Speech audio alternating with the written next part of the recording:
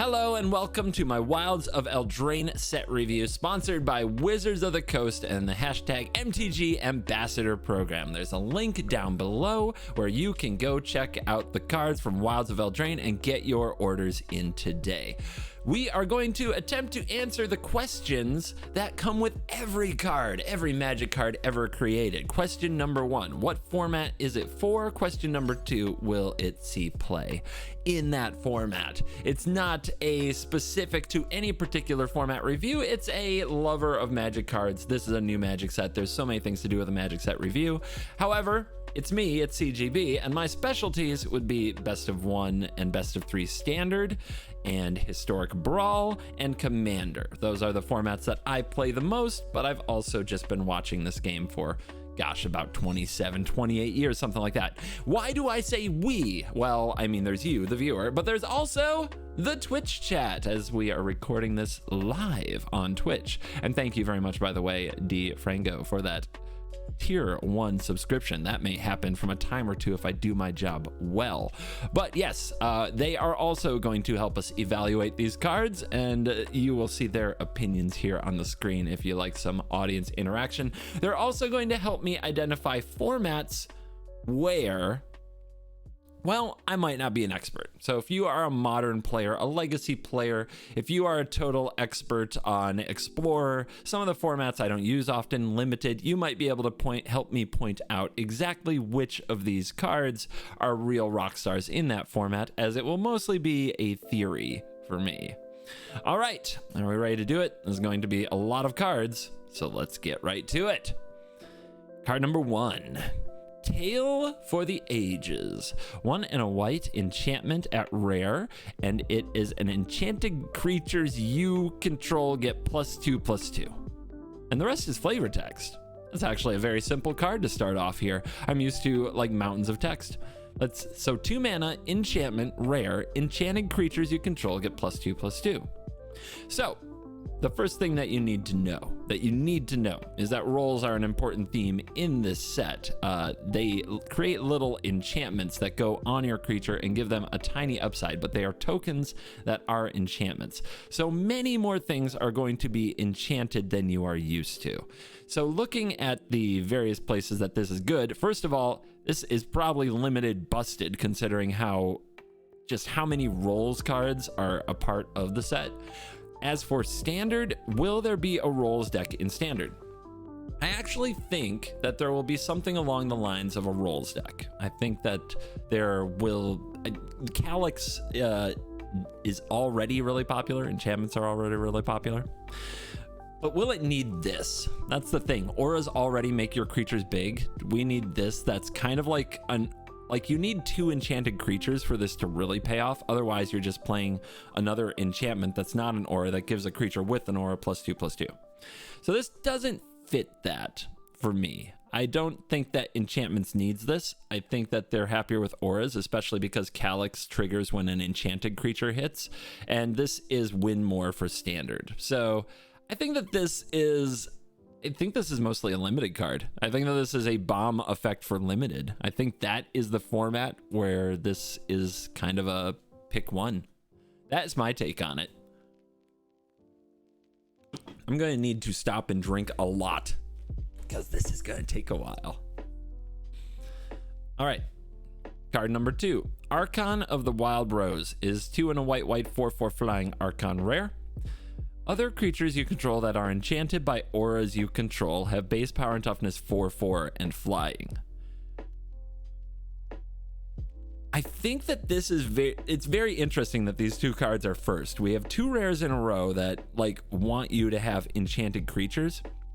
I think Archon of the Wild Rose is the better one, because even if you only have a single enchanted creature on its own, it's a 4/4 and it boosts that enchanted creature immediately and it hands it out flying. I think that Archon of Wild Rose is the mega payoff for that type of deck. And I think that in limited, this is also just a bomb, just a straight up pick 1, considering the theme of the deck.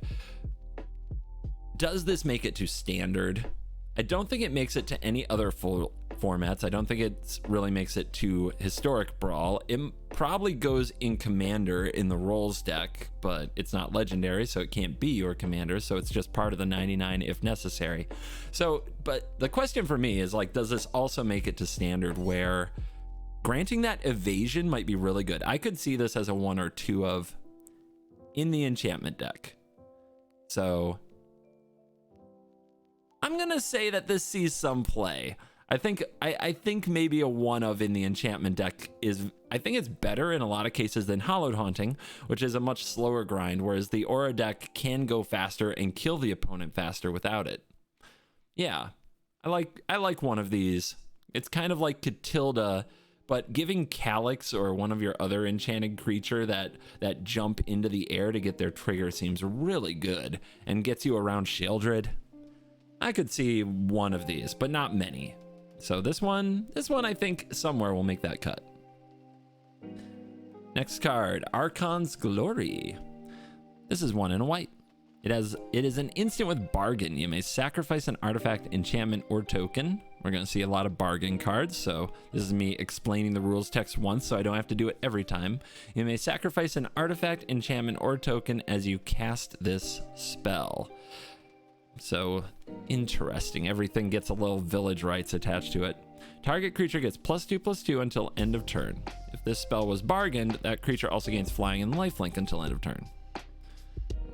So on its own, 1 mana +2/+2 instant white, not that good of a trick. If you actually do bargain it, giving flying and lifelink and +2/+2 for 1 mana is a good amount of stats.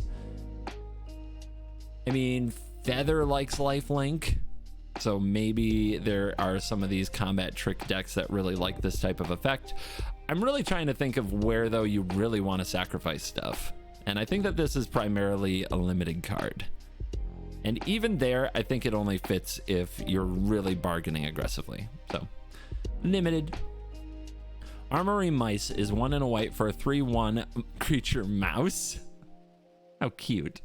Celebration, it gets +0/+2 as long as 2 or more non-land permanents enter the battlefield under your control this turn. And that's interesting that it can buff up to a 3/3, but this is definitely one of the 2 mana limited curve fillers in the set. They're cute though. That's nice. Besotted Knight, 3 and a white, 3/3 human knight. No more text. Oh, except for Adventure. Yes, Adventure is back. If you remember Adventure from Eldraine, it was really busted because it's 2 spells in 1. You can cast a card for its adventure cost, get the effect, and then it goes to a place called the Adventure Zone, where you can cast it from the Adventure Zone as the other side.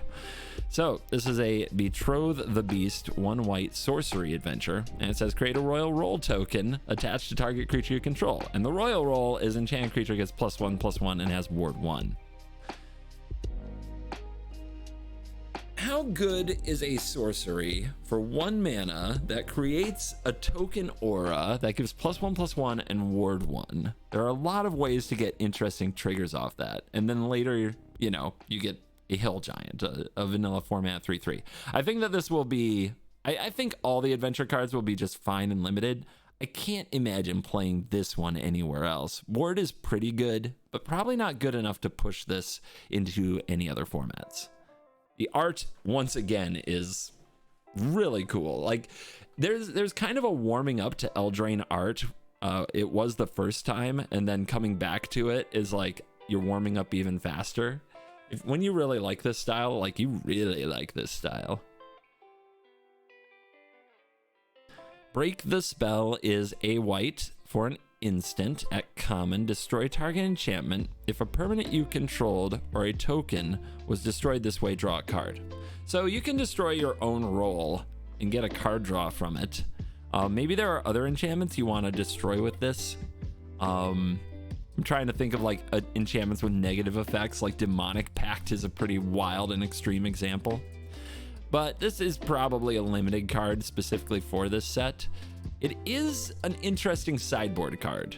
So if the enchantments deck, if the Calyx deck is really taken off, they have 3 and 4 mana enchantments that a 1 mana interactive instant that removes them would be very good against. This might see some sideboard play, specifically in Standard, but probably not anywhere else.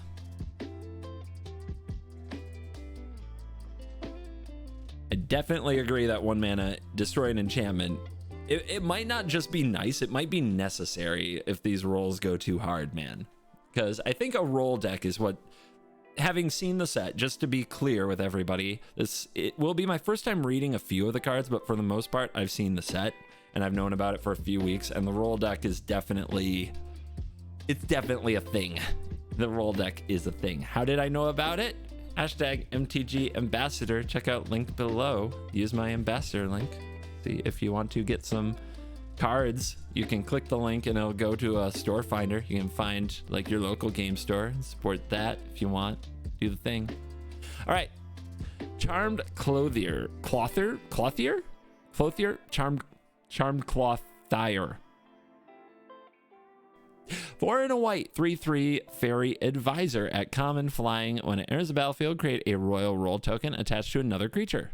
That's a really good rate for limited. I can't imagine seeing play anywhere else. Just a reminder that the roll, and I'm not going to remind it every time, just one more time. A roll isn't a token, that's an aura, and the royal roll gives it +1/+1 and has ward 1. Also, something I didn't mention, a creature can only have 1 roll on it. And if you attach another roll token type aura to it, you have to destroy one of them. All right, Cheeky House Mouse is 1 white for a 2/1 creature mouse, no text. Oh, it's also an uncommon, but it's got an adventure, which is Squeak. Buy 1 white sorcery. Target creature you control gets +1/+1 until end of turn. It can't be blocked by creatures with power 3 or greater. This is a old take on Savannah Lions. Anybody see The Witches? The movie The Witches? It's a very old movie. Anyway, this is what it reminds me of. So Savannah Lions 1 white for a 2/1, but this Squeak By thing, evasion, that actually helps mono white get over the line, or some low to the ground white creature deck get over the line and get in for maybe some final damage. It doesn't matter how big the creature you're targeting is. It gets +1/+1 and it can't be blocked by creatures with power 3 or greater this turn. That gets you around a Sheldred and a Graveyard Trespasser, for example.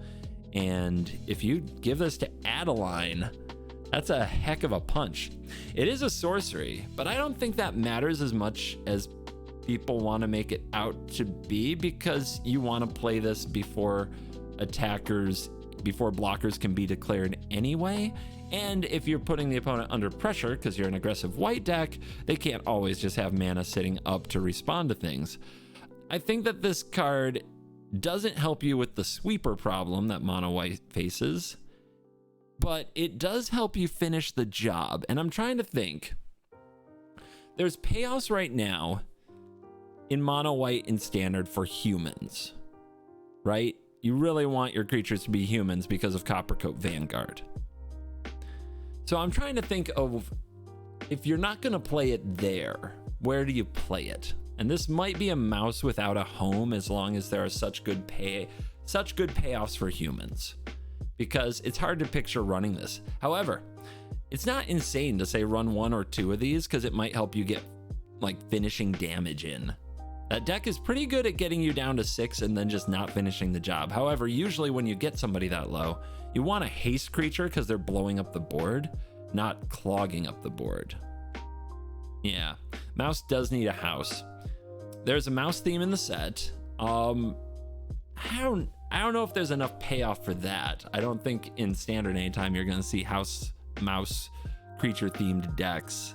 You'll probably see some commander ones. And rats are the big one. You know, rats have a lot more support than mouse. Here's the thing. I think that this would be a good card if there were rotation, probably. Maybe not. Coppercoat Vanguard would still be here. I just don't see it. I don't see it making it into any of the decks currently because the payoffs for being a human are too strong, and that makes me sad. I think, I don't know, maybe we'll see it in Alchemy where there is a rotation. But there are some good cheap creatures that we can play that are on our creature type theme that we don't need the mouse. Maybe it's a good little one of though.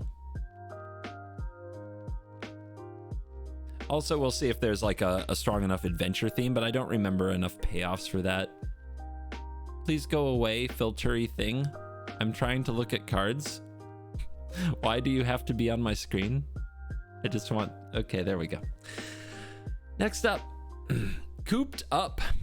I know this feeling. 1 and a white enchantment or a common enchant creature. Enchanted creature can't attack or block, and for 2 you can exile it. Seems like a very limited card. Probably a very good one in this set because of all the enchantment payoffs.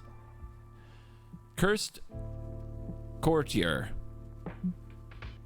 2 and a white, 3/3 lifelink human noble. Don't look human. When Cursed Courtier enters the battlefield, create a cursed roll token attached to it. Enchant creature is a 1/1. So if you can somehow get rid of Bargain, for example, that roll, then this, you know, basically enters as a 1/1 but becomes a 3/3 lifelink. That's probably also a limited synergy. I have trouble picturing this making it in other formats. You just can't play cards that are decent stats but downside very often. Discerning Financier. 2 and a white, 2/3. Uncommon. At the beginning of your upkeep, if an opponent controls more lands than you, create a treasure token. 2 and a white, choose another player. That player gains control of target treasure you control. You draw a card. Guys, I think we're setting a new record. We've covered a handful of cards. Might be like 8 cards. I think this is our first commander card. So remember, I know that one of the concerns has been it felt like every card from the last several sets was a commander card. I think this is the first clearly commander card in this set. And you can tell because it does say if an opponent controls more lands than you. Those are very popular commander cards. The treasure mode also says choose another player, right? Can't you sack your treasure with the trigger on the stack? No. You do have to resolve the whole thing or you won't draw the card. Will this see play in Commander? It's a human, which is a popular type. I feel like the white ketchup ramp style that has been like so popular in Commander, the Verge Rangers, that kind of thing, I feel like that's falling out of favor. I feel like it used to be all about getting that type of ramp when ramp was everything in Commander. I think that the power level of Commander is really like coming down from focusing around like 9 and 10 mana spells, and it's about synergies with like 4 and 5 mana cards. So you just don't need that kind of catch-up ramp, especially for 3 mana. I'm not sure what deck I would play this card in, to be honest. I was considering it for multiple decks for the worst possible Commander show, and I ended up cutting it from those decks. So right now, I'm not a huge Discerning Financier believer, so I don't think it'll see much play in Commander. I think people will try it and probably find what I suspect. That's just okay, not great. Light Haze says that's a good 2-headed giant card. I mean, it's good value in 2-headed giant for sure. There's probably better ways to draw a card and make some mana though, right? In 2-headed giant. I don't know for sure. I don't play that format, but it's interesting there. Dutiful Griffin is 3 and a white griffin for 4 flying, and sacrifice 2 enchantments to return Dutiful Griffin from your graveyard to your hand. That is a very good limited card, an excellent body that can come back over and over. I can't think of any use for it outside of limited. The art is also very cool, and such a good griffin. It's such a nice griffin. Eerie Interference is 2 and a white for an instant. At uncommon, prevent all damage that would be dealt to you and creatures you control this turn. It's a good combat trick. There are just better combat tricks all over the place in all other formats, so this is a limited card, and I don't think it'll see that much play even in limited. Expel the Interlopers is 3 and a white for a sorcery. And choosing a number between 0 and 10. Destroy all creatures with power greater than or equal to the chosen number. So, what format do you think Expel the Interlopers is for? The art is very cool. Choosing the number gives you a little bit of flexibility. if your creatures are cheaper, you can expel larger things like Shieldrids and such. I think that this card by far will see the most play in Commander. Why? Because the most popular commander in the Bant color pie is a dragon. Put it in chat if you know what I'm talking about. That costs 1 generic and Bant to be a 3/5. It draws a card whenever you play a creature with Defender, and it allows your defenders to attack as though they didn't have Defender and deal damage equal to their butt. Arcades. Arcades is still a very, very popular commander. And in an Arcades deck, you can cast Expel the Interlopers, and you can choose the number 1, and all of your 0 power walls will survive, and everything else will die. That is, I think, this card's true purpose. You might also see it in, I don't know, maybe a Frodo and Sam deck, and maybe you choose the number 3, but you already have Battle of the Bywater for 3 mana doing a similar thing. So I don't think that, I mean, it definitely goes in the Walls Defenders deck, right?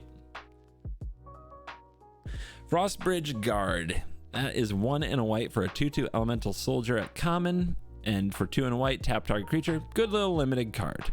It is a soldier, but I still don't think that rate on the tap effect will help it make the cut in standard or any other formats. Oh, I should say another format I'm just not an expert on, anything to do with Artisan or Pauper. So if you are a player of one of those formats and you see a card that definitely makes the cut there, go ahead and spam that in the chat, and then the comments will feel connected that you're there for them, you're representing them. One thing I love, first of all, this set has really cool art. Even just looking at a Frostbridge Guard, which is probably a limited card, the art looks amazing. It looks like it could have been a mythic, you know what I mean? And then the second thing on it, some of these cards are silly and they just make me smile. So this is going to be a fun review. Gallant Pie Wielder is 2 and a white for a 2/3 dwarf knight with first strike, uncommon, with celebration. It has double strike as long as 2 or more non-land permanents enter the battlefield under your control this turn. Probably a limited payoff. White dwarves are something that we saw back in Kaladesh, but not really a fleshed out theme. Not a lot of payoffs in white for dwarves.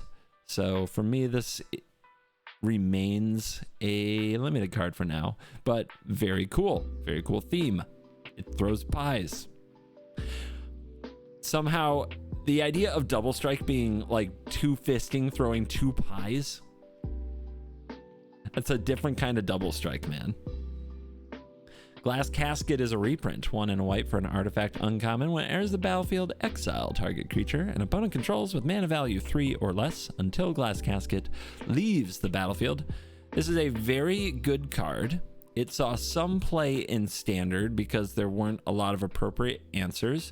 It's interesting that Standard has a few enchantments that do a similar thing, but some decks want an artifact more than an enchantment. There are some artifact sub-themes going through the Brothers War where, like, I played a blue and white artifacts deck on not that long ago on YouTube, and maybe it wants this instead of Circle of Confinement just because it's an artifact. Glass Casket plays really well in limited, but might make the cut in some decks.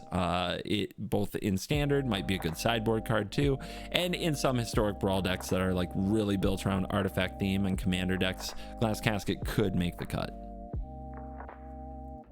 Hopeful Vigil is 1 and a white for an enchantment, common. When it enters the battlefield, create a 2/2 white knight creature token with vigilance. When it is put into a graveyard from the battlefield, scry 2 and a white, sacrifice it. That's an interesting way to create bodies on the battlefield. You very much, you know, the roles are what most people think of when they think about sacrificing enchantments in this set, but this is a great way to get 2 cards in 1, and it will obviously be an important part of the limited format. But I'm always on the lookout for like something like this that gives you 2 pieces, like 2 things on the board that can be blinked. So, I mean, would I Yori in this? I'm crazy. I might Yorion this card. I'm always looking for stuff like that. My Yorion deck that I played against Jim Davis had Legion's Landing in it, and I never planned to flip that thing. I was just 1 mana, make a 1/1 lifelink vampire, flickering that thing for more vampires. So in an aggressive format, yeah, you want stuff on the board. This might go in Historic Brawl Yorion. Vigilance is really, so I think the most underrated ability in Commander is Vigilance, because you can just get in that damage, but also dissuade opponents from attacking you because you always have a blocker. So this might even be better than I think it is in Commander. I liked Omen of the Sun in Commander anyway, in Yorion. I think this would be better because you can just always chip in that damage. So yeah, I am hopeful that I'll play this in Historic Brawl and Commander, but specifically for Yorion. And there might be a few other decks where it makes sense because Blink is a very popular theme and enchantments is a very popular theme. One of the comments says this eats Invoke Despair. That would matter so much if that card weren't still banned. Maybe an Alchemy where it's not banned, but it's rotating in Alchemy. Invoke Despair is rotating in Alchemy. Hallelujah. It's interesting. Unban Invoke Despair. We've printed the card that hoses it. Hopeful Vigil. Bring it back. We need another year of Invoke Despair.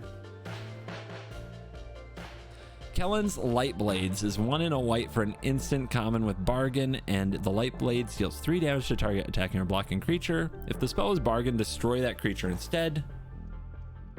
Yeah, it's good limited trick removal.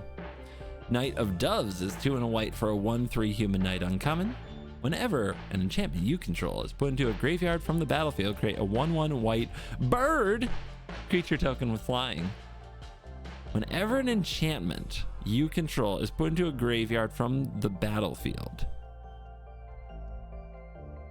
There's a lot of payoffs for Enchantress. Most of them involve drawing cards. I think those are a lot better than this, but they're like, this does include sagas, which is kind of interesting. If you're going to run a Tom Bombadil type deck, you might be looking for something like this that just keeps the board nice and cluttered while you amass your saga value. But I don't think that deck was struggling for playables, and I don't think this card is better than any other cards in the deck. My prediction is that this card doesn't see play, but you can see how it could. You can see how there are decks that might sacrifice enchantments or decks with like sagas where this card makes sense. Moment of Valor is 2 and a white for an instant common. Choose 1, untap target creature. It gets +1/+0 and gains indestructible until end of turn, or destroy target creature with power 4 or greater. A flexible combat, trick, and protection, but still overpriced. So that one's going to stay in limited, where I think it will see a decent amount of play in limited because removal is hard to find, especially for bombs, and the roll tokens specifically are going to make creatures bigger than they would normally be. So finding a power 4 target seems pretty likely. Moonshaker Cavalry. 5 white Spirit Knight Mythic, flying 6/6. When the cavalry enters the battlefield, creatures you control gain flying and get +X/+X until end of turn, where X is the number of creatures you control.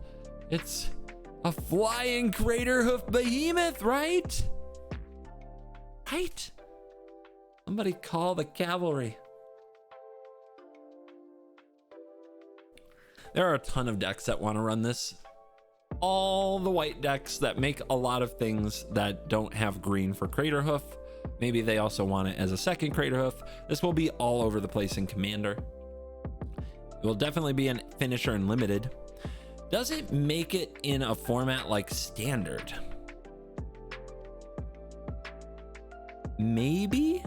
There might be a deck that needs to end the game. I keep on thinking of like the big white decks that are really good at piling up tons of value and wedding announcements, and they win the game so slowly. Something like this out of the sideboard might just break a mirror wide open and end that game, but that's so specific. And I mean, you can't run this card in your deck if you're up against anything with Make Disappear in it, because 8 mana is so much. So it would be super niche and standard.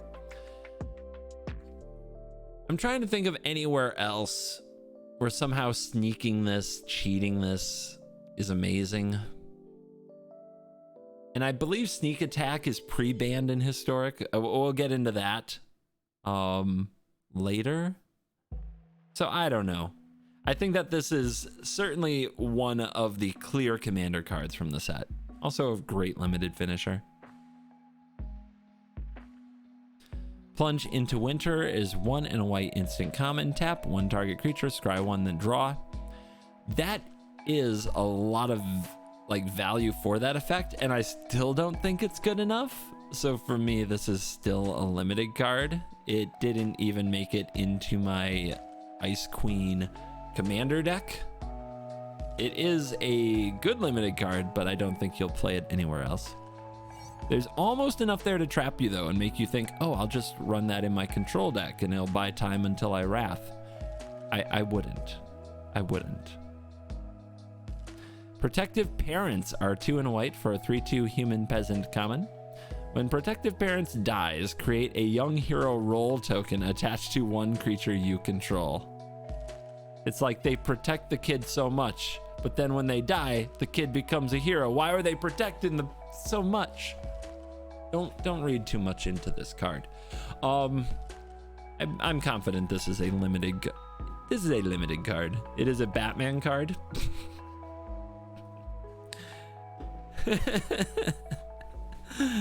Sure. Classic Batman card in our Magic set based on fairy tales. Oh, here's a fun one. Regal Bunnicorn. 1 and a white for a Star Rabbit Unicorn rare. That's a thing that can happen. Regal Bunnicorn's power and toughness are each equal to the number of non-land permanents you control. Very simple card. Again, short lines of text, but easy to grasp, but very strong. It counts tokens. I mean, it counts everything but lands. That's a permanent. So you put this out there and then you play a wedding announcement and this bunny getting thick really fast. In other formats, like you lead on Legion's Landing, which is, 1 white mana for an enchantment, that also makes a 1/1, and that's already a boost to the Bunnicorn. How big does a Bunnicorn have to be a real card in standard though, right? Because Go for the Throat gets everything. And I do mean everything. If you play it on turn 2 and it gets cut down, that's really sad as well. And what deck do you play this in? The enchantment deck doesn't need it. The enchantment deck might be the best place for it because the enchantment deck runs Audacity, so you could give this Trample. The enchantment deck runs Catilda, so you could cast that aura from the graveyard and give it flying. But it doesn't need it because it already grows its creatures so well with Generous Visitor and with, what is the other one? The Kami of Transcendent. Anyway, the one that gets a +1/+1 counter, the 2 mana one that comes back. You know what I mean. That card. They get so big that I don't think they need this. So it's really interesting that a card like this can, on one hand, be so exciting. I mean, this could be a 10/10 creature. But you have to have a board state. And then you need a way for it to hit. And does everything just grow to be huge anyway? I'm thinking of like mono white aggro, and all their creatures just get buffed up anyway. They're paid off for having the human theme. So is there a deck for this? Is there actually a deck for the Bunnicorn? I honestly think this is a commander card. I think that the best place for the Bunnicorn that I can think of would be in like I'm thinking of the Lord of the Rings food deck with Sam and Frodo, the partner one. You just end up with 1,000,000 foods, and most of the good hobbits in that deck are payoffs for having 1,000,000 foods. And you think of like casting Farmer Cotton and making like all these tokens, or what is the card? Academy Manufacturer, or No, that's not it. The card that gives you like 3 tokens. It is Academy Manufactor, isn't it? Anyway, that kind of thing. You make this into a just ginormous like 2020 thing in some of those decks, and then you throw it at the opponent who makes you angry. You attach a Shadow Sphere or a Swiftfoot Boots or a Lightning Greaves to it so that it's coming out of nowhere, and you finish them with a ton of damage. I think that's where it goes, and you have to maybe find a way to get it through, but most opponents can't chump block it forever. It is too bad I don't see it in Standard. I hope I'm wrong. I hope that Standard becomes a world where the Bunnicorn can be good. Return Triumphant, 1 and a white sorcery. Common. Return target creature card with mana value 3 or less from your graveyard to the battlefield. Create a Young Hero roll attached to it. The Young Hero roll is a +1. When this creature attacks, if its toughness is 3 or less, put a +1/+1 counter on it.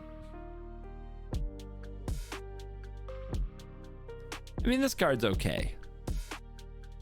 We've had a few of these effects now, like Recommission. They don't really make the cut into other formats. To me, this is a limited card.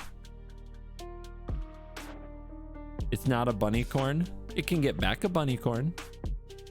What's good with Bunnicorn? More Bunnicorn? Why does it keep on? Stop with the filters.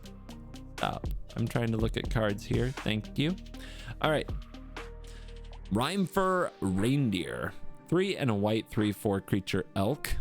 I feel like I've seen this before, even with the castle in the background. Where have I seen this before? Whenever an enchantment enters the battlefield under your control, tap target creature an opponent controls. Yeah, limited. Gotta be a limited. Savior of the Sleeping is 2 and a white for a 2/3. Is a human knight at common. Is a vigilance. And whenever an enchantment you control is put into a graveyard from the battlefield, put a +1/+1 counter on it. Yep, limited definitely has a lot to do with enchantments. The whole set probably will. All the constructed formats will have better payoffs than that, though. Slumbering Keep Guard, 1 white, 1/1 human knight. Whenever an enchantment enters the battlefield under your control, scry 1. 2 and a white. This card gets +1/+1 until end of turn for each enchantment you control. Is that good enough for an Enchantress style commander deck or standard deck? Probably not for standard. We have Generous Visitor. That card is cracked. But what about for like commander? You play this on turn 1. Are you happy that now you're getting a free scry off of every enchantment you cast while it's alive, and potentially later in the game it becomes huge? I don't think it's enough. Yeah, I don't think it's enough. I think this will not see play in those formats. Solitary Sanctuary. So pretty. 2 and a white enchantment. When this enters the battlefield, tap target creature an opponent controls and put a stun counter on it. Whenever you tap an untapped creature an opponent controls, put a +1/+1 counter on target creature you control. Tap stuff, tap stuff, tap stuff. This is a limited card, right? I will tell you, I have experience with this card, so I'm cheating on this one. I play this on the Worst Possible Commander show in my Ice Queen deck. It is really good. Really, really good in that deck. And just so that we're clear, I don't think that will be a great Historic Brawl deck, because that format's too cutthroat and you need your commander to sit on the battlefield and amass value, which is very hard to do in Historic Brawl. And there are going to be better commanders in Historic Brawl. But in Commander, the Ice Queen deck is very cool. And it's very fun. And you tap a lot of stuff, and these +1/+1 counters add up big time. Does this go infinite with anything? Not really, because you would need a way to untap the creature your opponent controls. You eventually run out of tapped creatures to target, right? Because it only works on an untapped creature an opponent controls. You would need some way to untap their creatures, which doesn't... I mean, maybe there's a way somewhere in Magic, but it's not realistic. But this as just a value card is very strong. It's very, very strong. Now, there might be some nonsense with Intruder Alarm. I don't know. But I wouldn't worry too much about this, particularly as a combo with +1/+1 counters. In the Ice Queen deck, it's just a really good card. I believe my Hilda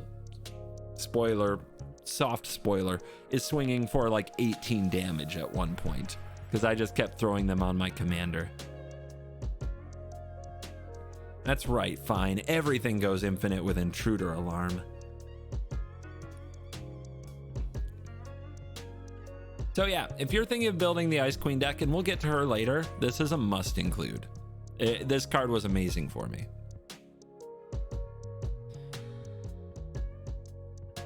Spellbook Vendor. I feel like I see these at cons a lot.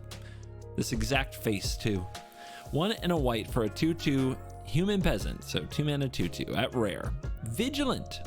At the beginning of combat on your turn, you may pay 1. When you do, create a sorcerer role token attached to target creature you control. The sorcerer rolls is enchanted creature gets +1/+1, and when this attacks, scry 1. This card gives me pause. There is a little, just a little Luminarch Aspirant there, right? You have to pay the 1, which is never easy or convenient. You get the Aura, that's a +1/+1 that is attached to a creature. Each creature can only have 1 roll, so you can't stack them up on one creature over and over. But that scry is nice. And this also triggers Constellation if you're running in Commander or Historic Brawl, where Constellation is a legal mechanic. And that's really strong because you're creating an enchantment on the battlefield. It is an enchantment, like entering the battlefield. If you have triggers for enchantments or anything, tokens leaving the battlefield, you can throw the same roll on the same creature to generate that. Gives you a lot of fodder for bargains. I mean, it'll be great in limited. I think this will be absolutely excellent in limited. White looks like a really good color for the rares.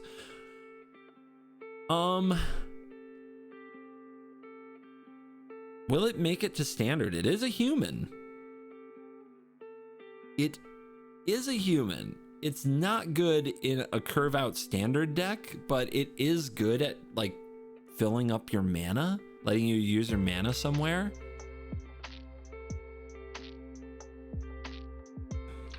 I just don't know. Is the white humans deck in standard finished? Like, does it need this? What 2 mana card does this replace?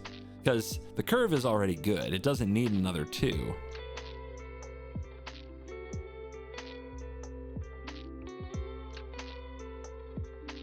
I'm not sure. Like, I'm not sure whose spot it gets. The spot I like the least is Guardian of New Benalia. This is better in creature matchups than Guardian is, I think. But it's much worse in control matchups. Like, much worse.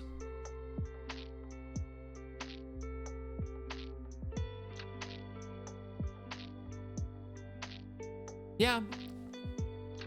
I think this is meant to be a standard card. If it sees standard, it won't be in a deck that existed before. I don't believe it will make the cut in humans or enchantments. But I think it could make the cut in a new kind of enchantments role-based deck that really pushes the role synergy to the max. There might be enough in the set to do that. My prediction right now is no. Having to pay 1 for this ability, like, the mana is just so tight in standard, and every single card spot is like built up. When's the last time? So help me, this is a real question. When's the last time a card made it in standard that had pay 1 to get this thing on it? I feel like every card that makes it just has the thing. Sheldred, if Sheldred said pay 1 whenever an opponent draws a card and they lose 2 life, Sheldred wouldn't be good, right? Yeah. Scavenging Ooze. It has been a hot minute since Scavenging Ooze was good, right? A hot minute. Yeah. I'm going to stick with my prediction that this one won't see standard play, sadly. but I hope I'm wrong. Stockpiling Celebrant is 2 and a white for a 3/2 Dwarf Knight, so a 3 mana 3/2 at common. When it enters the battlefield, you may return another non-land permanent you control to its owner's hand. If you do, scry 2. You can reuse some ETBs, I guess, but that seems like a limited card because you can't take that kind of a tempo loss in Standard, and I can't think of where else I would want to play it.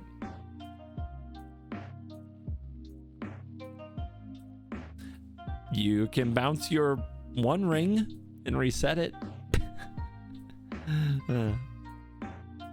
Stroke of Midnight, let's go. 2 and a white instant uncommon, so 3 mana instant. Destroy target non-land permanent. Its controller creates a 1/1 white human creature token. A lot of people saying that this is a commander card for sure because it's better in a lot of cases than Generous Gift. Generous Gift does hit land. This does not, but that's probably for the best because nobody has the iron stomach to land destruction their opponent in commander anyway. So this will see tons of commander play, I have no doubt. Will this cut it for Standard or Historic Brawl? Maybe. Giving them a 1/1 human in exchange for their bestest, most important permanent? That seems like a good deal at instant speed, man. A really good deal.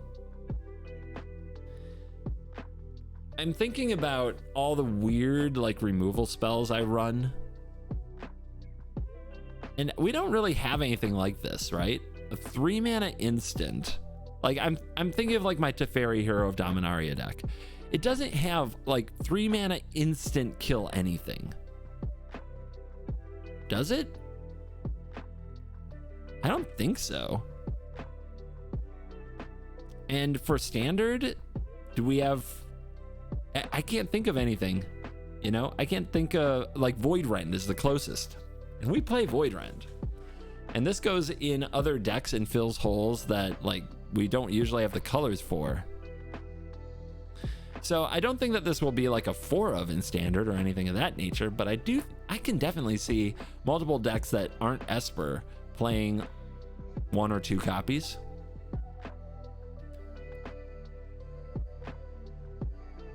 And they play important roles there. So the cards that need this will probably need it even more. I'm gonna guess like 1, like a copy probably. The versatility is so good. There's also worlds where you blow up your own stuff to make your human token and then attack the opponent's, like, say, Narset that's sitting on the battlefield at 1 loyalty that you had to get rid of. So yeah, I think this card is going to be around. Stuff is going to happen. Very good commander card, though. I think every white commander deck could run this. I don't know if they're actually going to replace their Generous Gifts, but you sure can. Why not destroy the Narset then? Well, don't ask me the hard questions. I'm just here to read cards.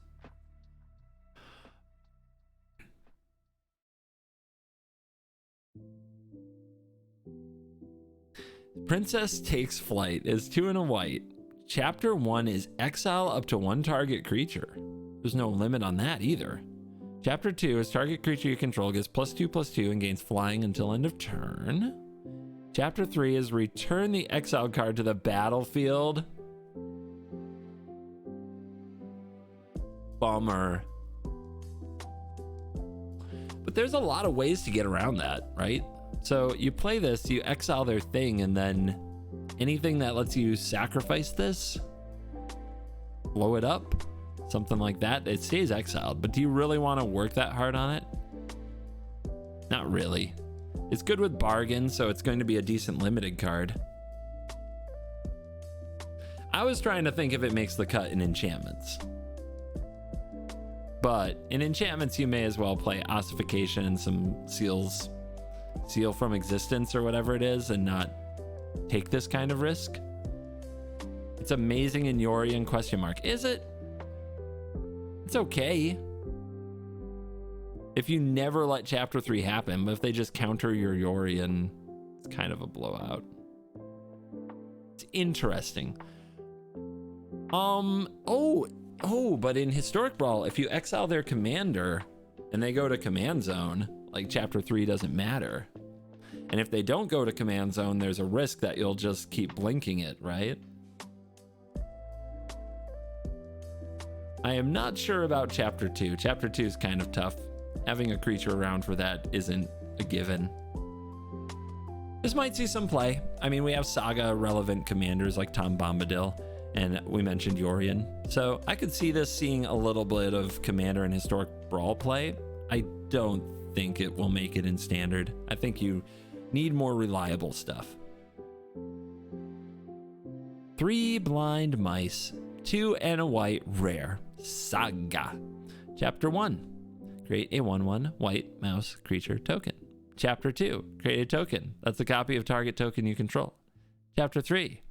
Create a token. That's a copy of target token you control. Chapter 4. I know, still going. Creatures you control get +1/+1 and gain vigilance until end of turn. It is a saga, so there's immediate potential homes. Just like the last one, Tom Bombadil stands out. Token decks. Creating tokens of other things that are tokens, not just mice, sounds kind of appealing. I'm thinking about standard. The problem with standard is a card called Wedding Announcement. Wedding Announcement, if it were rotating, people would be looking at this and being like, it's another Wedding Announcement, oh my god. But Wedding Announcement is not rotating. Wedding Announcement get to stay. Thank you, Jeffilfa, for the prime. Appreciate that. Yep. Is it a flavor fail to have blind mice with vigilance? Look. Blind people can be vigilant. Blind mice can be vigilant. They have powerful other senses that are well tuned, okay? Don't tell them, don't gatekeep what abilities they can have.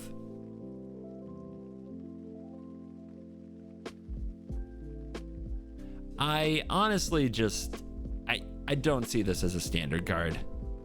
Decent limited card. Historic Brawl card in Sagas. Commander card, maybe. Feels like there's probably better cards in that deck in Commander. So my pick for this is Tom Bombadil Historic Brawl. Twinveil Guide. Twinveil? 3 and a white, 2/3. So 4 mana for a common 2/3 Fairy Scout. Flying Celebration.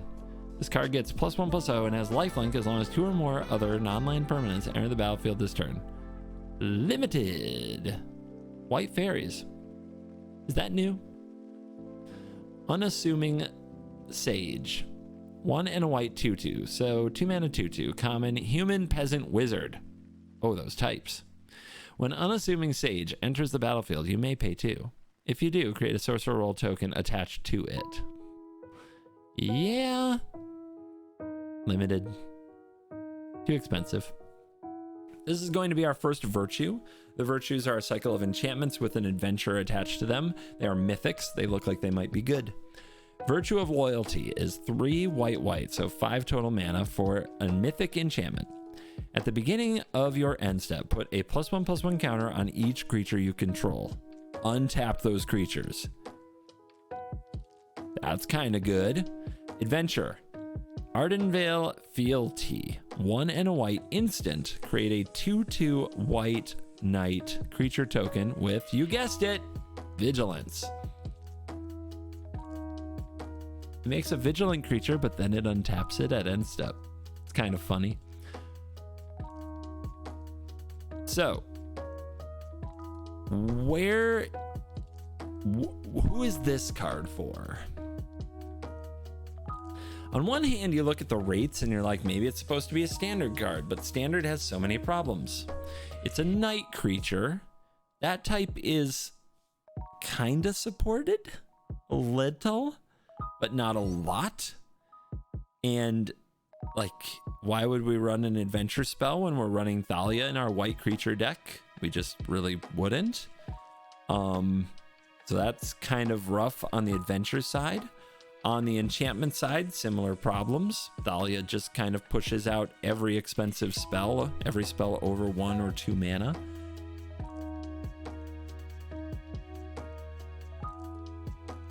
I'm having a very hard time thinking of a standard deck that wants this.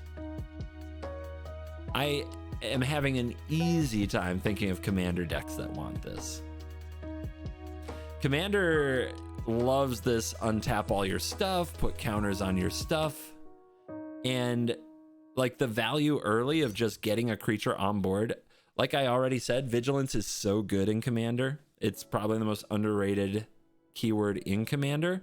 And then the other thing about like just the instant speedness and just making an early creature, if you don't have anything to do early and you just make a creature, people don't attack you. It can save you a whole bunch of life, but it can also just ambush an Esper Sentinel and get that thing off the board, or some other 1/1, somebody's Viscerous here that they're like, ah, you're open, I'm gonna hit you for a point, and you're like, 2/2 white knight token, what? I'm trying to think if there's any other enchantment decks that particularly want any of this. And I don't think that this goes in the enchantment themed decks, like Enchantress. It could, but it doesn't have to. So yeah, this strikes me as a go wide token commander card. I think that's where it's actually meant to be. And maybe someday it'll see play in standard when every white deck doesn't have to start with saying whether or not they want to play Thalia. And the answer is typically yes. Fox Bodyguard. 1 white 2/2, so a 3-mana 2/2 rare with flash. Elf Fox Knight creature type. When Fox Bodyguard enters the battlefield, exile up to 1 other target non-fox creature until Fox Bodyguard leaves the battlefield. 1 and a white, sacrifice Fox Bodyguard and you gain 2 life. It's a banishing priest with flash, isn't it? It's also not just creatures your opponent controls. You can use it to protect your creature and then sacrifice it, gain 2 life, and that creature returns.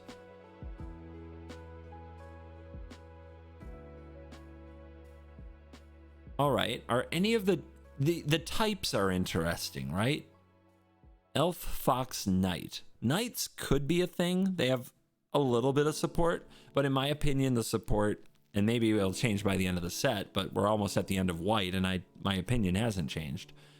I don't think knights have the support of soldiers or humans, and this is none of those.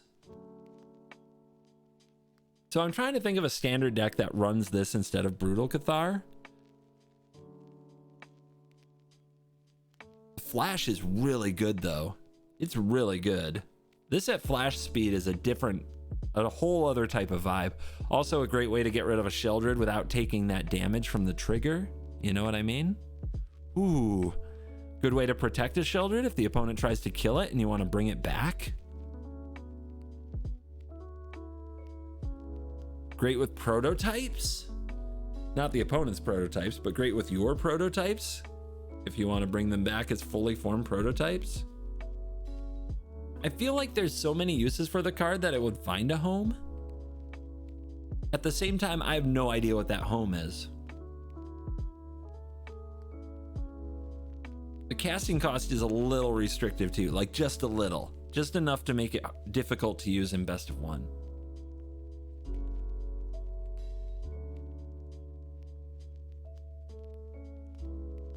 Is this good enough for control decks? Like, if we wanted a 3-mana play in a control deck where you hold up Dissipate, the opponent plays around it by just attacking you with their 1 drop and their 2 drop, and then on end step you're like, I flash this in and exile one of your things. That doesn't sound terrible at all. Like, that kind of thing you don't find for control decks easily or often. We also have to carefully analyze It's bad with board wipes. Is it? You sack it for 2 life, you give them back their creature, then you board wipe? That sounds like having that control over it sounds really good to me.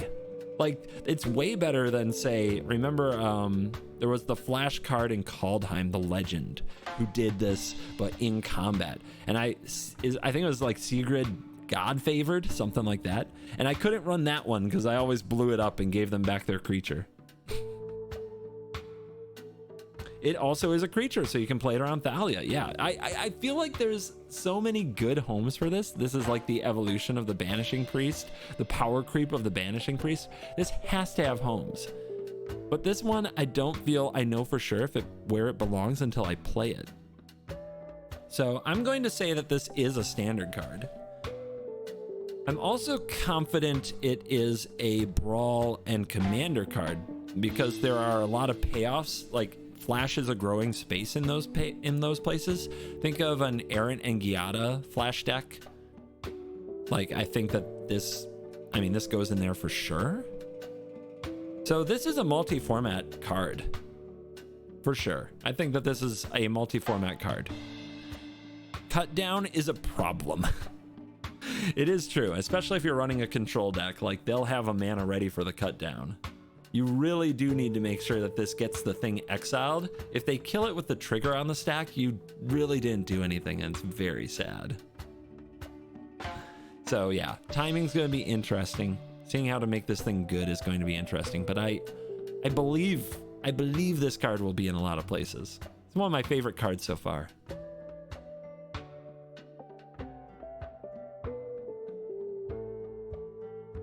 That's white, guys. You are watching CovertGoBlue's official Wilds of Eldraine set review, sponsored by Wizards of the Coast and the hashtag MTG Ambassador Program. Remember to check out the link in the description. You can go get some pre-order your Wilds of Eldraine and keep me in a good standing as an ambassador.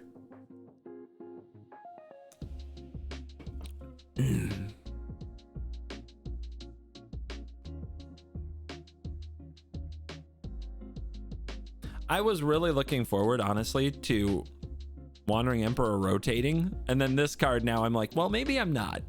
maybe I'm glad Wandering Emperor is going to stick around if I'm also going to have this card that I can flash in and I can put +1/+1 counters on it with my Emperor. Can you imagine that in combat? Opponent like goes to attack your Wandering Emperor that's there because it like blew up one of their creatures last turn, and they go to attack your Wandering Emperor and you're like, I flash in my Fox Bodyguard. Then I untap and I put a +1/+1 counter on my bodyguard. Because that was always the part that pained my value brain just a little, is not having a creature to put the counter on. I'm the kind of person who would main phase make the Mirrex token just so I could put a counter on it with the bodyguard, with the Wandering Emperor. No good reason. It is this. We're still talking about this card. That's how much I love this card. You're right, Fine. It does, like, the opponent attacks with Adeline. They make a 1/1. Play this, exile the Adeline, block the 1/1. Ta-da!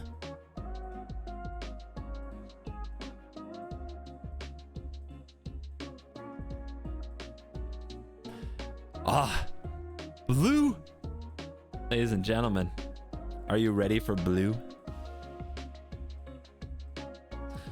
On to the finest of colors. Not that I'm biased or anything. Aquatic Alchemist. Let's talk about an elemental that looks like a big old water blob playing with potions. 1 in a blue for a 1/3, so 2 mana 1/3 common elemental. Whenever you cast your first instant or sorcery spell each turn, Aquatic Alchemist gets +2/+0 until end of turn. So you cast an instant or sorcery and you have a 2 mana 3/3. Pog! But there's more, an adventure side. Bubble Up is a 2 in a blue sorcery that says put target instant or sorcery card from your graveyard on top of your library. Aw, man. That was so close. If it returned it to your hand, I think this card would be a banger. I think I would play this card in a number of Brawl decks, Commander decks, and I would consider it for Standard. But on top of the library is so sad. It's so sad. Combo with Delver of Secrets. Oh, please. Have we not established that Delver never flips in Standard? Have we not figured this out? It wasn't that long ago we were just celebrating every time our opponent tried to flip their Delver and failed turn after turn. I think that this is a limited card. I don't even think adventure-themed decks in other formats would want to run it. The fact that it goes on top of the library is just too punishing. Archive Dragon is 4 blue for a 4/6 Dragon Wizard, so 6 mana, 4/6, uncommon. It has flying in Ward 2, and when Archive Dragon enters the battlefield, you scry 2. This card is notable for flavor text. Fascinating. It says here that dragons cannot read. Otherwise, it's a very limited card.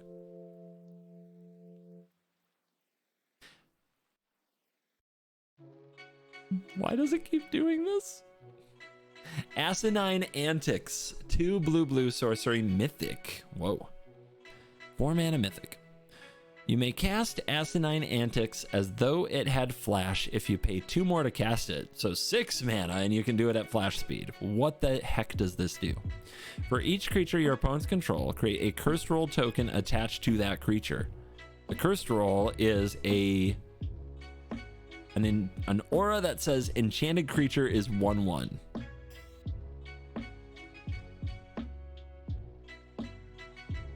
It doesn't lose its abilities and types, right? But it also doesn't say enchanted creature is base power toughness 1/1. It just says enchanted creature is 1/1. So is that new templating? Judge? I mean, really, yeah, in combat, making everything a 1/1 is absolutely brutal. But I think they keep their abilities. Chat in response to my asking multiple questions says yes. Yeah, the rule says base power toughness. It's just shorthanded. Yeah, if they lost abilities, I would be really excited about this.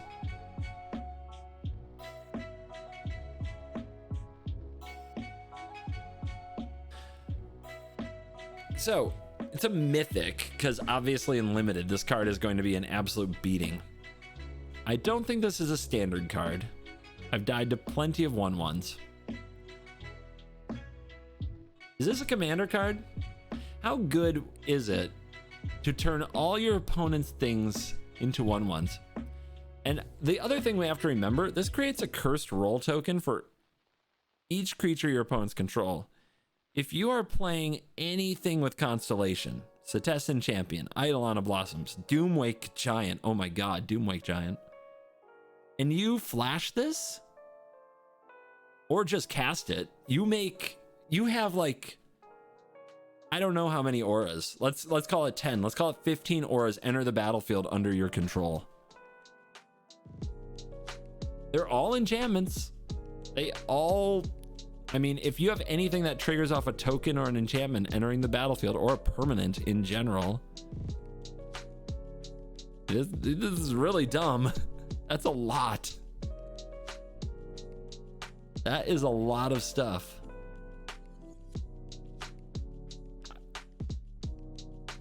It makes the Bunnicorn massive. Sure does. There's something to this card in Commander, just from the pure amount of ETB you get from the auras. I don't see it in any other format, but I'm going to predict this is a Commander card that sees play. There's just gotta be some decks that do something insane with this. The blueness is awkward because it's the roll decks are like green-white, the precon, but there's gotta be another commander you could play where this just goes, wow. Balluna's Gatekeeper is 5 in a blue common. It is a 6 mana, 6/5 giant soldier. But it has an adventure. Entry denied, 1 in a blue sorcery. Return target creature you don't control with mana value 3 or less to its owner's hand. If that didn't say mana value 3 or less, I would be borderline excited about this card. but the 3 or less does definitely take a lot, any potential shine off of it. Also, sorcery is not great, so this is limited only. I'm not even sure how much play it will see in limited, if I'm being real. Bitter Chill, 1 and a blue, enchantment aura, uncommon. So 2 mana aura.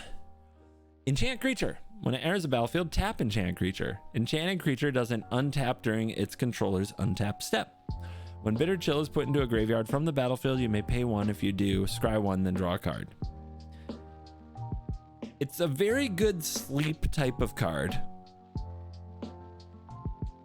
When it goes to the graveyard, what might put some people over the top on this and get them to play it. I actually think that's a scam. It's kind of hard to keep that mana up. It's nice that it's there. I can't imagine it in standard. Yay, you tapped their Shieldred. You're still going to die. It is kind of fun with Wandering Emperor though. But Ossification is an aura that's 2 mana that you could play instead. And this didn't make it in Commander. I did not add this. I had it on the list for my Ice Queen deck, and it got cut, unfortunately. Because in Commander, these one-off effects, they're really not it compared to effects that you can use over and over and over. So I don't think Bitter Chill, I don't think it's gonna do it. I think some people will look at this and say this can go in this deck and this can go in that deck, and you're right, it could, but then when it actually comes down to adding it, is it better than the other cards you were going to run? I think the answer will be no. So my prediction is that this won't be it outside of limited. Even though it's got a lot on it for that type of effect, you know, it's really trying. It's trying to get there. Chancellor of Tales is 3 and a blue for an uncommon 2/3, a 4 mana 2/3. Very Advisor flyer. Whenever you cast an adventure spell, you may copy it. You may choose new targets for the copy. Oh my god! It's a Fairy Lucky Clover.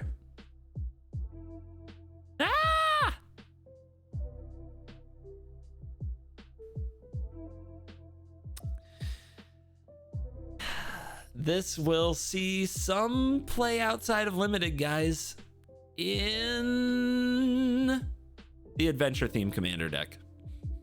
There is one adventure themed commander. People will build it because people love adventures. It will go in there. That's all. I'm afraid that is all. That is my prediction. When you're a 4 mana 2/3 creature instead of a 2 mana artifact like Lucky Clover, it's a whole other card. Diminisher Witch is 2 and a blue for a 3/2 bargaining human warlock. So 3 mana 3/2 common. Whenever Diminisher Witch enters the battlefield, if it was bargained, create a cursed roll token attached to target creature an opponent controls. That's a pretty good limited card. You sacrifice some sacrificial piece of junk and you turn your opponent into a newt.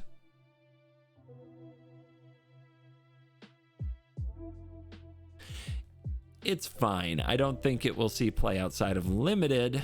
I'm trying to think of a place where it would make a ton of sense. Its very specific set of skills might be useful in some commander deck, but I don't see it.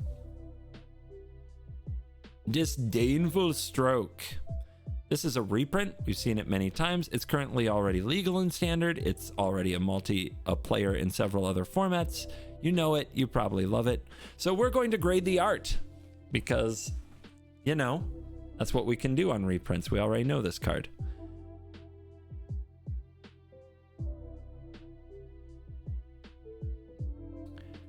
This art is the new Disdainful Goat. I think it's the new bestest art. This is the one I'm probably going to get a cosmetic of and put in all my decks. I think so. I like it better than the other ones. The other ones, it's more of a style preference for me.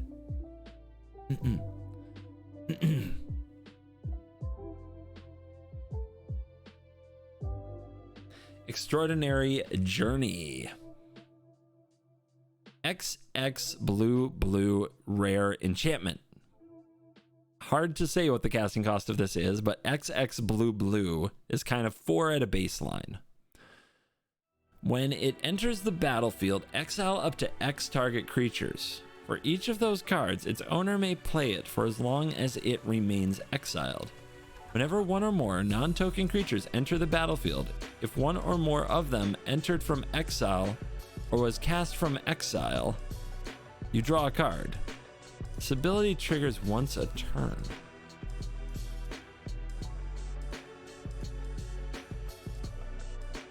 Does this draw on a commander cast? I don't think it does, because that's not from exile, right? It's from the command zone. Those are different. And blinking this isn't particularly good because you don't get to pay the X.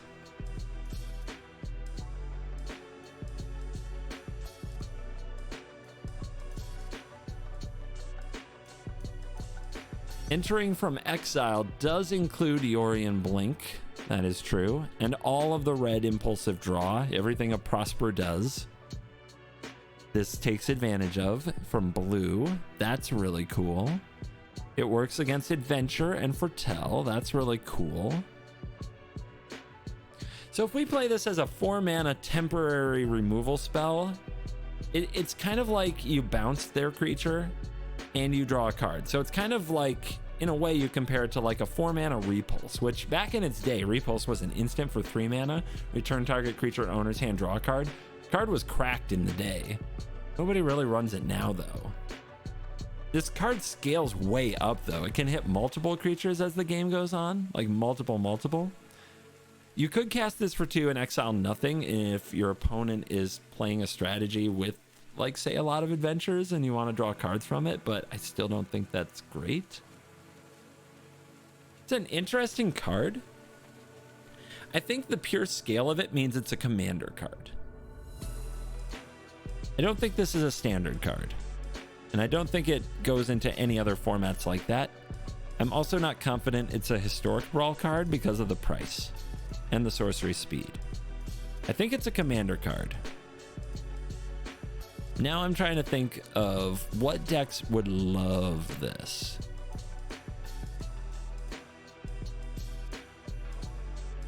And it does trigger off your own cards if you are casting your creatures from exile. You can also target your own creatures if you want to. That's definitely not what I would call great, especially if you're putting a lot of mana into this to exile your own board. Ooh, ah. But it is an enchantment that sits on the battlefield and has an ongoing effect, and I've loved those things lately. It's almost like a cycle of them is happening, right? The Meat Hook, the Spiteful Banditry, and now this. And those usually turn out better than they look.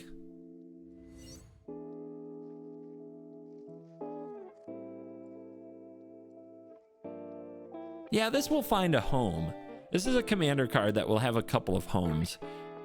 I'm just not positive it's better than other things you could do in the same spot. I think that this card is a little trap. It's a little bit of a trap. This is the kind of thing where you look at it and you can think of all the places and things that'll go right with it.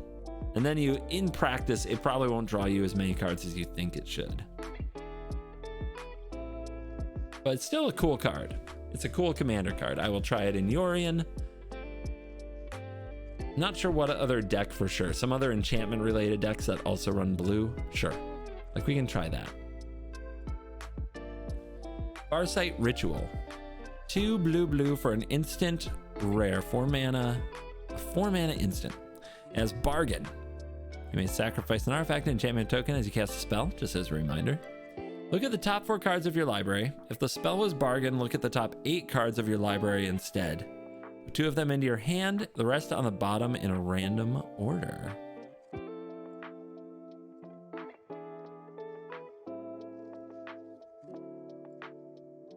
I like that it's an instant, because if you have mana up and your opponent goes to remove your creature that they needed to remove anyway, and you respond by using this, then you get to go 8 cards deep to try to find something, right? And in like a blue control deck, you can sacrifice your Mirrex token. Here's the thing. It's not Memory Deluge. Memory Deluge, this goes deeper on the first try, but it has no flashback. And the flashback on Memory Deluge, if you've played that card or against that card, you know when the opponent is flashing that back while you don't have anything relevant to do, you know the game is over. And I feel like people think that the set designers knew that Memory Deluge was going to be a loved card and that this was meant to be its replacement when it rotated, and it's not rotating. So I think this was meant to be a standard card, and I don't think it will see play in standard for a while. And that's a kind of, that's sad for this card, but that's where we're at. This card is notably better in decks like Arcane Bombardment and other decks that like cast things for free than Memory Deluge will ever be. So if you're playing that kind of thing, any place where there's a free cast, this is better than a Memory Deluge.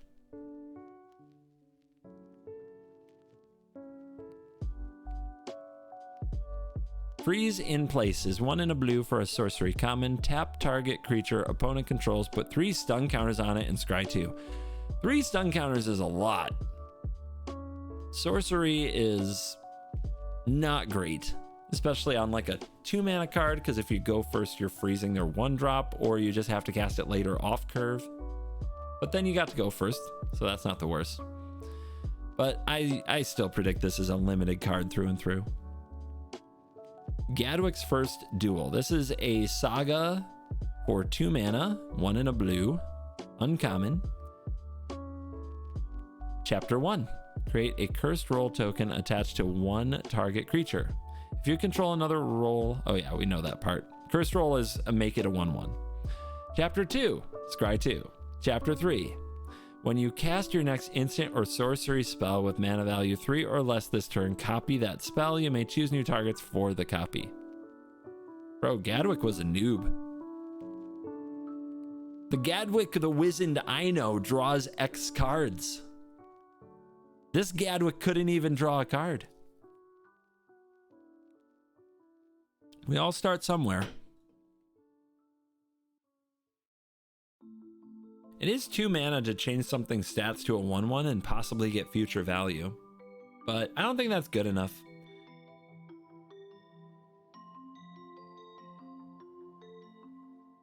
There might be a world where that roll token is somehow something you can sacrifice and do more with, but I predict this doesn't really see play outside of limited.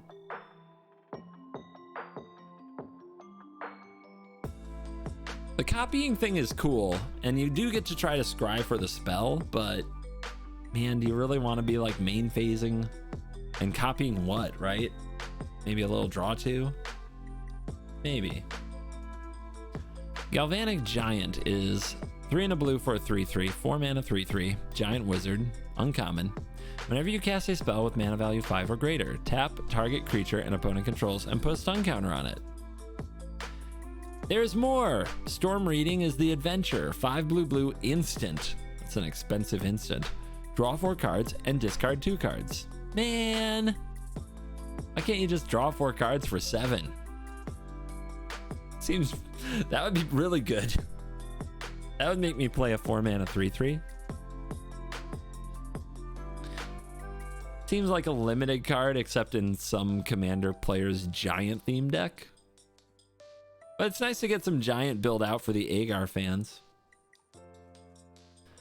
Hornlock Whale, 4 blue rare, 6/6 creature whale. It is a flash 6/6 with ward 2. And when this enters the battlefield, it is tapped unless it's your turn. Not a good ambush whale. But wait, there's an adventure. And Waffle Toasters, just before I read that, I will thank you for your 34 months of Twitch Prime. You're cool. The adventure is Lagoon Breach, 1 and a blue instant.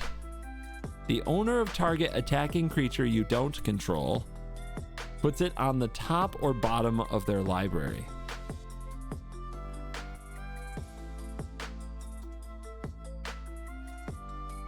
That is a pretty cool standard card, and I will try it.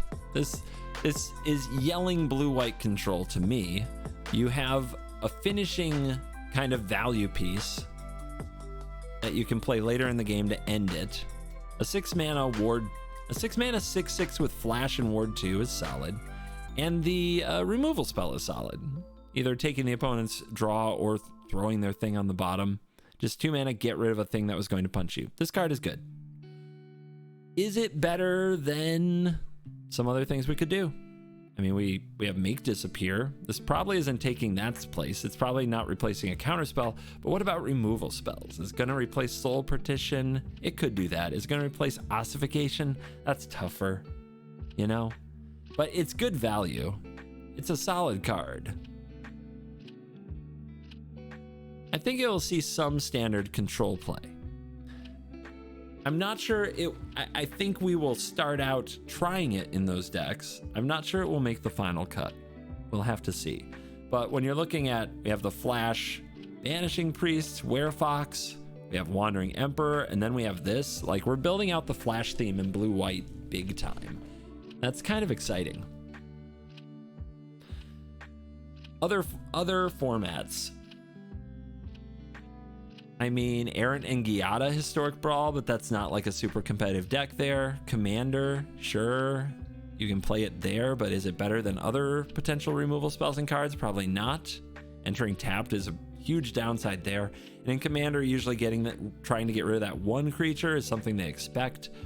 You have to get rid of whole boards. That's a lot harder. So I don't think it's a Commander card. Historic Brawl is like that happy medium. Would you play this into Teferi, Hero of Dominaria, Historic Brawl? I would try it. I think there's enough value there that it's worth a try. I don't know if it will survive. It only hits creatures and it only hits attacking creatures. And sometimes that's super awkward when the opponent attacks you. You have to choose whether or not to use this now, and then they play post-combat the thing you really needed to counter. Is it better than some of the other cards in Teferi? I mean, if you're still running Seal Away in Teferi, you might try this instead. But if you're not running Seal Away, maybe not. Maybe it just doesn't go there. It's an interesting card, though. It's one of the cards I'm excited about trying from the set. Does it hit Shieldred? Depends. Did they attack with Shieldred or not? I'm telling you, attacking a blue-white deck is about to get super awkward. I think Shieldreds are never going to attack into open blue and white mana again. Between this, the Werefox, and Wandering Emperor, nope. Shieldred staying home. Cowardly Shieldred is going to be the way.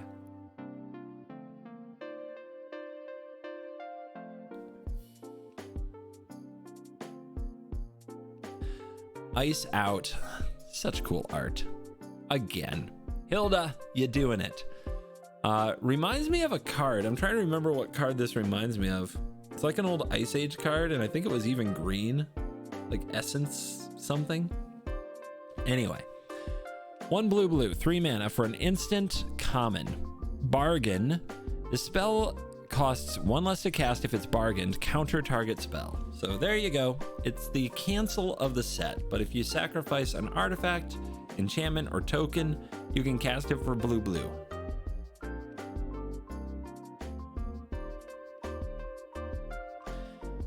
Probably staying in limited. I'm trying to think of a commander or a historic brawl deck that wants very much, that has tokens and things lying around so much that it wants to sacrifice them to cast a 2-mana counterspell. And it's not coming to me. Like, in my opinion, all those decks, you're better off with Disruption Protocol, Make Disappear, Memory Lapse, and of course, Counter Spell. You just have enough of the effect. So I think this one sticks to limited. I think it does.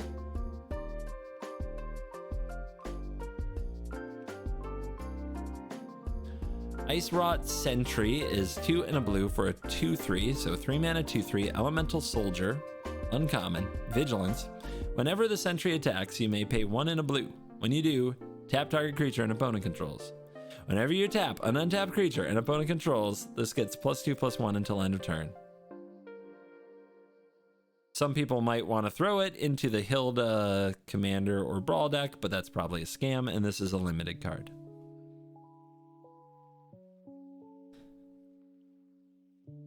I can't stop like centering. The bar comes up when I scroll down, and I can't stop like scrolling up and then just a little down to center it. I have a problem. Ingenious Prodigy. Oh, here's an interesting one. X and blue for an 0/1. A 1-mana 0/1, but with an X on it. And it's a rare human wizard, so it's got types. Skulk. They brought back Skulk. This creature can't be blocked by creatures with greater power. Ingenious Prodigy enters the battlefield with X +1/+1 counters on it. Wow, okay. At the beginning of your upkeep, if the Prodigy has one or more +1/+1 counters on it, you may remove a +1/+1 counter from it. If you do, draw a card.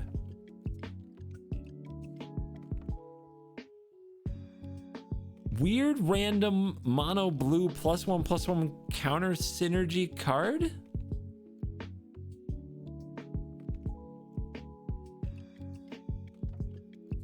All right. You have to wait all the way for it to come back around to your upkeep to draw the card, and you have to remove the counters to do it. So if you just play this on turn 2, you get a 1/2, and then you draw a card on your next upkeep, and you have an 0/1 sitting there.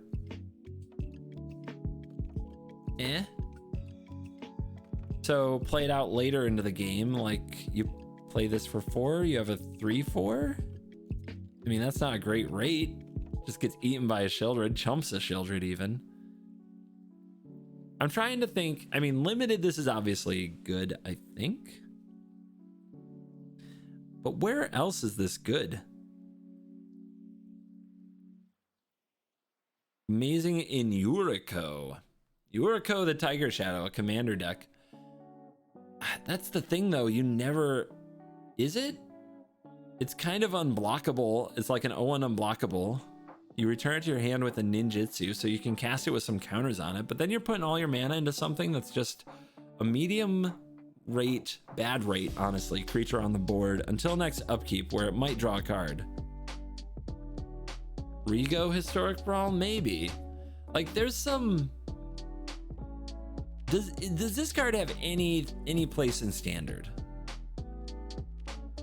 I don't think there's a Standard deck that's that good at throwing around +1/+1 counters. And I don't think there's a Standard deck where you want to put that much mana into this thing. So to me, this is a no. If you are playing the colors blue-white and maybe more in Commander or Historic Brawl, you can fetch this with Ranger Captain of Eos, I believe. And that's a pretty nice fetch. Like in a late game scenario, that's pretty good value. This is good with a Troxa Praetor's Voice, maybe. Card draw is always good. That's not true. There's plenty of bad card draw.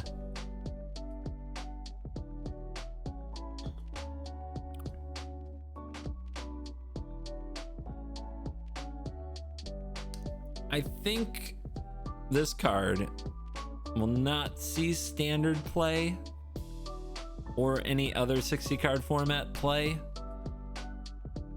I think this card will be Fringed Commander. That's my prediction. We're going with Fringe Commander. Sad but true. Into the Fey Court is 3 blue sorcery. Common. Draw 3 cards, create a 1/1 blue fairy creature token with flying. This creature can only block creatures with flying. 5 mana to draw 3 and create a 1/1 that can't block. That's limited.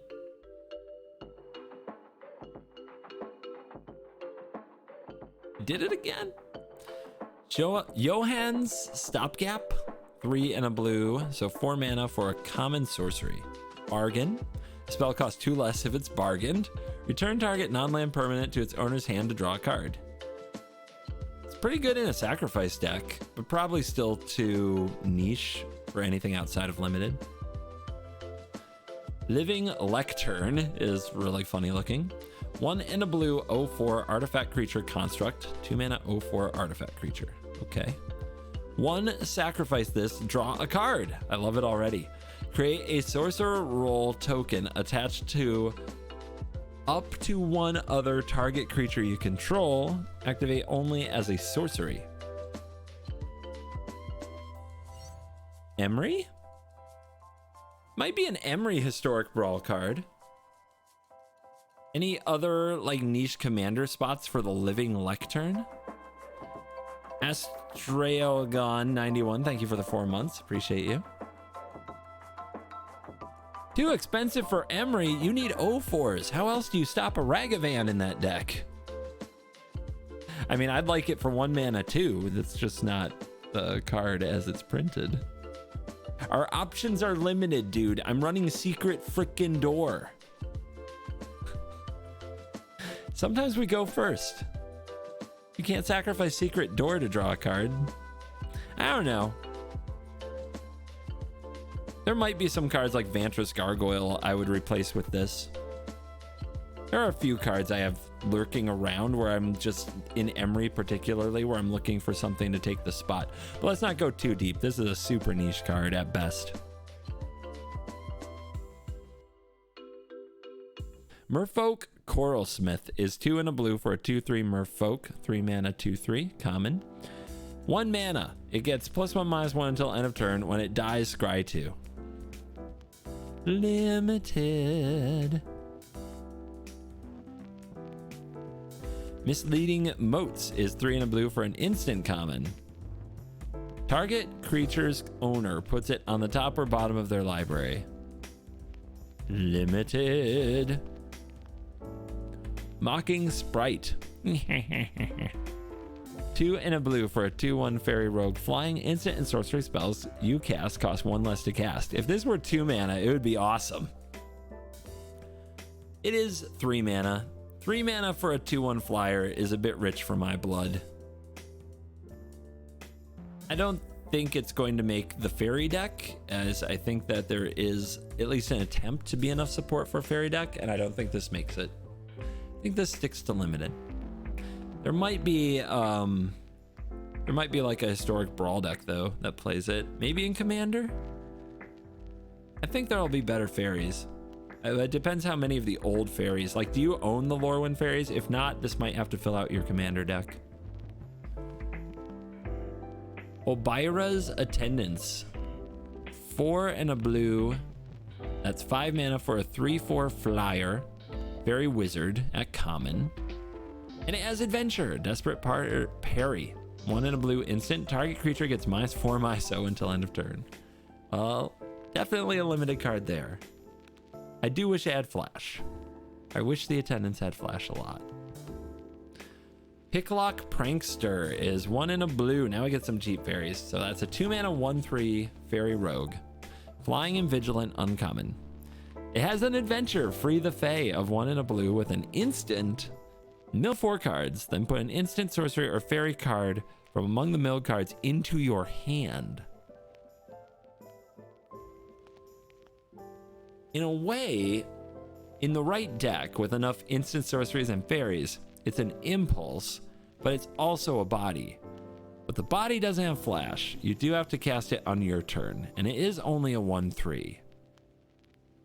It might be enough value for the fairy deck. Especially if you get some kind of other value out of the mill. And I think that's the only place it fits.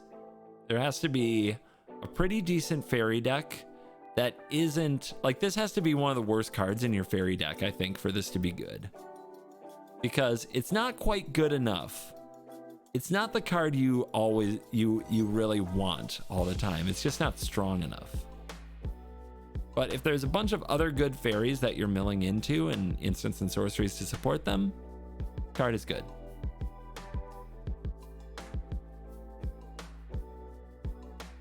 If it was a 3/1, it would be a lot better too. Yeah. Fairies with Vigilance, is that new? This next card, I am way too excited about. Quick Study. 2 and a blue, instant, common. So a 3 mana Common instant. Draw 2 cards. That's it. That's it. I want to tell you a secret. A glimpse into my innermost thoughts. You will understand me better after we have this talk. So, I need you to, you know, pause your little mobile game. Mobile games don't pause, do they? Just listen to me for a minute. This is important. When I'm like out walking my dog, or when I'm in line at the DMV or at the grocery store just checking out groceries, little thought, like this reoccurring thought just pops into my head. Just all the time. It comes up several times a day. The thought is, God, I just really like to draw 2 cards right now. Can I just get a little draw 2? Can I just get a little 2 cards for 1? And in my head, it's always a 3 mana. It's always a 3 mana instant, but there aren't very many of those. So like in my head, I'm always like just casting a Prismari command, or now a Flame of Anor, you know, or an Archmage's Charm, and just getting a little draw 2 in my mind. I just give myself a little draw 2. And this card is perfect. It's exactly what I want. Because divination, doing it at sorcery speed, you just can't do that, man. That just doesn't work. It just doesn't work. But here, every blue deck can have an instant speed 3 mana draw 2. This is if I could have handpicked a preview card for this set, it would have been Quick Study. Because I really am just walking in my head, just drawing 2 all the time. If you just see me randomly smiling at some convention or something, it's because in my head I just drew 2 cards and they were amazing. Exactly what I needed. I never missed a land drop. So yes, Quick Study is it's oddly, weirdly one of my favorite cards for this set. I do think this will see play in Standard. I do think I will run some number of these in a blue-white control list. Way ahead of a card like, what's the one that gains life right now? That I was really high about it at first, but it failed me too many times. It gains life equal to the number of cards in your hand. I've already forgotten its name. This will definitely go into that deck. Faithful Mending, this will definitely take the place of Faithful Mending and everything but a Reanimator. Yeah, Union of the Third Path. Thank you, that was the name of the card. Not gonna run Union anymore. I'm running Quick Study. Absolutely. Running it in the Wandering Emperor decks, the Werefox Flash control decks, and I think it'll make it in Brawl too. I think it will. I think that you can play this in almost every deck that also has blue that isn't completely flushed out. Why not? I think I'd play this in all the Teferi decks. All of them. Why not? You hold up mana, you interact, or you draw 2 when they're too afraid to put something on the stack. It's just great. It's just great, man. It goes everywhere. Multi-format, all-star. The gods of Magic have blessed us with Quick Study. Just be grateful. And it's a common. It's so good. Askinger, thank you for the tier 1 and the 7 months. You're cool. Hard to move on from that. We could end the stream right now. That's how much I love Quick Study. Sleep Cursed Fairy is 1 blue for a 3/3 flying ward 2. I'm going to say that again. Sleep Cursed Fairy is 1 blue for a 3/3 flying ward 2. Fairy Wizard rare. And if it ended right there, game would be over, man. That'd be game over. But it does have a downside. When Sleep Cursed Fairy enters the battlefield tapped with 3 stun counters on it. And then for 1 in a blue, you can untap Sleep Cursed Fairy.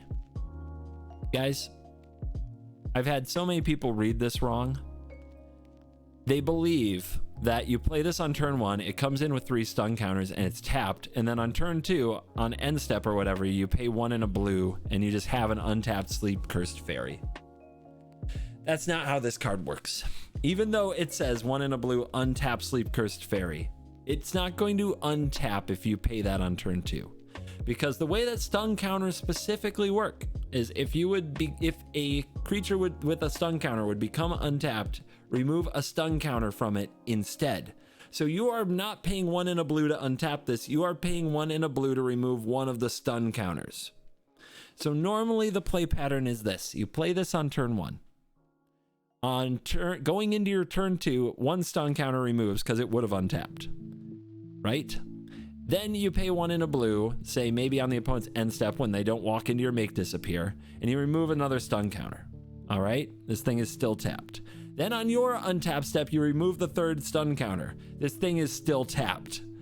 Then on the next turn, your 3rd turn at this point, assuming you did sink mana into it on turn 2, this will untap and it can start attacking and doing things.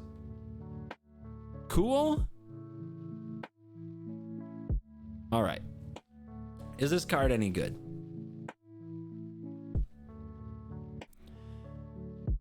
If you have this on turn 1, it's not that different from a Delver of Secrets, because that's how often Delver flips on time.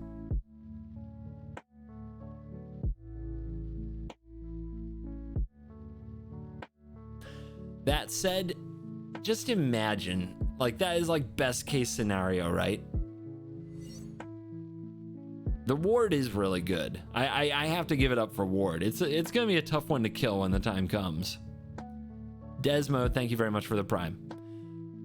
Also, we're gonna get to them. We haven't gotten to them yet. There are cards in the deck that say, if you can like do this thing, and it's like, okay, fine, it's a limited card. And then it says, if you control a fairy, do this thing.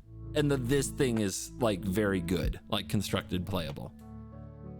So if you are going to do that, this is a very good 1-drop fairy to turn on your other fairy action. And there's a good 2-drop fairy in the Mastermind already. So it is going to be so bad though when you draw this on like turn 5 or 6 that I'm kind of nervous about that. I don't think the fairy deck can be good without this though. I think there will be a standard fairy deck. I don't know if it will compete with the current decks of the meta, but I think Dimir Fairies is at least going to be a supported enough deck to be a thing. I don't know if it will be good enough. If it is going to be good enough, like, this has to be in it, I think.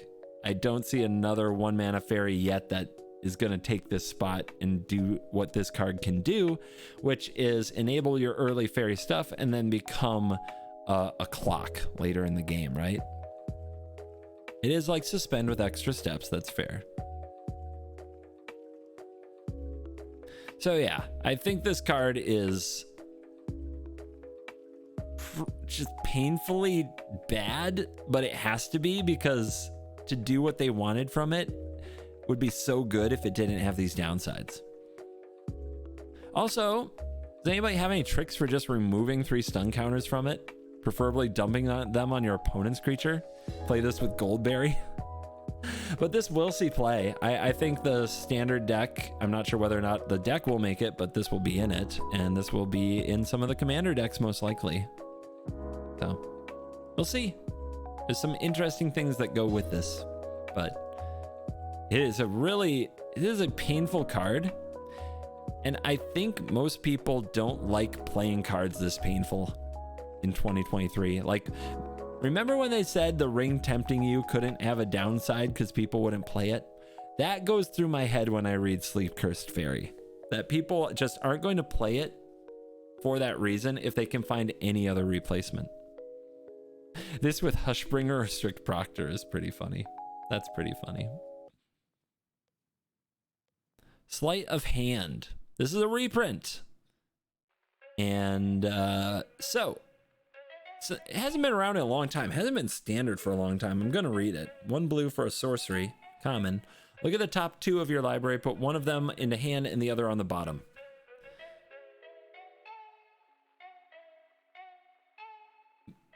This might, depending on what's going on, slip its way into several archetypes across multiple formats, because over time this has been a very loved kind of ability thing, right?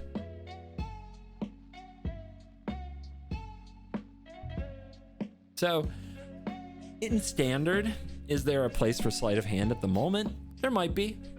There definitely might be, especially if you have nothing else to do with your blue mana on turn 1. It was last time in standard 9th edition 2005. Thank you. I mean, while we still have Consider, and that card did not rotate, you can't run this in a deck with counter spells, but there might be a different kind of deck, like some Monastery Mentor, just pop off deck, right? So I don't think mono blue wants the sorcery speed at all. Still, you'll probably find some combos or some other cantrip rich decks that are going to run this in other formats. Like this in Pioneer might not be a total brick. This in Historic Brawl is going to find a number of homes. All the decks that like to run those kind of like a Talrand, all the Talrand type decks. Whenever you cast an instant or sorcery, this happens. Might as well run this, right? So yeah, great for critical mass decks, great for prowess triggers too. Balmor is a good example. This will see play in multiple formats, and it's a common, so that's nice. We've had a few commons now that are absolute bangers. Keep it coming, keep it coming. Uh-oh. Snare Master Sprite is a competitor in the 1 mana fairy space. 1 blue for a fairy wizard flyer. 1/1, 1 mana 1/1. When it enters the battlefield, you may pay 2. When you do, tap target creature an opponent controls and put a stun counter on it.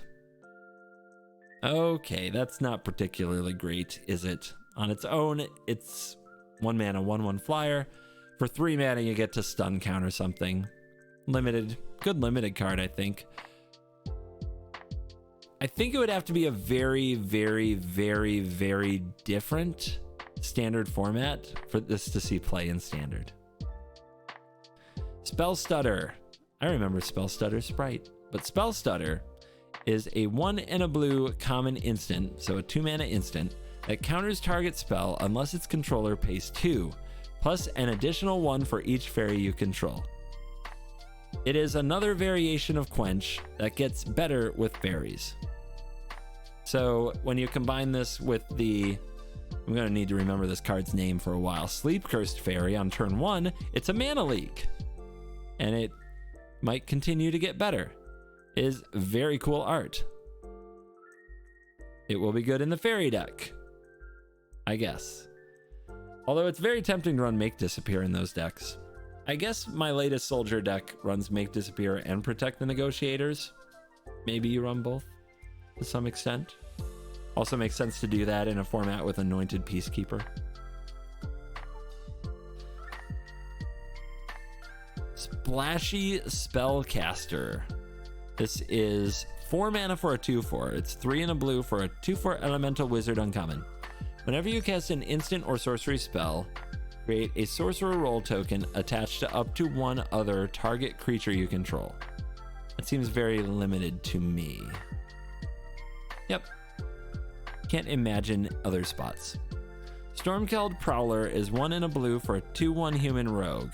Whenever you cast a spell with mana value 5 or greater, put 2 +1/+1 counters on the Prowler. A 2 mana 2/1 that gets bigger, but the spells have to be 5 mana or greater. That's so much. That is also a limited card.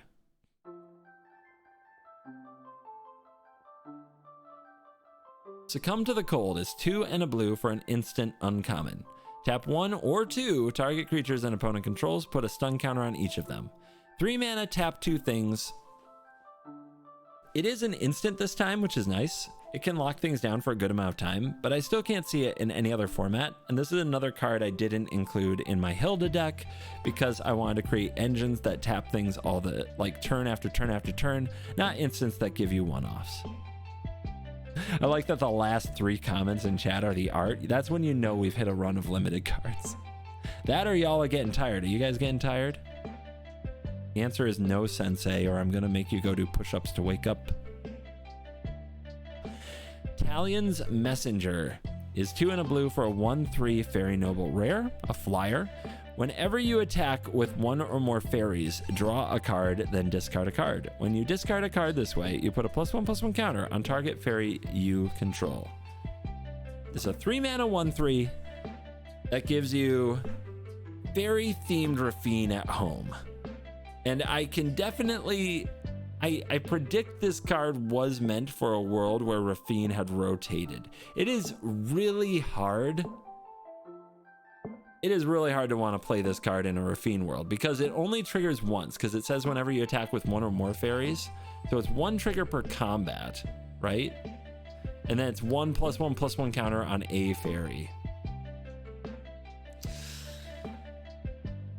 Man, that's so tough, right? Because if you just really don't want to play white in your fairy deck, you might play this and you get that critical mass and those other cards that are better with fairies on the battlefield, like Spell Stutter. But man, wouldn't you just want to splash white and play Rafine?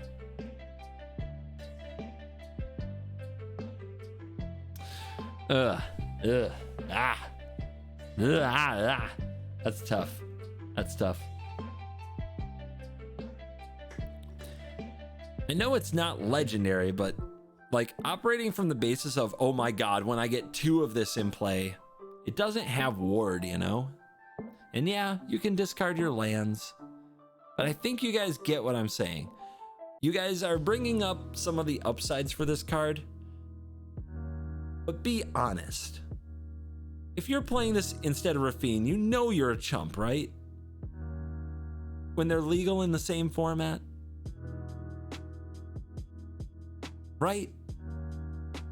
You know you're a chump. I know, you're trying. I wanted this to be one of the good fairy payoffs, and it's kind of sad that it has to compete in that space. It will go in the commander decks that can't run Rafine because of color identity and possibly a historic brawl fairy themed deck. That's its home. Commander card. Until Rafine is gone.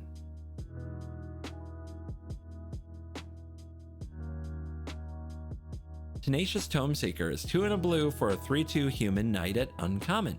It has bargain, and when Tenacious Tomeseeker enters the battlefield, if it was bargained, return target instant or sorcery card from graveyard to your hand. To your hand. It's so much better than on top of your library. So a 3 mana 3/2 bargain that gets an instant or sorcery back. And if you are in a deck or your commander wants to die or somehow makes a bunch of things that you don't mind dying, this can get back your Time Warp or Counterspell in Historic Brawl. And that's really cool. There might be some other ways to like... Does anybody know of any kind of combo with this where like you keep on bringing it back? So like if you find a way to sacrifice this, then get this back with something like a Pitiless Plunderer out that makes a treasure every time, you can keep bargaining it to keep getting back an instant or sorcery every time. There might be some loops somewhere in the world that this works with. Bargain doesn't hit a creature though, I know, but it hits a token creature. It is an enchantment creature. It's an artifact creature. It doesn't work with blink. Is that because bargain is a cast thing? Yeah, it says as you cast a spell. Okay, not with blink. Got it. Good to know. Good to know.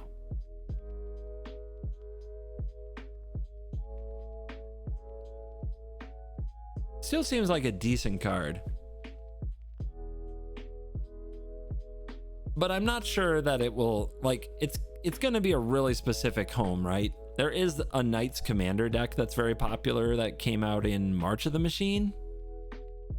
Would probably see play there for sure. So yeah, I think that's like the home for it. Really niche commander play. Vantress Transmuter is 3 and a blue for a 3/4. Human wizard at common. And it has no other text except for its adventure text. Croaking Curse, 1 and a blue sorcery. Tap target creature, Create a cursed roll token attached to it. Basically turning it into a 1/1. So a 4-mana 3/4 that for 1 and a blue has a sorcery that makes a frog for a turn. Well, no, taps it for a turn and makes it a 1/1 ongoing. Not a bad limited card, but I can't picture it for anywhere else.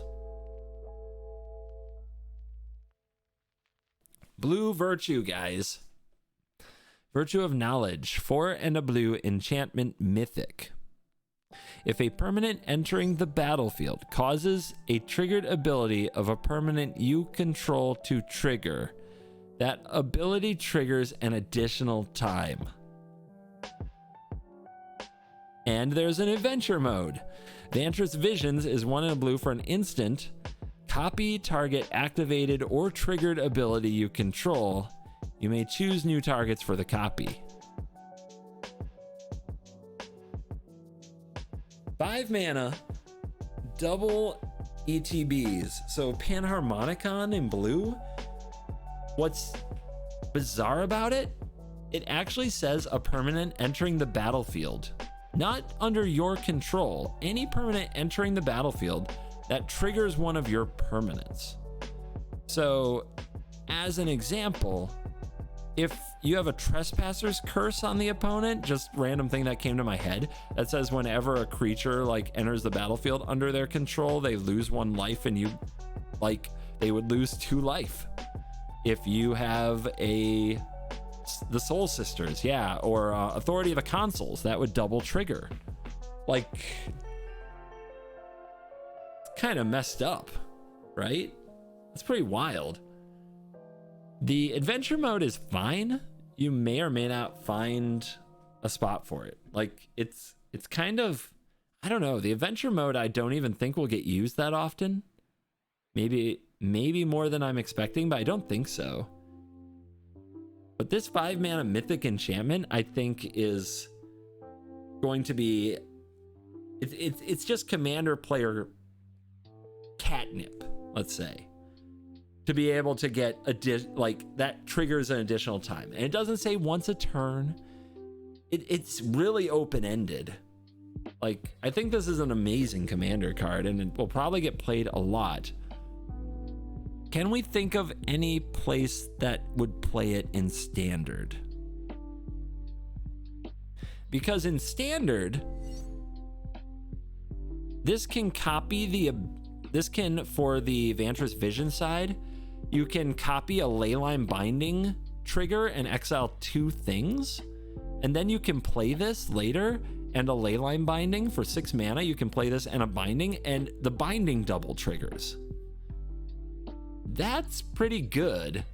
Same for Ossification. And remember, this deck that I'm describing that runs a lot of colors, casts 1 mana Leyline Binding and Ossification, also plays Atraxa. That's pretty wild. I feel like that deck specifically, that ramp deck, has 1 or 2 spots open as well. You would double ramp with your Topiary Stomper. You would double ramp with Invasion of Zendikar. I feel like that deck has like 1 or 2 spots that this could go into, like 1 or 2 of it. Some of them ran Elesh Norn. Some of them actually finished with good finishes in tournaments with Elesh Norn in their deck. I think this is better than Elesh Norn because this doesn't die to Doomblade and you can just use the spell side. So I think this actually has a 1 or 2 potential. I think it does.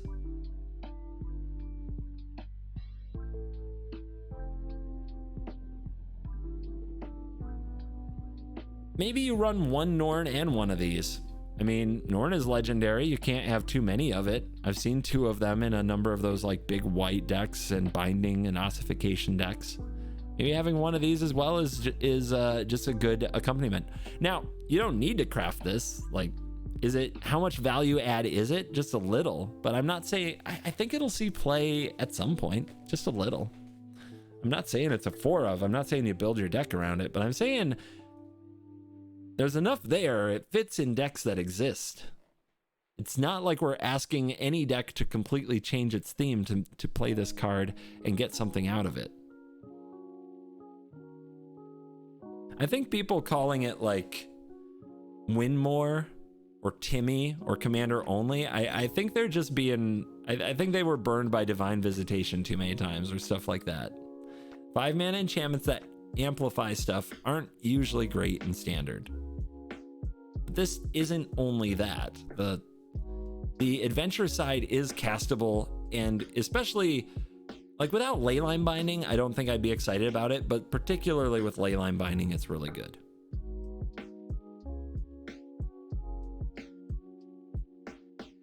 Let's be honest, Leyline Binding is a multi-format all-star, so having like one of these in your deck that runs 4 bindings already doesn't sound crazy to me.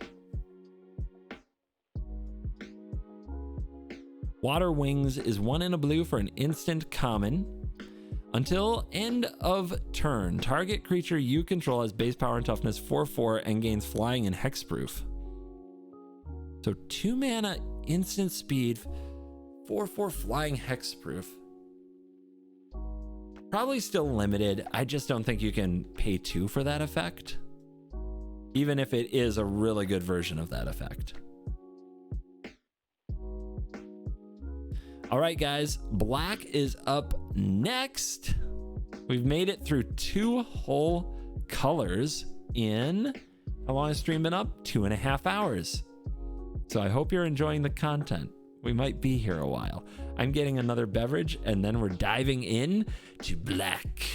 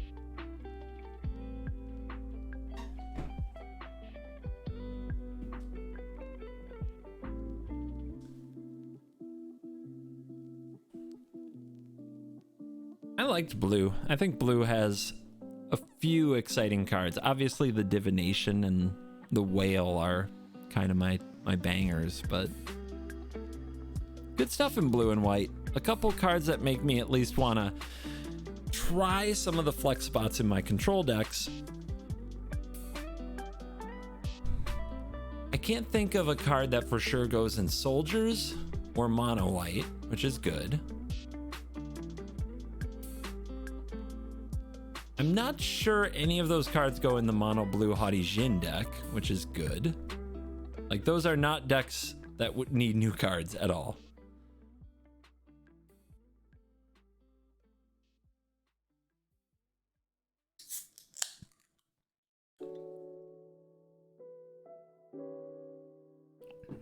I don't think that Divination, I don't think the instant speed Divination quick study goes in mono blue. No. I think that deck is the best deck for Thirst for, is it Knowledge? The one that lets you discard a basic land? I think that's the perfect deck for that card. Thirst for Discovery. I think that's an absolutely perfect deck for that card. And it doesn't need more of that effect. So that is not an example of a deck that needs that. All right, everybody, teamwork. Need y'all to stop being lazy and multitasking for 1 second. Everybody refresh your stream. This is important, so if you plan to use the chat function on Twitch, refresh your stream. This is important so that your chat isn't too far behind the stream, so that your comment is relevant to the card we're talking about, not the card we talked about 2 cards ago. So if you're planning to use chat and stay relevant, hit refresh really quick. This is the CovertGoBlue set review. Hashtag sponsored by Wizards of the Coast, MTG Ambassador. You should get a sweet little link in the description where you can go shop for Wilds of Eldraine, the newest set for Magic the Gathering. In the chat, some of you heroes, you can type !WOE, W-O-E, and get a little link that you can shop for Wilds of Eldraine. And when you shop with that affiliate link, you make them consider not firing me as an ambassador. I feel like doing my proper MTG ambassadorness is like, it's my redemption arc for making so many people quit and uninstall the game from playing all the toxic control decks I play. So this is good karma. It's a good bridge in my character arc. All right, black. Time to do black. Guys, a little state of standard really quick on black. Black in general, in like the color black for Magic the Gathering across 60 card formats in general, doesn't need a lot of help. I love mono black decks. I love decks with a lot of like black control elements, but they've already banned Meat Hook and Invoke Despair and Shieldred's legal. Black doesn't need a lot of help, guys. Every good black card is like making the ubiquity of Shieldred scarier. So I hope that the cards we see are good, but in a way that doesn't support the existing power that exists in the black decks. You know what I mean? Glendelf, thank you very much for the prime. I really appreciate that. All right. Card 1. Ashiok's Reaper. 3 and a black, 3/3 Nightmare, uncommon. Whenever an enchantment you control is put into a graveyard from the battlefield, draw a card. That is a 4-mana 3/3. And I guess when a saga dies, when a roll dies, you draw cards. I do wonder if there's a very specific commander deck that could use this, but this is probably decent in the limited format, and that's about it. Fizzle Stumps, thank you very much for the tier 1. All right, first card down, and we didn't break the format. Let's try the next one. Ashiok, Wicked Manipulator. 3 black, 5 loyalty, mythic rare, legendary planeswalker Ashiok.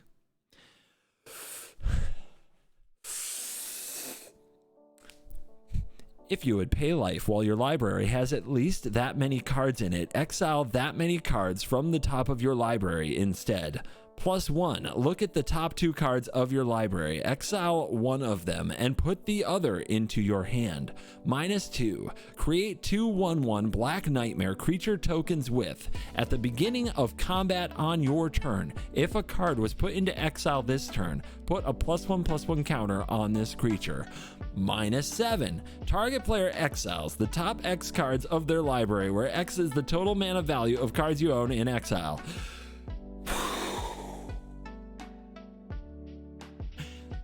Everybody catch all that? There's a 5 mana, 5 loyalty planeswalker. It's the only planeswalker in the set, which, if you didn't hear, is a new thing that they have publicly, Wizards has publicly said they are doing, which is 1 planeswalker per set, which, wow. That's new. Planeswalkers have been the backbone of these sets for so long. It is absolutely bizarre to hear that, then let alone read this card, which for all its lines of text and utter complexity makes you actually really happy, me happy as a set reviewer, that I only have to read one Planeswalker this set. Look, in all fairness, like, what has it been, like 20 some years of Planeswalkers? I think they can take a little break. I think that's okay. All right, so how does this card really work?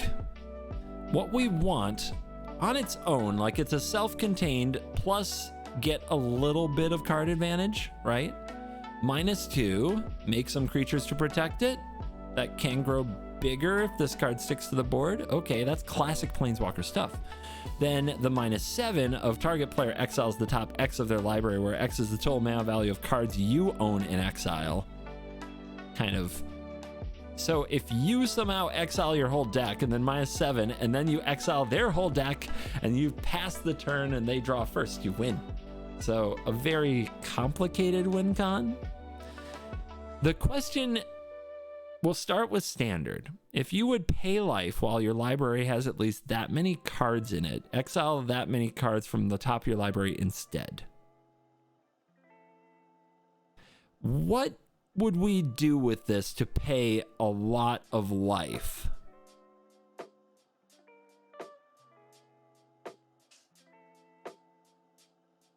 The very first thing it says is Painland. Thank God. No, actually Painland isn't even paying life, right? It's 1 damage. Painlands deal damage to you. Grand Portal maybe, though I can't remember for sure. The very first thing someone in my chat wanted to do was get out of paying the 1 life. People hate paying the 1, man. Staff of Completion. Staff of Completion, you can tap and think it's pay 4 life to draw a card or pay 3 life to proliferate. That's pretty good. That's pretty good. That's solid. What are some other ways to pay life? All of the Phyrexian Planeswalkers, right? You can pay life for mana. Yes, in Historic Bolas's Citadel, and this is ta-da, I destroyed my library. It's pretty epic, and I'm sure that I will give many of those things a try with this in various Historic Brawl decks. I am confident both as a commander and as a card in the 99 in Historic Brawl, there are a number of places I'm going to try Ashiok.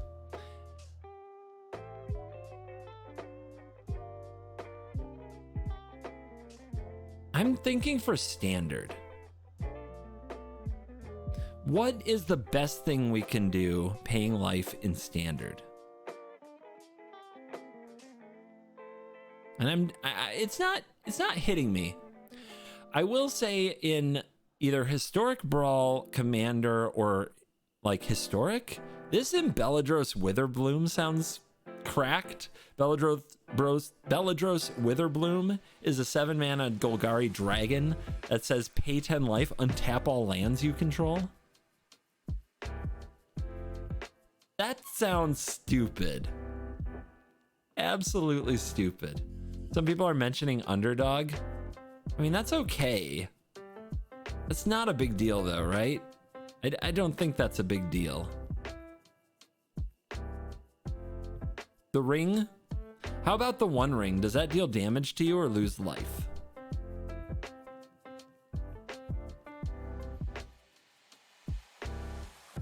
There are a lot of really good cards that make you lose life across Historic Brawl, and Commander.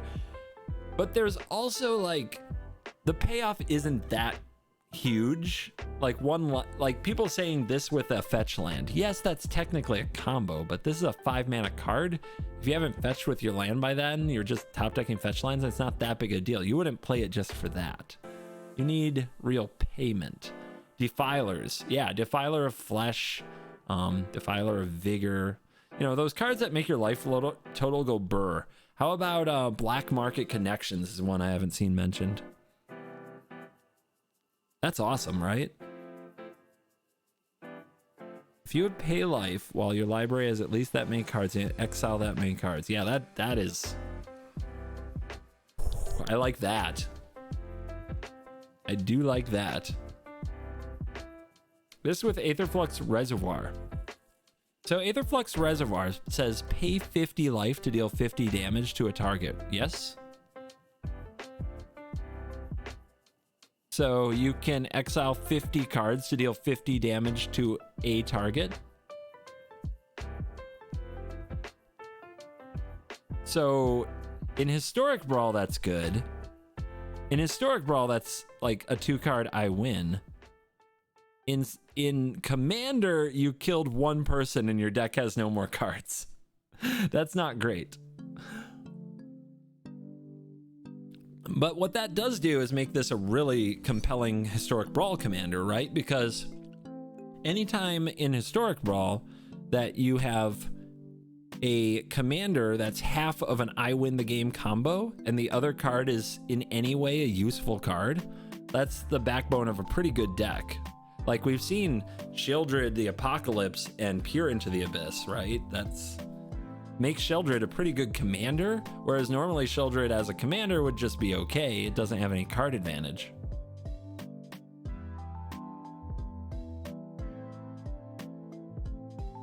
You can't pay more life than you have even when replaced by exile. If you would pay life while your library has at least that many cards in, exile that many cards from your library instead. Why not? You can't pay life you don't have? Why not? It's specifically checking your library. I guess it's just not part of the cost, huh? That part is really unclear from reading the card. Like, really, really, really, really unclear from reading the card.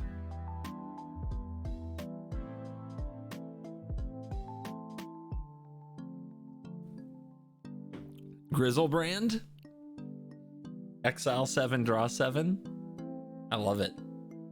I love that.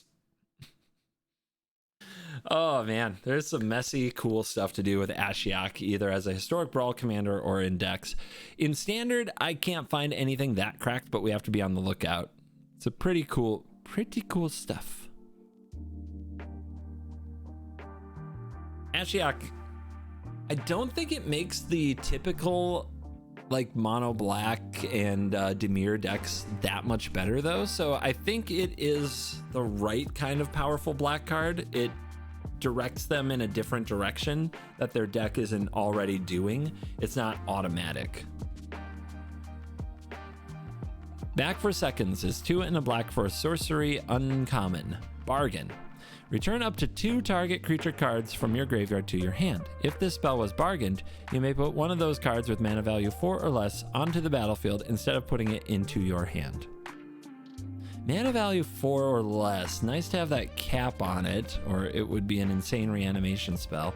That is pretty good value for a 3-mana sorcery, right? You sacrifice a artifact, enchantment, or token, like say a Bitter Reunion that discarded the thing. One creature goes to your hand, the other goes to the battlefield. I don't know if that'll make it for like constructed formats, but it's interesting. Seems like it should certainly be a good limited card. Borrow Naughty is 1 and a black for a 1/3 fairy.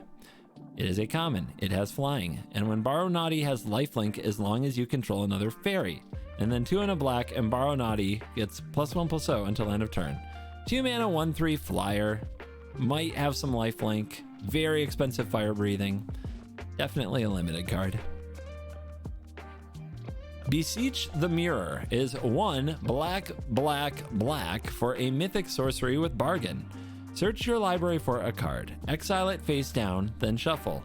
If this card was bargained, you may cast the exiled card without paying its mana cost if that spell's mana value is 4 or less. Put the exiled card into your hand if it wasn't cast this way. So this is a 4-mana tutor that can potentially cast something that costs 4 or less for free if you pay the bargain cost of sacrificing an artifact, enchantment, or token. I have seen this card. I've known about this one for a while because people have been basically spamming everything on the internet with, oh my god, Sheoldred, oh my god, the One Ring.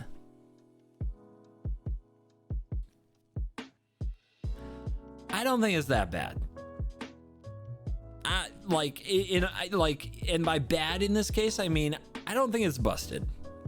I think it requires setup. It requires you to give up something, even if it's like a blood token or something like that. But even if you do it, like how many spots in your deck can you take up with more of the same 4 mana cards that you need to take advantage of this with? And some people are like, well, you just cast a ring, then you cast a ring, then you cast a ring. And it's like, people are in modern or in historic are finding ways to beat that. Like you cast stuff at instant speed when the protection wears off. You play questing beasts. You know, people are, they're doing the thing about it. And getting Sheoldred after Sheoldred after Sheoldred, which I think is what people are afraid of in standard, I think that's okay, not great, you know? It just, there's also like a serious cost to just getting this countered after you pay the bargain cost. The flexibility of the tutor is fine and all, but like tutors are at their best when you're searching up I win combos and when you're searching up perfect silver bullets. Standard doesn't really play either of those. So I honestly think this card is fine and that a number of standard decks might play 1 or 2. I'll be surprised if it doesn't see a good amount of play. If they ever do print a cheap, effective combo in standard, this card will see more play, but I think right now it's just kind of there and not that important. It doesn't really change a lot other than you'll see some cards that annoy you a little bit more, which I think is what everybody's afraid of. But I mean, I don't know about you guys. I expect them to have Sheoldred on turn 4 every single game. If they have to sacrifice a piece that they have in play to get it instead of casting it from their hand, we're cool. That's fine. I kind of knew I'd have to kill it anyway.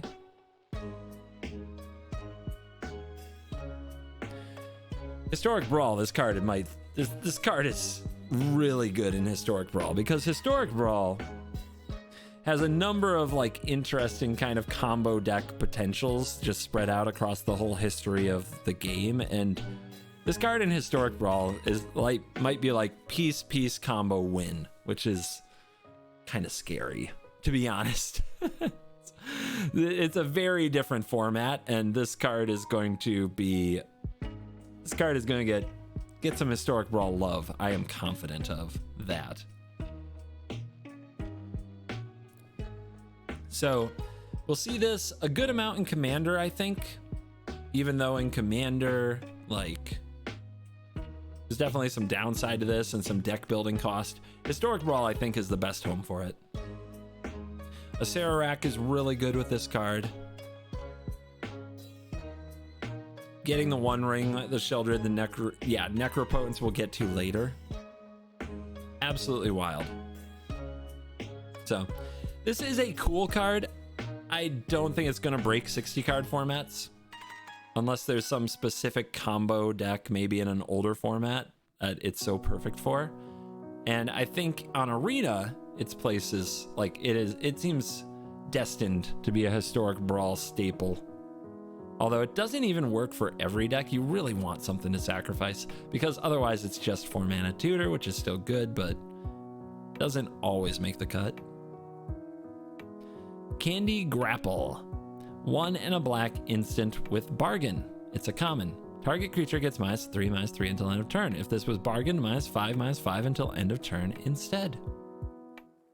2 mana, potentially -5/-5 if you're willing to sacrifice an artifact, enchantment, or token. Would take a real niche case to see play outside of limited, so I'm going to keep this in the limited section for now. But look, sometimes the apple eats you.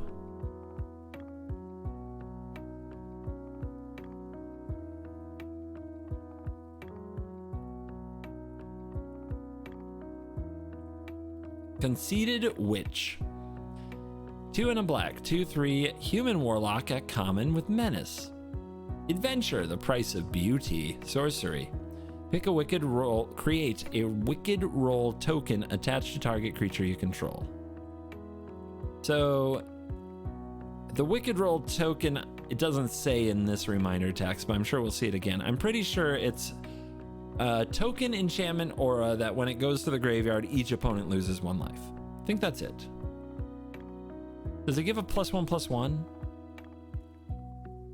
Maybe it did. I think it does. I think it gives +1/+1. Okay, yes.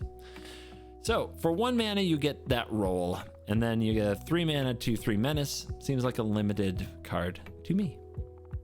Dream Spoilers is 3 and a black for a 2/2 fairy warlock uncommon. Has flying. When you cast a spell during an opponent's turn, up to 1 target creature an opponent controls gets -1/-1 until end of turn. So 4 mana for a 2/2 flyer, not very good. When you cast stuff on their turn, maybe you kill something. If this had flash itself, it might work its way into some of the flash or fairy decks, but at this rate without flash, I think this stays a limited card. Ego Drain. 1 and a black, sorcery uncommon. Target opponent reveals their hand. You choose a non-land card from it.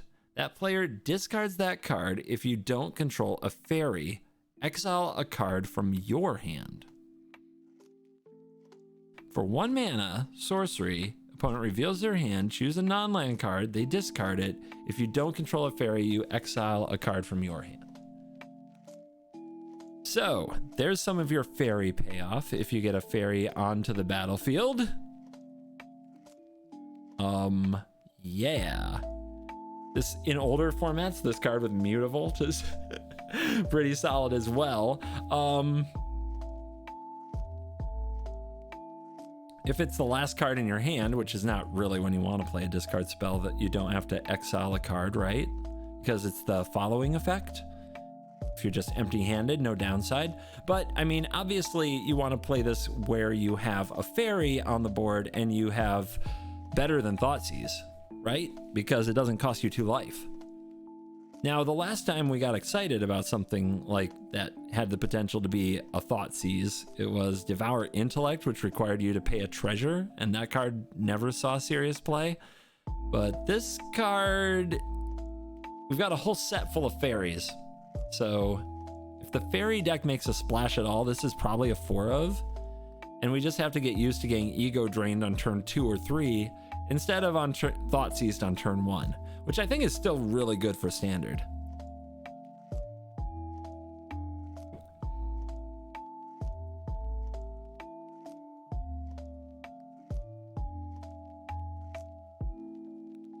Some people say it can be blown out by removal.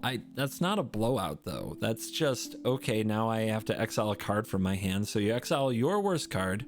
They traded their removal spell for your cheap fairy, and you still get a card from their hand. It's not ideal, but blowout is the wrong word, right? Like, you can win from that position. You just took their best card. They got your worst card.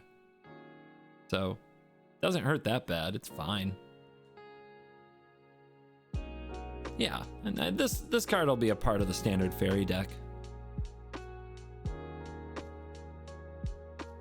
Ariet's Whisper, 3 and a black sorcery common. Target opponent discards 2 cards. Create a wicked roll attached to 1 creature you control. 4 mana Mind Rot to also get an aura. Limited. Fairy Dream Thief. Ooh, we got a cheap fairy. 1 and a black. Nope, just 1 black. Just black. 1/1 fairy warlock, uncommon flying. When it enters the battlefield, surveil 1, and then 2 and a black. Exile Fairy Dream Thief from your graveyard. You draw a card and lose 1 life. This reminds me of, what was it? Foul something. It was the adventure zombie, right? That had death touch, but had an adventure mode to draw a card. But I think it's better than that. I think it's a lot better than that. You can play it on 1, and then the value is later. The surveil helps you kind of smooth out your draw. If you have any kind of a graveyard theme, it fuels the graveyard. But tries to help you hit your land drops or not flood out. And then later in the game, you use that 3 mana ability and just pick up a card. You can use that at instant speed. I feel like if this card were in the last 2 sets, it would have said activate only as a sorcery, but you can do this at instant speed, so you can hold up interaction, and if the opponent won't play into it, you can just pick up another card. I think that's a good 1-drop. I mean, Foulmire Knight is correct. That is what I had in my head. Yeah, I think this is a much better version of the card than that, because it can just come down on turn 1, turn on all your fairy stuff. This is the 1-drop. This is a very good 1-drop. I think that if you are the fairy deck, if the payoff cards are good enough, this is the enabler, the type of enabler you're looking for. You're probably not going to get like Fairy Seer, just, 1 mana scry 2. That would be okay. But this is the next best thing, and it does convert to a card later. This card is, it's like the Merfolk Wind Robber for fairies, right? So I think this one definitely sees play in that deck. Fairy Fencing. Black X, instant, uncommon. Target creature gets -X/-X until end of turn. That creature gets an additional -3/-3 until end of turn if you control a fairy as you cast the spell. So you're telling me, if I have a fairy, this is 1 mana, -3/-3 at instant speed, which is already way better than most removal spells at that rate, and then it scales up. You can just put more mana into this to make it for more and more. This is 3 mana instant speed Shieldred dies if I control a fairy. Yeah. I mean, that's how we run the fairy deck. I think my biggest issue with this card, it doesn't have what a lot of removal spells have in current year 2023, which is the ability to hit planeswalkers and battles and creatures, or also enchantments or artifacts or stuff like that. Like, this requires your opponent to play creatures to be useful. That's a little bit of a downside, but not a big one. There aren't a lot of creature free decks. It's just, when you are somebody who likes to win control mirrors, this card feels really bad when you do finally go up against control. But fairies are going to need good removal to compete in this format, and this does that thing.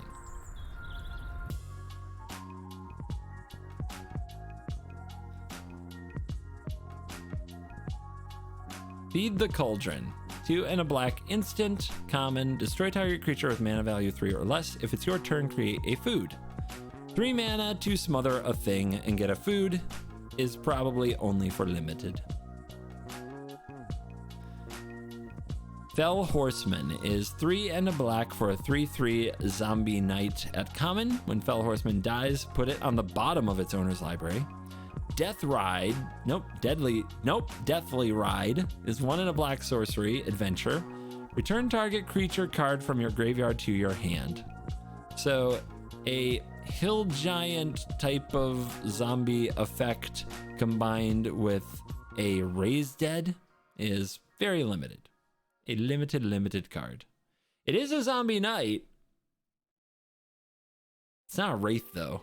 If it were a wraith, you could play it with the 9. Gumdrop Poisoner is 2 and a black for a human warlock rare. This is a 3/2 creature with lifelink. When Gumdrop Poisoner enters the battlefield, up to 1 target creature gets -X/-X until end of turn, where X is the amount of life you gained this turn. And it's got an adventure.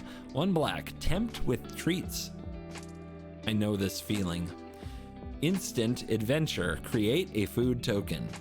So for a black, you can have a food, then sometime later in the game, you can eat the food for 3 life, then play this and give another creature -3/-3, but that requires a total of 5 mana.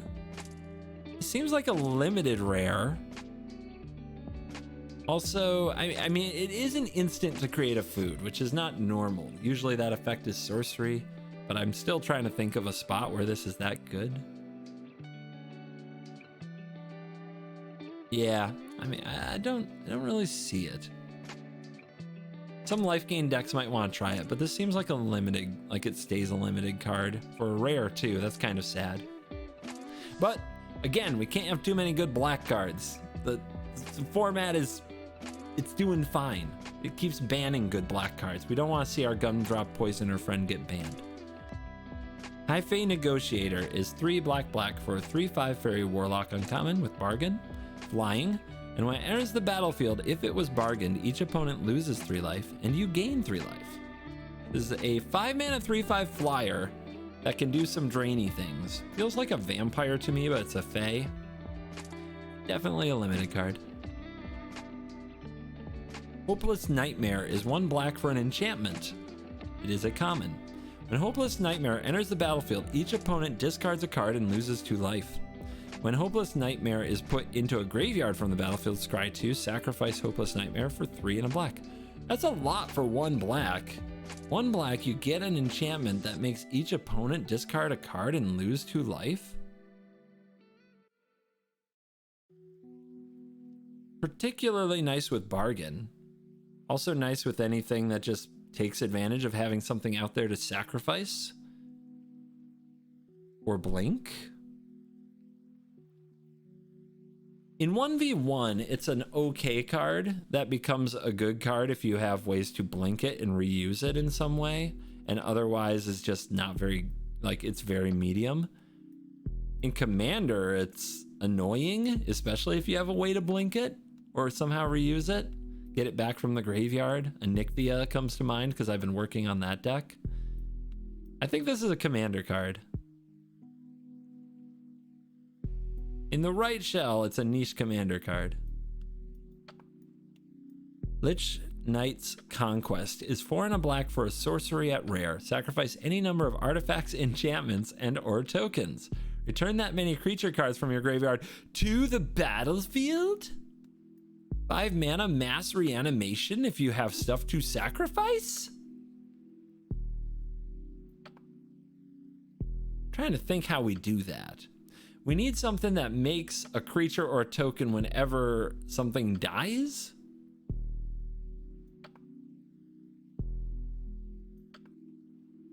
The trap?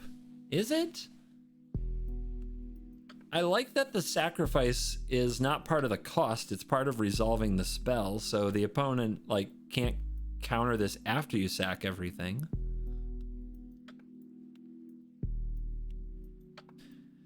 It is weird that you need artifacts, enchantments, or tokens to sacrifice, and what you get back are creatures. So the types get a little mixed up.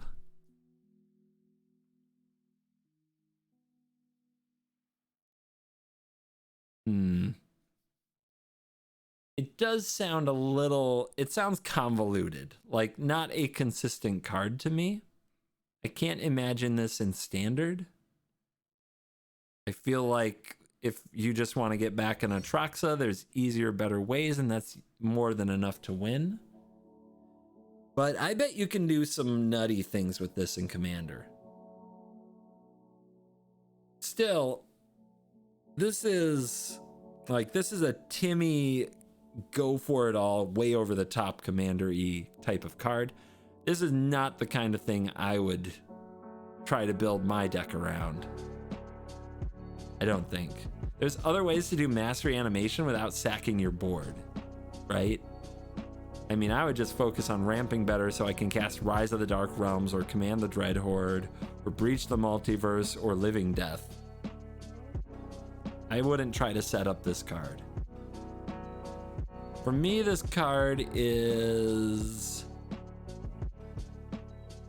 niche Commander play. Lord Skitter's Blessing is 1 black enchantment, rare. When Lord Skitter's Blessing enters the battlefield, create a Wicked Roll token attached to target creature you control. At the beginning of your draw step, if you control an enchanted creature, you lose 1 life and you draw an additional card. Dude, Lord Skitter is messed up. Looks kind of crazy.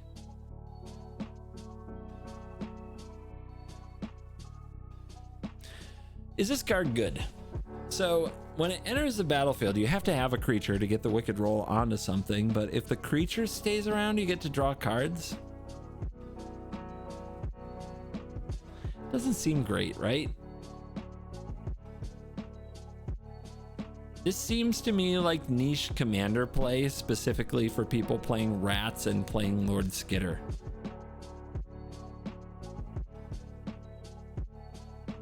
The idea that you have to have an enchanted creature, I think, takes a lot out of this card for me. I'm gonna say very niche commander play. Lord Skitter's Butcher, 2 and a black for a 2/3 rat peasant uncommon. This art is wow. Ratatouille, anyone?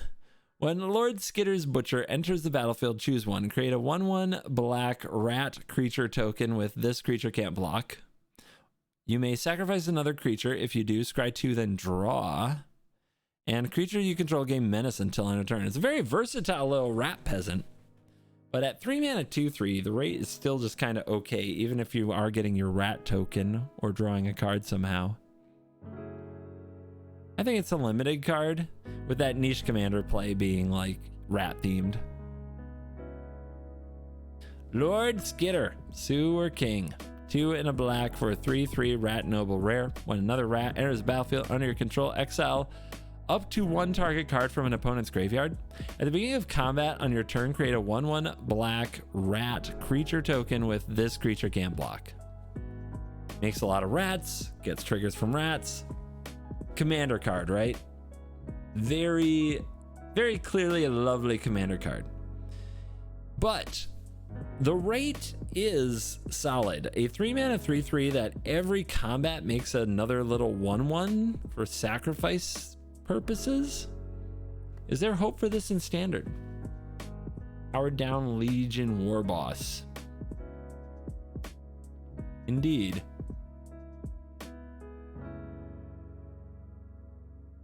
What is up with this card's nose? We're not going to talk about it here. I mean, between this and Jadar, you have legendaries making all kinds of fodder creatures. Maybe there's a lot to be done with that. It's also very, very good with the bargain mechanic, right? Tokens for days. There might be some use for this outside of Commander.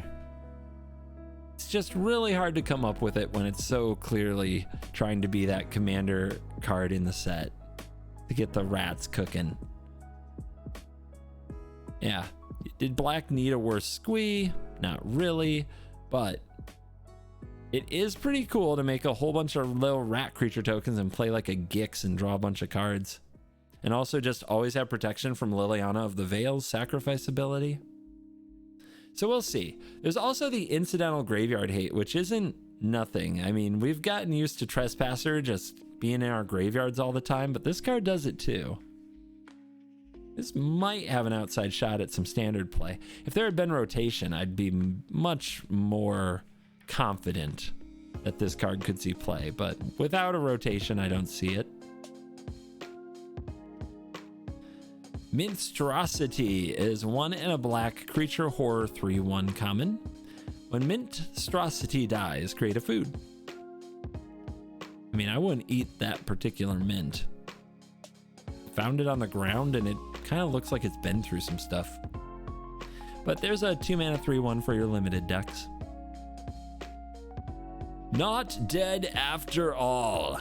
1 black instant common. Until end of turn, target creature you control gets, when this creature dies, return to the battlefield tapped under its owner's control and create a Wicked Roll token attached to it.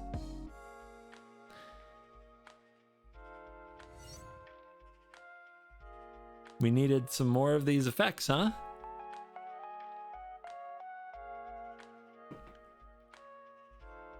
Wolfsbane, thank you very much for the prime.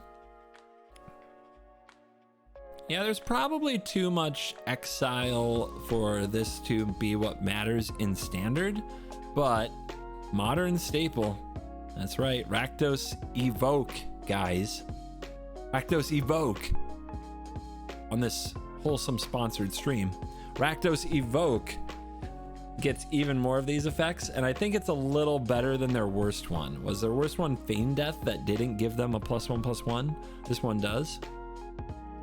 because Malice was the one you always wanted for the +1/+1 counter.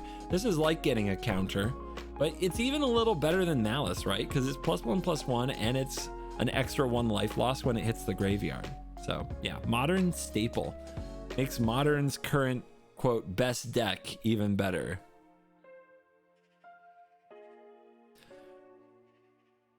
And guys, you're always just a few, you know, evoke elementals in standard away from this being a good standard card. Rankle's Prank. Oh, Rankle's still around. That's nice. 2 black sorcery rare. Choose 1 or more. Each player discards 2 cards.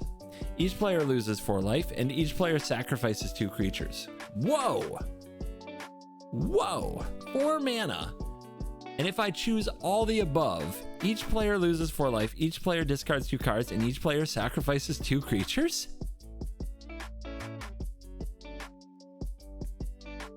All right, how does one build a deck that takes really good advantage of this? Reanimator? There's easier, cleaner ways to discard.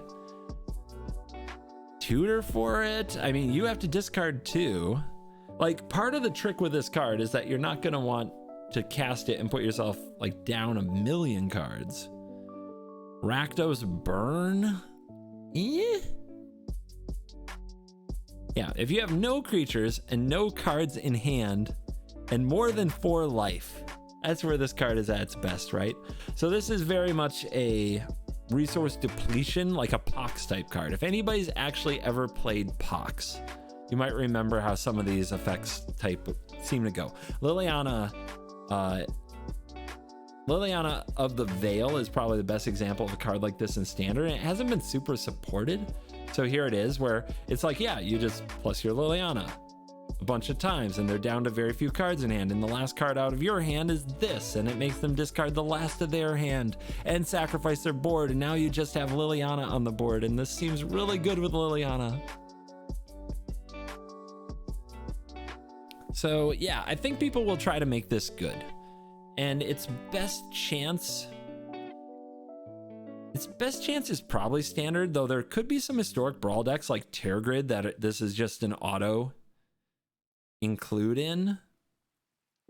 Tiny Bones, because remember, you make choices. You don't have to choose the mode that says sack 2 creatures if you have all the creatures. It's fine.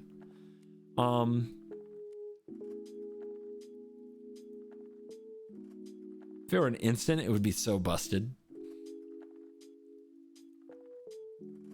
I don't know that this is going to be better for the current mono black Sheoldred deck than just everything else it can do for 4 mana, but it's interesting. Yeah, we're gonna see. Obviously in Commander, like sacrifice decks, it's good, and in Historic Brawl, specific commanders, it's good. So it has a home for sure. Can it crack standard? Well, like, I already thought in mono black right now, Liliana the Veil is like their secret best card. Every time I had that card, I felt unbeatable. This card kind of makes those Liliana games even more swingy. So we'll see. Got some hope. The problem with it is you can't have that many 4s. Sheoldred kind of owns the space. Would you replace Gix's command? I don't run Gix's command in my mono black. I don't think it's good enough. We'll see. Rat Out. 1 black instant common. Up to 1 target creature gets -1/-1 until end of turn. You create a 1/1 black rat creature token with this creature can't block. 1 mana instant that might kill a thing and makes you a rat token is pretty cool. There will probably be a fungal infection type deck that runs this. The problem is you can't block with that rat token, so you can't kind of trade up, like you can't trade your token for like a 2 toughness creature like fungal infection could. But you might find a place for it. Rowan's Grim Search is 2 and a black for an instant. Poor Rowan.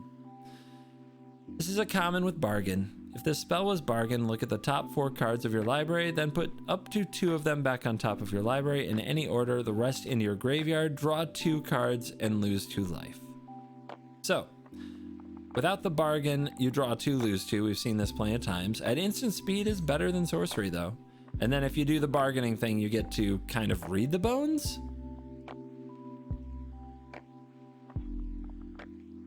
You guys know I love a draw 2. This is a draw 2 with a little upside if you ignore the lose 2 life. Best of 1 can't ignore the lose 2 life. You can't. Just can't. Mono red, go burr. This card's not bad though. And obviously if you have a Children on the battlefield, you offset that 2 life very well. But the fact that it's an instant makes it so much better because your opponent points removal at your thing and you use it for bargain and you improve your search, right? So that's really good. That's really good. And we all know that killing your own underdog in response to exile is very important, so this card might make a little standard play. I'm not super positive about that. 3 mana is a tough spot. Trespasser, Liliana, those cards are kind of cracked. What are you gonna do? Run 1 or 2 of these? Maybe. But I don't think it's gonna make the cut. So, what format is it for? Standard. Will it make the cut? Don't think so. Yeah. You can't sack underdog. Give me a break. My bad.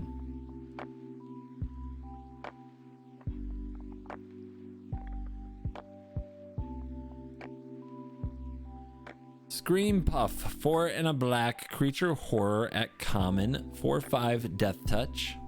Hey, the horror deck has something. Whenever Scream Puff deals combat damage to a player, make a food? Too much sugar is bad for your health. Not sure I want these foods either. 5 mana for a 4/5 death touch. I think it's clearly a limited card, but you notice that when they have these cards that are strictly limited, they're really putting effort into making them funny. I kind of love that. Like they're shooting their shots on these cards to make them interesting. I love it. Shatter the Oath is 3 black sorcery common. Destroy target creature or enchantment. Create a Wicked Roll token attached up to 1 target creature you control. Yep, just good old limited removal. Spectre of Mortality is 3 black for a creature spectre. Rare, 3/3 flyer. When it enters the battlefield, you may exile 1 or more creature cards from your graveyard. When you do, each other creature gets -X until end of turn, where X is the number of cards exiled this way. The number of cards exiled. And you have to exile 1 or more creature cards from your graveyard. That's kind of rough. That's pretty rough. It's a cool card, but you need to get 3 or 4 cards in your graveyard to get a Languish on a stick. And if you do that, this card is awesome. But man, that's not, that doesn't just happen. That stuff doesn't grow on trees. We've also talked about all the exile removal in standard, as well as the graveyard exile from Trespasser.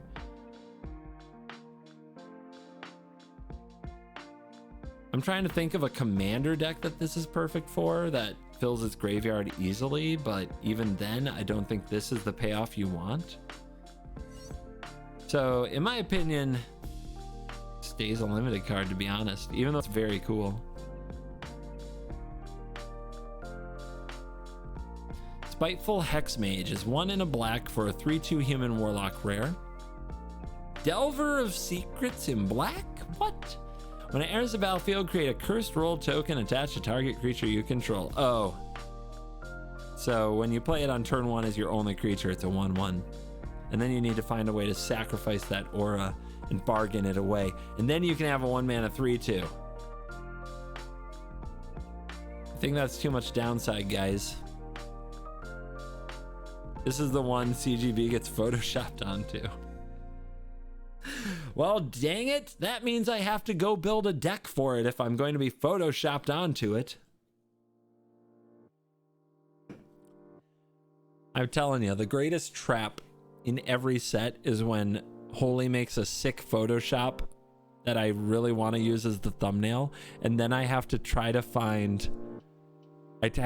build a deck around it so that the thumbnail isn't clickbait, so that the card is actually in the video. And man, I have lost so many hours trying to make terrible cards good so I could use the thumbnails. It's such a trap. This card is a trap. And yeah, this is not it, in my opinion. I don't think this is gonna make it outside of limited, where using the bargain mechanic is very cool. Sling Blade Assassin is 3 and a black for a 3/1 fairy assassin with flash and flying. When it enters the battlefield, destroy target creature an opponent controls that was dealt damage this turn. 4 mana, 3/1 flash flyer that might kill a thing. Seems limited to me. Sugar Rush is 1 and a black for an instant common. Target creature gets +3/+0 until end of turn. Draw a card. I know the perfect commander deck for this card. Does anybody know? Does anybody know exactly which commander deck is going to play this card? Huh? Who's got it? 5, 4, 3, 2, 1. The answer, you idiots, is Yargle and Multani.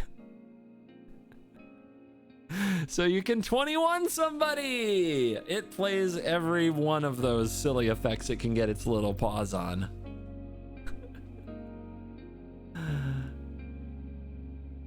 Yeah, that's about it.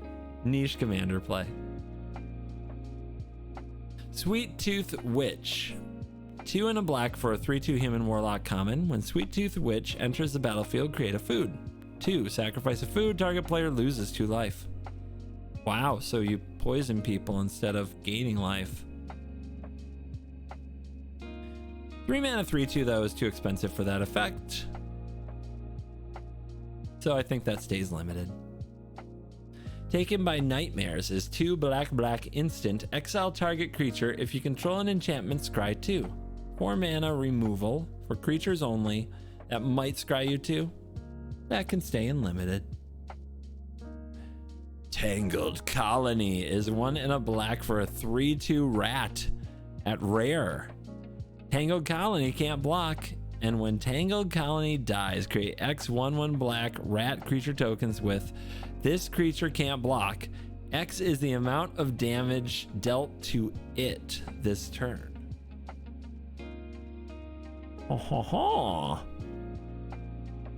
Well, we've talked about exile removal in standard, and I'm trying to think about this making the jump to standard. I think this is a lock for rat decks in commander, and those of you maniacs in historic brawl running your rat colony, why not?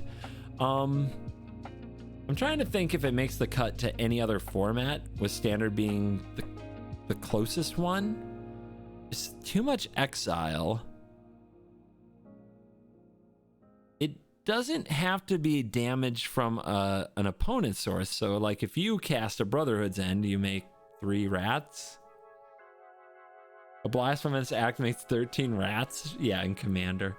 I think it's pretty clearly a commander card. I don't think that there's going to be a happy home for this in standard. Not being able to block is absolutely brutal in a format with mono red. You're never the fastest deck on the block, and you have to be able to block with your 2-drop.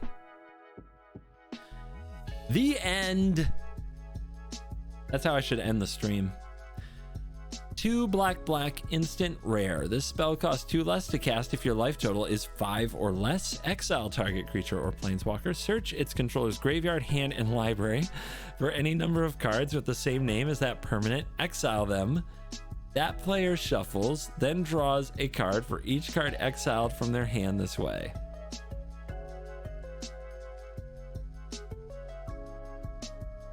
So 4 mana usually, unless things are really looking bad.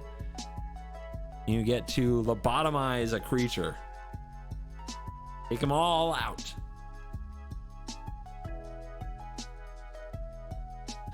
Shieldred. Guys, we found your answer to Shieldred. We know you hate the card. Here's a way to just remove them all from the opponent's deck. What color is it? Oh, black. It's black. Atraxa hate. I mean, yes, but the problem with using this on Atraxa is they already played it. So you have to beat all the value in their hand. That's tough. It's not great. I guess it's better than just go for the throating Atraxa, but it's not great. It does hit planeswalkers. So, like a modern control deck, if you hit their Wandering Emperor, or in Historic, you hit their Teferi, that might be all their win cons. You hit their Jace and they can't mill you out. Pretty good. Pretty good. I think this card will have a role. I think the problem is you can't run too many of it. It's like a 1 or 2 of. Because you just can't pay 4 mana for removal in most matchups. Or it might be in sideboard. So this will have a standard role and probably also see niche play in older formats too. If you want to play Historic Death Shadow, this card seems very appealing. Definitely not a commander card. It's a 60 card format card. I just think its play will be very limited by its cost. And it'll be like a 1 or 2 of, and sometimes in the sideboard. Which is Vanity. 1 in a black saga. Uncommon. Chapter 1, destroy target creature an opponent controls with mana value 2 or less. Chapter 2, create a food token. Chapter 3, create a Wicked Roll token attached to target creature you control. It's a decent amount of value for 2 mana, but definitely limited in its scope. How good is a food token? How good is your opponent's 2 mana creature? How good is a Wicked Roll on one of your things? It's all like incremental, but very small value. I have a little bit of hope for this card. Maybe it's a sideboard card. I like the Life of Toshiro Umezawa, but I think that card is still better than this one.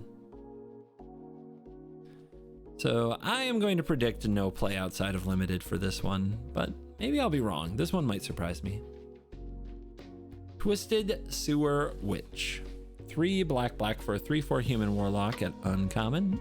When this card enters the battlefield, create a 1/1 black rat creature token with this creature can't block.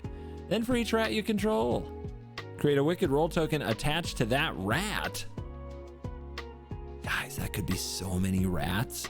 A 5 mana 3/4 that makes a 1/1, and then that 1/1 becomes a 2/2, and when it dies, or when the aura goes to the graveyard, each opponent loses 1 life, and that's on its own.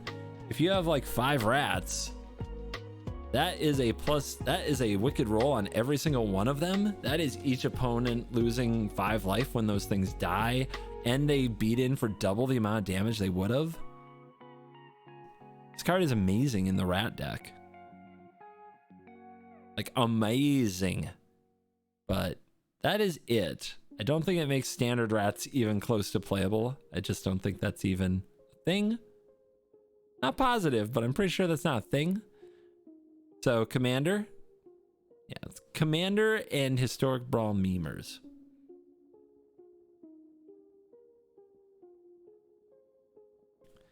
Virtue of Pestilence. The Virtue of Pestilence? What the? 5 black enchantment mythic at the beginning of your upkeep. Put target creature card from a graveyard onto the battlefield under your control, and there is an adventure. Locthwain Scorn. 1 and a black sorcery. Target creature gets -3/-3 until end of turn. You gain 2 life. Why did it have to be a sorcery? If it were an instant, this would be a banger, right? I love this. I love the idea of this card. It's a 2 mana removal spell and kind of stabilizer against the red decks in the format. Notably hits things that cut down can't always kill, like 3/3s, like notably kills a Feldon with a +1/+1 counter from a frickin' Kumano faces Kakazan that they always have, and gains you back a little life. That is sweet, but it gets a card that is totally sweet but always too expensive and always a bit of a trap in standard into the format by virtue of the adventure side, which is Debtor's Knell. Like, it is awesome that you can play this early to stabilize, and if you are able to stall out the game, or the game happens to stall out, later in the game you can throw down the Virtue of Persistence out of your Exile Adventure Zone and just start getting creatures back from the graveyard. You'll always have it in your starting hand because it's 7 mana. Now that's an arena thing, and you're so right. You are so right. This card is narrowly good. It is too bad that it's not very good against control decks. Casting this in the late game against control is probably too slow. They don't care that much. You cast this, they flash back their Memory Deluge before it gets back to your first upkeep, so you get a creature. They soul partition it, or destroy evil it, or do something annoying, or they let you get the creature back and then exile the creature. So against control, this is a very dead card in your deck, and control decks like me are really hoping you play it. But against mono red and mono white, this is a very good card. Against soldiers, against enchantments, I guess you'll probably kill something before it outscales it for 2 mana. Like, those are all like really good spots. Yeah, it might be a sideboard card when all is said and done, though.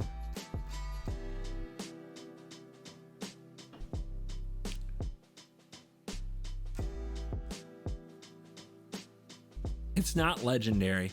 I love when people bring up that your 7 mana enchantment is not legendary. Like, guys, I'm telling you, man. It's like when people tell me that Portal to Phyrexia isn't legendary. Guys, I could have like 4 of these on the battlefield. I would be winning so much, you guys. So much. Some of y'all, you dream so big. It's cute. Don't let the world take that from you. Don't let me take that from you. Don't let my mockery and insulting and sassiness in this moment take that from you. You do you. You keep going.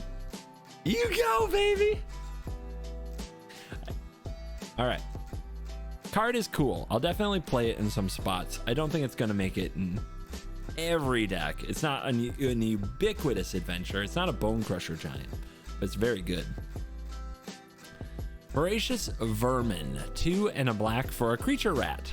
This is a 2/1 common. When it enters the battlefield, create a rat that can't block. Whenever another creature you control dies, put a +1/+1 counter on the vermin.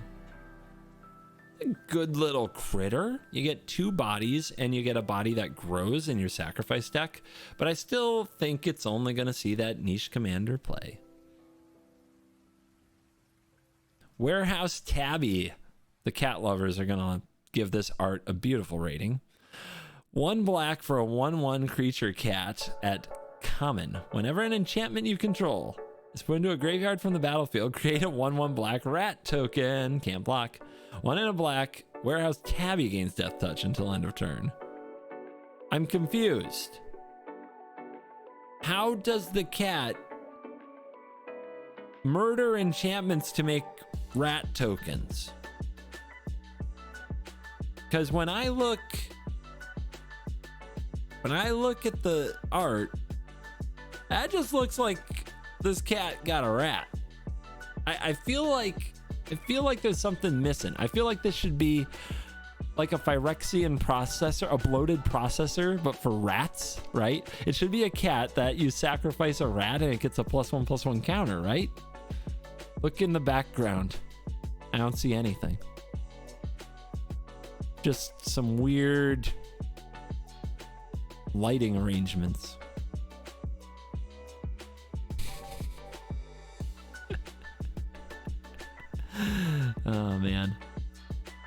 Well, more cats are fun.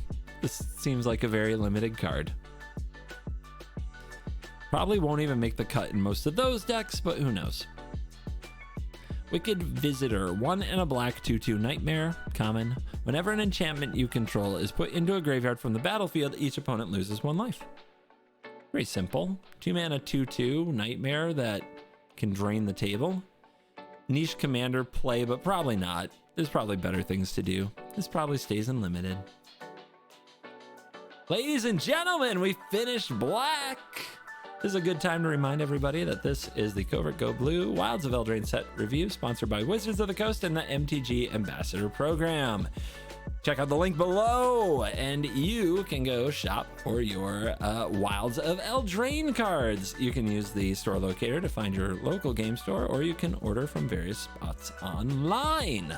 Also, !whoa in the chat right now, and you can see my ambassador link. When you use that, you encourage them to let me continue to do my ambassador thing for the foreseeables. The number one benefit, honestly, of the ambassador program is an early look at the sets and the cards in the set so that I can prepare content ahead of time. If you enjoyed the Worst Possible Commander Show's Eldraine episode that came out last Friday, like the day after the set was completely spoiled, if you like getting that early look at the cards in action, the ambassador program made that possible. So I encourage you guys, if you want to click on that link and look around and see about ordering your Wilds of Eldraine content, please do.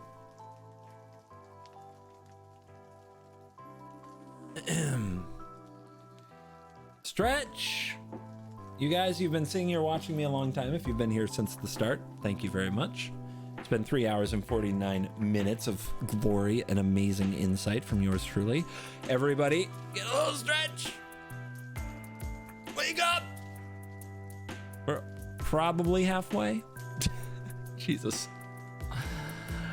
Hydrate. It's fine. We're into red. Red never has good cards. This is going to go very fast. Belligerent of the Ball is 2 and a red for a 3/3 Ogre Warrior, an uncommon with Celebration. At the beginning of combat on your turn, if 2 or more non-land permanents enter the battlefield on your turn, target creature gets +1/+0 and gains Menace. Limited. Bellowing Bruiser, 4 and a red for 4 haste. This is a adventure card, an ogre. It says beat a path, 2 and a red for a sorcery. Up to 2 creatures can't block this turn. That's no Bone Crusher Giant. It's 5 mana for a 4/4, and a kind of an okay limited trick. So that also stays in limited. So far, so good. We want 0 good red cards. Mono red is a done deck. And I am just terrified that there's going to be like an even better 1 mana red card that makes that deck even more busted, because they didn't design these sets with the idea that there would be no rotation. So they were expecting Kumano Faces Kakazan to get out of here, and it ain't gone. So I need there to be 0 good red aggro cards, like none. Mono red's not even good in best of 3? I don't think that's true. Now, it doesn't put up Magic Online tournament results, but that's because people who play Magic Online are a unique breed of human being that have literally nothing to do for 5 to 8 hours a day but play Magic Online, so they only play the slowest, grindiest possible things. I'm pretty sure on untapped.gg, Mono red in best of 3 still has a positive win rate. Anyway, continuing. Bespoke Battle Garb is 1 and a red artifact equipment that is common. An equipped creature gets +2/+0. The equip cost is 2, and it has Celebration. At the beginning of combat on your turn, if 2 or more non-land permanents enter the battlefield under your control this turn, attach Bespoke Battle Garb to up to 1 target creature you control. Can I safely call this one limited too? Evaluating equipment, I am terrible at. I think I said Embercleave was unplayable. I cannot evaluate equipment to save the for the life of me, I can't. It seems limited though. Boundary Lands Ranger is 1 and a red for a 2/2 human ranger uncommon. At the beginning of combat on your turn, if you control a creature with power 4 or greater, you may discard a card. If you do, draw. There might be niche commander play where you very specifically want to discard and or draw and your commander is 4 power, but I am doubting it. Charming Scoundrel. Hey, it's my card. 1 and a red at a 1/1 human rogue rare with haste. When Charming Scoundrel enters the battlefield, choose 1, discard a card and draw, create a treasure, or create a Wicked Roll token attached to target creature you control. Wait. So that is potentially a 2-mana 2/2 haste, and when it dies, you lose a life?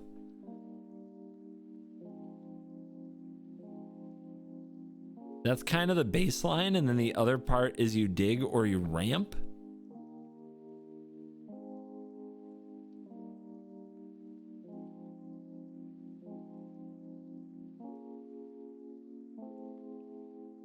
I mean, it's kind of good in all kinds of red decks, right? Right? I think the baseline is ramp. Not in best of 1. Ramp is a joke in best of 1. Haha, you ramp, I play red cards and you die. No, in the most played format in the world, which is still standard best of 1 somehow. Like, this enters the battlefield, you create the Wicked Roll token, you're a 2/2 that when it dies, the opponent loses 1 life and you just swing. Is that better or worse than a Bloodthirsty Adversary? It's probably worse than an Adversary because the upside when you kick that is so high, but it's better on turn 2 than the Adversary. It's better on turn 2 than the Adversary. The Adversary is only better when you kick it, and the fact that red decks don't always do that means this could at least split with that card. It's better than Feldon, probably. And Feldon was already seeing play as like 2 or 3 of. It's not a tremendous upgrade, but it's a little bit of an upgrade, and I hate it. I hate it.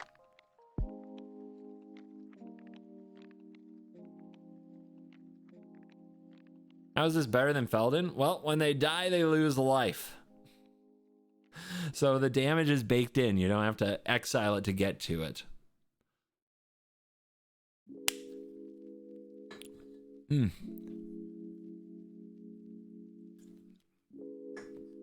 When Feldon dies, they get a card. Wrong.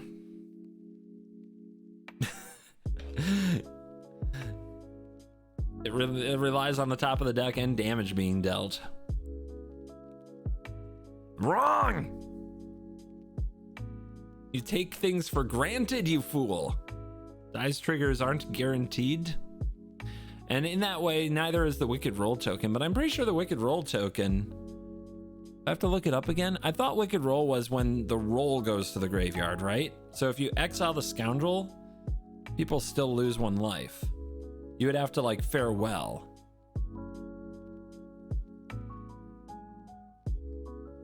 When the aura is put into the graveyard, yeah, so they exile this, they still lose 1 life. I think that matters. There also is the potential to ramp into a Raiju. I don't even run Raiju. I haven't run Raiju in a red deck in a long time. But if you want to play 4-drops, I guess you can. I mean, if you're going to try Big Red or Rakdos or some other decks like this thing making a treasure might be the mode.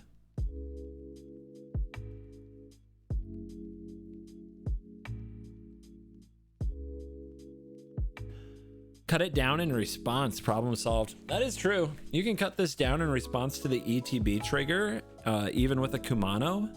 +1/+1 counter. Can't do that to Feldon. Interesting. So there's pluses and minuses on this card. I still think it's going to compete for those spots. However, here's the thing for you arena grinders out there, especially those who play mono red to get to mythic every month. It's an upgrade. It's a situational upgrade. You don't need it. Just don't play it. Just play the adversary and Feldon instead. 90% of the time, it won't matter. So you can save your wild cards, I think. Card is cool though. If you're gonna play something like a mid-range red deck, like this card has so many sweet modes. And in Historic Brawl, yeah, this is gonna be a multi-format card for sure.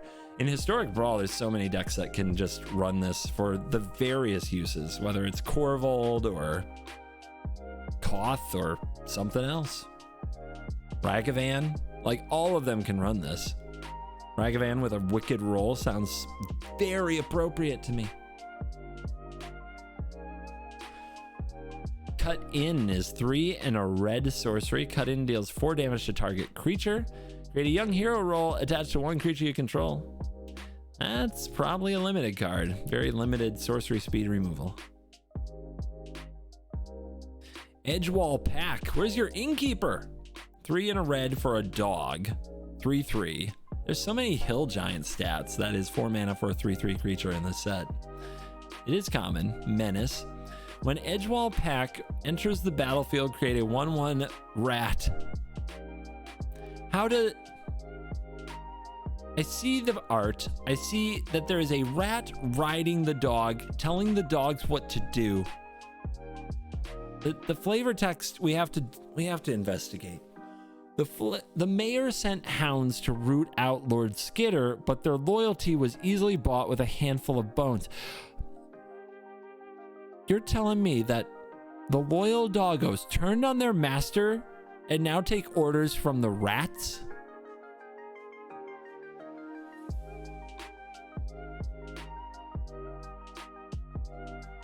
Nope.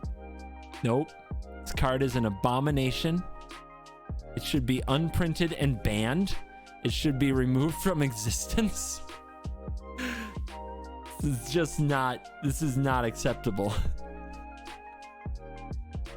The day my dog leaves me to take orders from a rat, I'm done.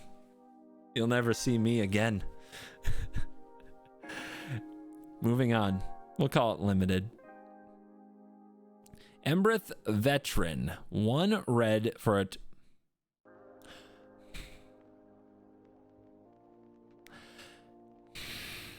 One red for a 2/1 human knight uncommon.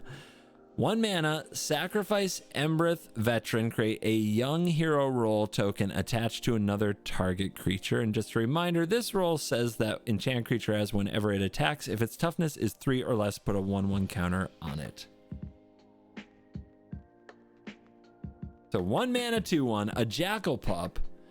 The ability is not sorcery speed, so in response to removal or whatever, you can put the roll on your Phoenix Chick or your Kumano Faces Kakazan thingamajig or whatever, and then you can start getting +1/+1 counters when those attack.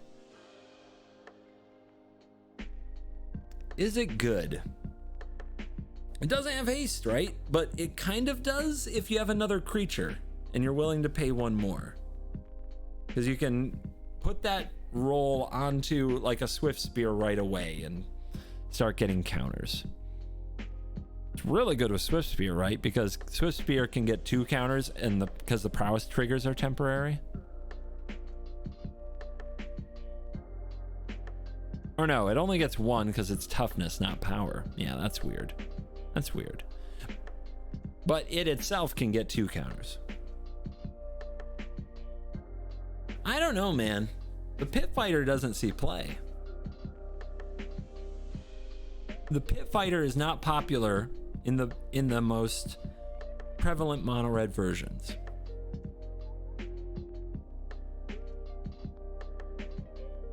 It does play well in multiples. This I think is the 1 mana, the red 1-drop meant to replace Kumano Faces Kakazan for the deck. I think it's better than Pit Fighter. I still don't know if it's good enough, right? Is it good enough to replace? It doesn't replace Swift Spear. I don't think it replaces Chick. It doesn't replace Kumano. So some decks run more 1-drops and they run the Epicure. Is it better or worse than Epicure? That's a tough one. Epicure is polarizing.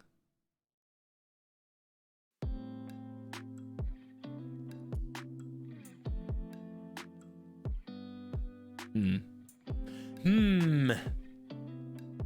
know what? I think with rotation this would see play, but without it, I don't think so. I'm actually okay with this. At this stage, I don't think this is better. I don't think this is gonna make the cut. We'll see. But right now this card does not worry me about making the cut.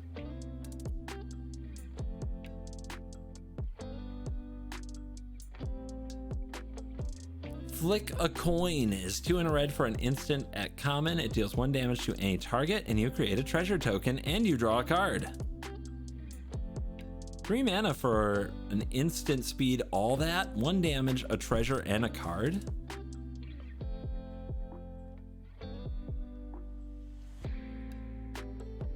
Still, probably costs too much. Probably too much.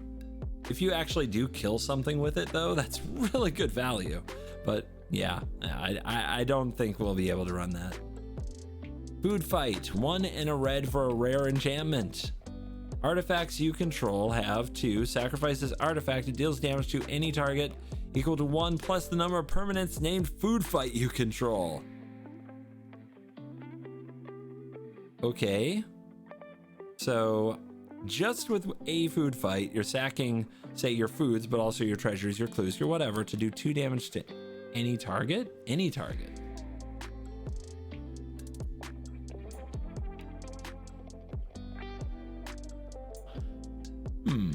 I don't think... It doesn't come with a food. I don't think we're gonna have that much food lying around. This isn't like the first Eldraine trip with the absolutely broken food payoffs. This, as a food payoff, is very fair, I think. There will be some commander decks that particularly like food or clues or treasures. They make a ton of artifacts anyway that would like this.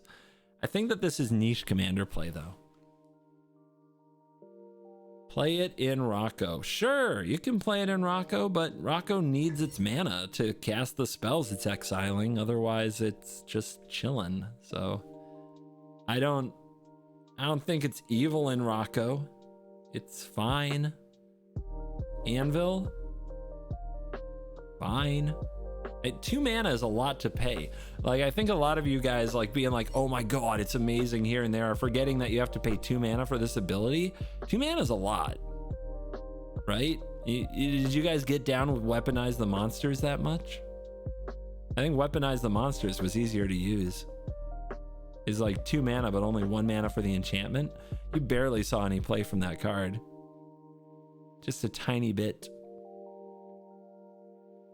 But if you got 2 on the table, it's 3 damage. Yeah, you're right. All you have to do is cast multiple enchantments that don't do anything on their own to make your other cards better. That's synergy. Magical Christmas Food Land. Niche commander play. My verdict is niche commander play.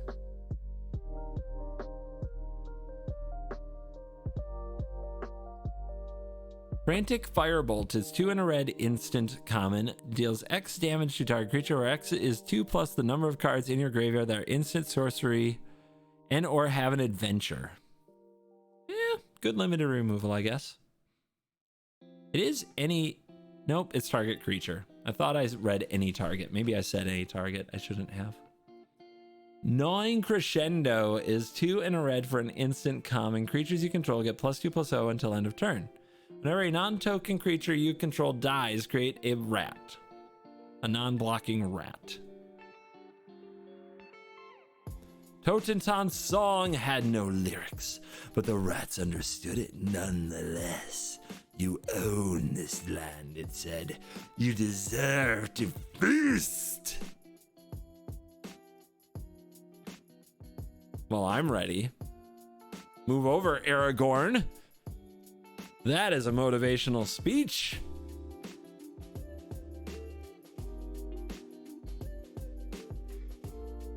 Limited. Niche commander play. Godric, Cloaked Reveler, is 1 red for a 3/3 legendary creature human noble at rare with haste and celebration. And the celebration makes Godric, Cloaked Reveler, a dragon with base power and toughness 4/4, flying, and fire breathing. So you have to play this on its own, 3 mana, 3/3 haste. Then, if you can either play another permanent that's not a land that turn, or the next turn you cast 2 permanents, then it becomes a 4/4 flying dragon with fire breathing.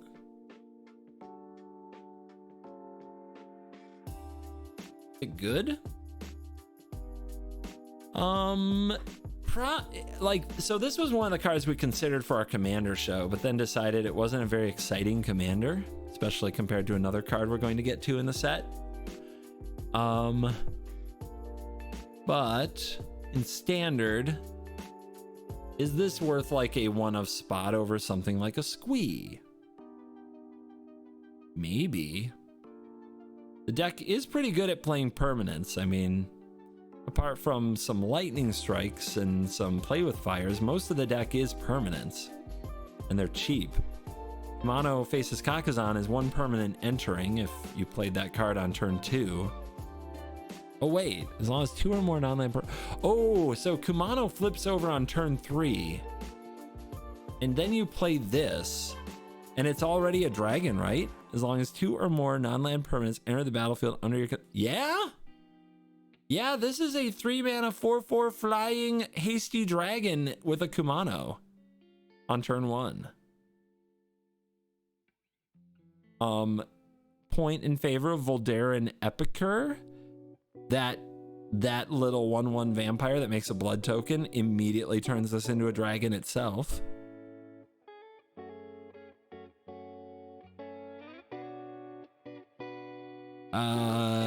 Yeah.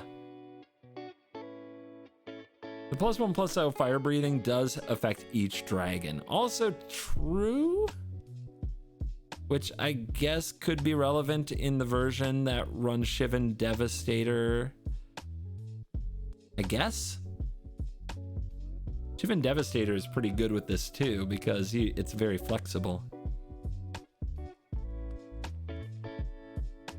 This and the modal 2-drop. Yeah, the modal 2-drop can make a treasure and activate it. Thanks, I hate it.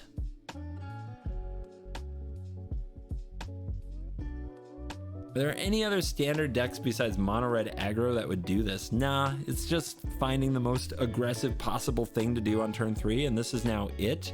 Squee was 3 points of hasty attack. This is now potentially 4. So I'm so happy about this.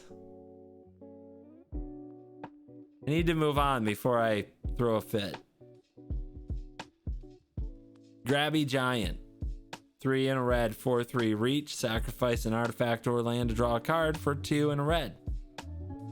As an adventure, that's mine. Instant, create a treasure token. There are historic brawl decks where I just want the that's mine, like 2 mana, make a treasure token. Like I'm trying to ramp into Chandra. This could replace some of the stupid cards I run that just make treasure tokens. But that's really niche, like brawl play. Otherwise, limited card.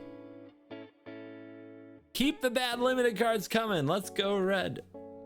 Grand Ball Guest. 1 in a red, 2/2. Human Peasant with Celebration. This card gets +1/+1 and Trample if the celebration happens. Limited. Harried Spear Guard is 1 red for a 1/1 with haste. I hate it. It's a common human soldier. When it dies, create a rat that can't block.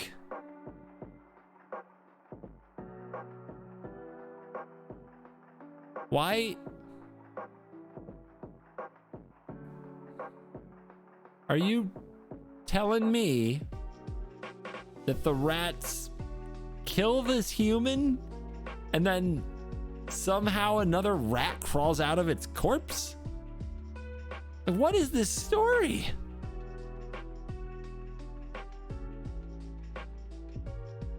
This is not a bad card either. It is haste, and it does, when it dies, create another body that keeps attacking. This is not a bad card.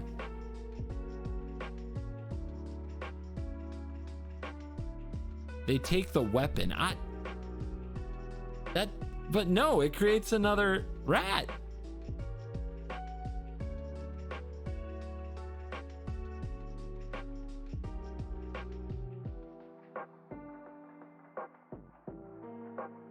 The flavor text is very good. Fine, I'll do it. Why are you vermin so daft? This is a warehouse full of bricks. Bricks, you can't eat bricks. Oh. Oh. Well, shit.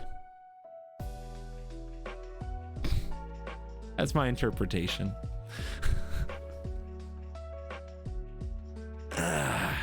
Moving right along. This might see some play. Like the fact that it creates another creature. I still think the Epicure is better now, though. The Epicure plays better with Godric, which might be the best thing you can do for 3 mana in red now. Takes a little bit of synergy, but its baseline is a 3/3 haste for 3, so. Hearth Elemental is 5 in red for a 4/5 elemental uncommon. This spell costs X less to cast, where X is the number of cards in your graveyard that are instant or sorceries and or have adventure. And the adventure mode is a Stoke Genius, 1 in a red. Discard your hand, then draw 2 cards. It's an interesting card.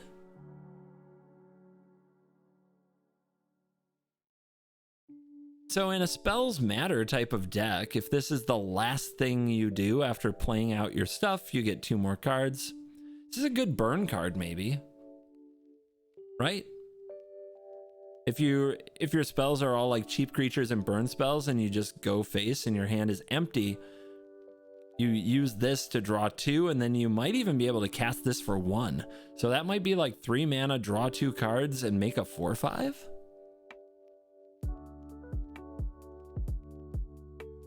It's not bad.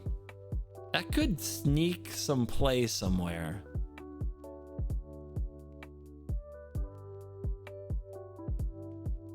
I don't think it's better than what red can already do, but I think it's an interesting card that might just surprise you somewhere. Imodane the Pyrohammer is 2 red legendary creature human knight rare for 4. Whenever an instant or sorcery spell you control that targets only a single creature deals combat damage to that creature, Imodane does that much damage to each opponent. Eagle, thank you very much for the prime. Yeah, if you saw Covert Go Crew Wilds of Eldraine episode already, this card is not messing around. It is if you are a burn player, if you want to point burn spells at things and see life totals go down, you should try this. This card was way better than I even expected it to be. Way better than I thought it would be in Commander. And we'll see about Historic Brawl. I think Historic Brawl suffers from what if there are no targets, because there are a lot of control decks in Historic Brawl that just don't provide a target. Even a deck like Atraxa might be the only target, and at that point they just drew a whole bunch of cards. They probably killed your commander. It's no advantage on its own. It doesn't strike me as a good Historic Brawl card, but it strikes me as a good commander. And trust me, it struck me very hard for like 64 damage or whatever as a commander, so it's fine. This is a commander card in my opinion. Matthew Netting, thank you for the tier 1. Kindled Heroism. 1 red instant common. Target creature gets +1/+0 and gains first strike until end of turn. Scry 1. Everybody know Kellen's business? You guys know the outcome of the lore? Careful, watch out for spoilers. I can't guarantee that my chat won't just spoil stuff. But if you know, you know. Yeah, you know. All right. Kindled Heroism. This card goes in Zada in Commander, the end. Corvold and the Noble Thief, 3 and a red saga. Chapter 1, create a treasure token. Chapter 2, create a treasure token. Chapter 3, exile the top 3 cards of target opponent's library. You may play those cards this turn. Not one of those cards, all 3 of those cards potentially. That's pretty cool. And it talks about Corvold. Where's Corvold? What happened to Corvold? I like this saga, but it's probably for Commander, because you could run it in like a Tom Bombadil and it's good value. You can run it in a Corvold deck and it's good value. I just don't know a deck in Standard where you play a 4-mana card that makes a treasure for 2 turns and doesn't do anything else. So I'm going to give this one a Commander rating, niche Commander play. Merry Bards, 2 and a red human bard common, 3/2. When it enters the battlefield, you may pay 1. When you do, create a young hero role token attached to target creature you control. We're gonna go that 3 mana 3/2 that you have to pay more to get out of. We're gonna go with limited. Minecart Daredevil. Anybody having some Donkey Kong vibes? Donkey Kong Country, anybody? 2 and a red 4/2 Dwarf Knight. Vanilla. But adventure, ride the rails, 1 red instant. Target creature gets +2/+1 until end of turn. It's no Rimrock Knight. Rimrock Knight actually made the cut in that red deck. This sticks to limited, unfortunately. Guys, give it up. Jim Davis is rating with 397. Surely very excitable viewers. You're just in time. We're doing red cards. You like red cards? I love red cards. They make me so happy. Today's stream is sponsored by Wizards of the Coast. This is my hashtag MTG ambassador stream. So yeah, we're going over every card in the main set, and then we're probably going to do the enchantments. And what we're just trying to answer are the questions of what format is this for and will it see play? Also in chat, some absolute renegade mad lads are rating the art. They're just giving their personal opinions on the art in numeric form out of 10. So if you really want some number out of 10 content, chat is contributing that particular thing to this particular set review. Thank you very much for the raid, Jim. I really appreciate you, and welcome everybody. Next up is Monstrous Rage. A red for an instant uncommon. Target creature gets +2/+0 until end of turn and create a monster roll token attached to it. This is our first monster roll.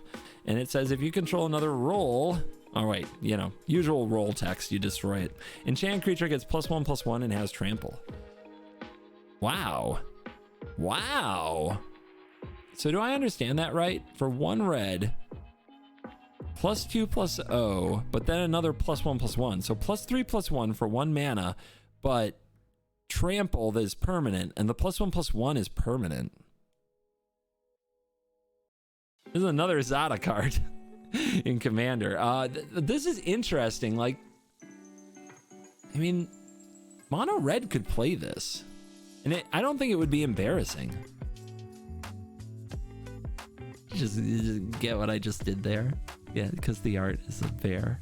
And I said embarrassing. Yeah, you liked it. Don't act like you don't like it. Oh, this on a Swift Spear is nasty. Absolutely nasty.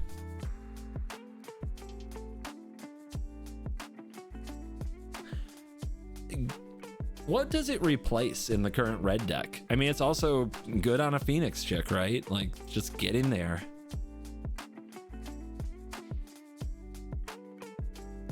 There's a card that does +3/+2 that is better. Yeah, but none of that's permanent, right? It's not an enchantment. Like, the fact that the roll sticks around is the important part.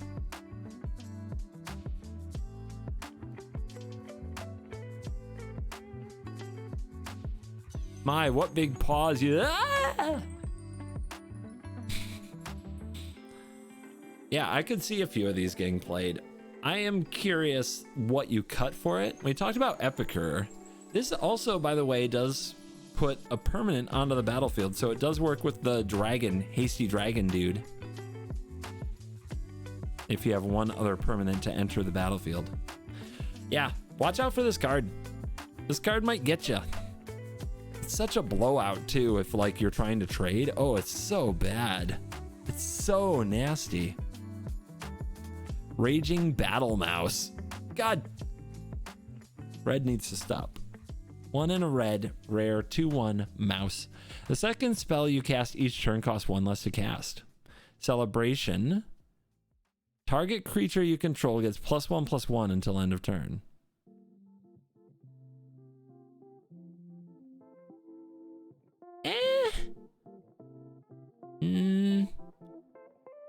It's an alright mouse. Cost reduction is good, but like you're not gonna play this in Storm.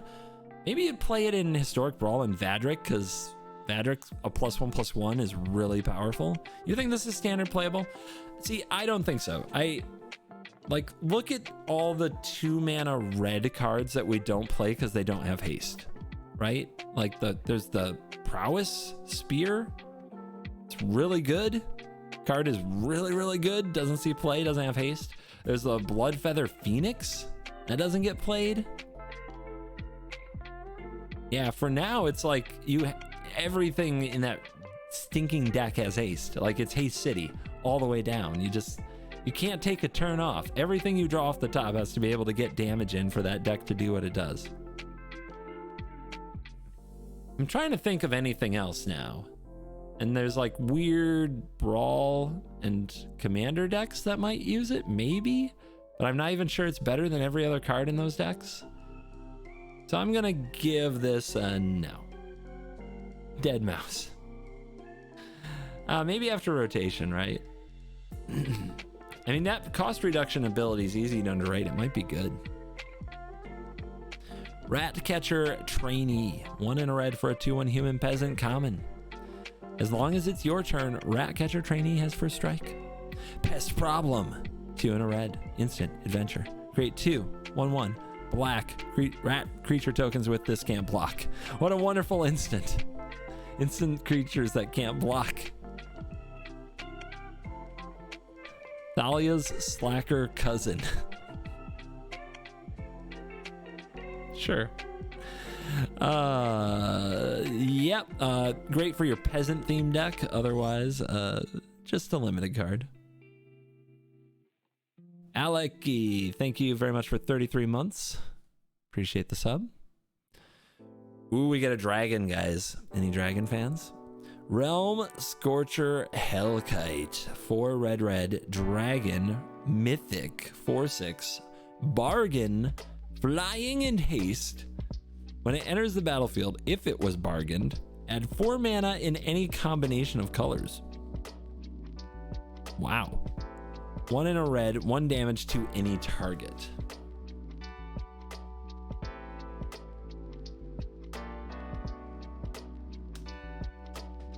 Six mana is a lot. I feel like, is it just me? I know that you can get some of it back with the bargain, and obviously you have to be in a deck that does that consistently. This for 2 mana seems a lot better, obviously, but 6 mana is like the entrance. Like, where are we doing that? This and then play Sheldred. Or play Sheldred 2 turns earlier and the game's already over by the time this comes out?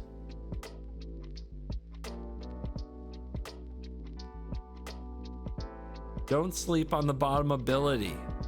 You can do 2 blasts with it if you bargain. There's a dragon right now that is 6 mana that when ETBs does 4 damage to anything that sees 0 play. So how am I supposed to be excited about dealing 2? I can't do it, man. I can't do it.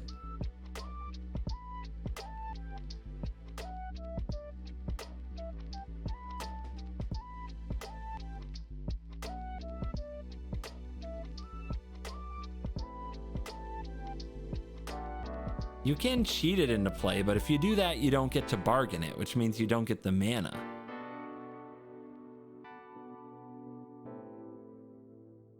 I don't see it, man. It's mythic and it's a dragon, so it would be nice to be excited. I don't see it.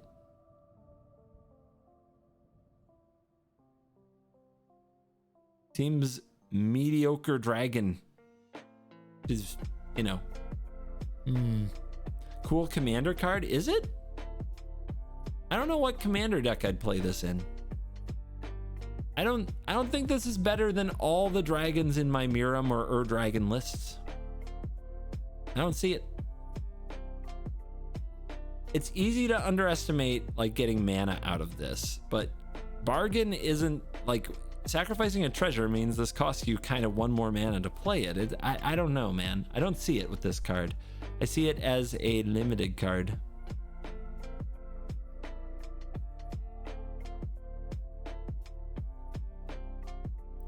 Redcap Gutter Dweller. 2 red, 3/3 rare Goblin Warrior with Menace. When it enters the battlefield, create 2 rats that can't block. Still more rats. At the beginning of your upkeep, you may sacrifice a creature. If you do, put a counter on this. Exile the top card of your library. You may play it. A nice little goblin.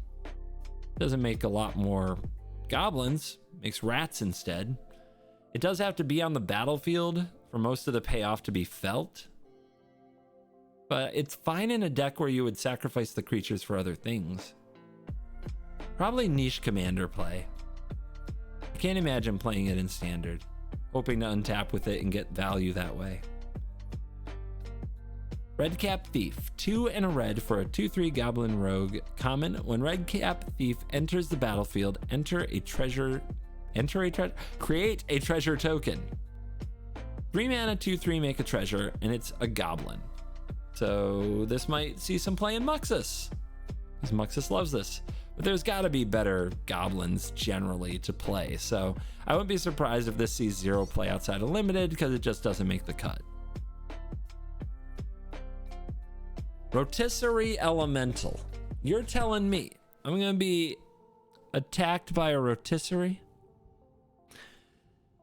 1 red, rare, 1/1 creature, elemental with menace. Whenever, god damn, it's making me hungry. Whenever rotisserie elemental deals combat damage to a player, put a skewer counter on rotisserie elemental. Then you may sacrifice it. If you do, exile the top X cards of your library, where X is the number of skewer counters on rotisserie elemental. You may play those cards this turn. Let's see. You do exile the top X, where X is the number of skewered counters when it deals combat damage to a player. So those are face-up exiles, right? This is public knowledge. It's not face down. Doesn't specifically say face down. So it's not like Bomat Courier. We know kind of what's coming, and it has to hit face to do it.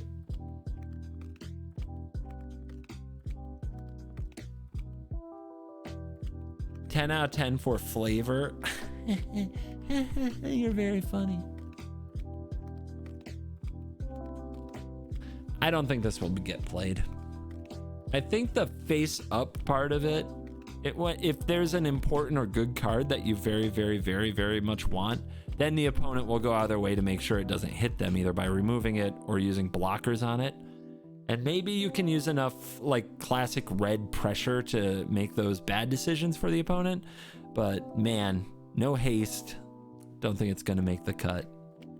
So, but now I need to go get myself some meat on a stick. Jeez, I'm so hungry now. I don't think this one's gonna see play. Maybe an elemental. Yeah, there might be some elemental decks where it sees play. That's about it. Or food themed niche play. Worth trying out. I mean, I love card advantage as much as the next person, but right now, the only cards that make sense in the red deck have haste. You know, it's more card advantage ain't gonna do it. I wonder if it's a sideboard card against control, but even then I'd be really skeptical. Skewer Slinger. Hey, they should be a team. 1 in a red for a 1/3 Dwarf Knight, common with reach. With reach?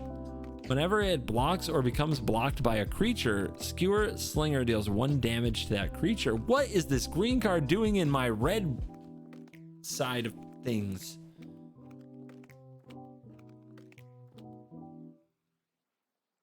I don't know. Limited. Limited, probably.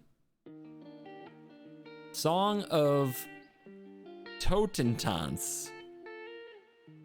Song of Totentance?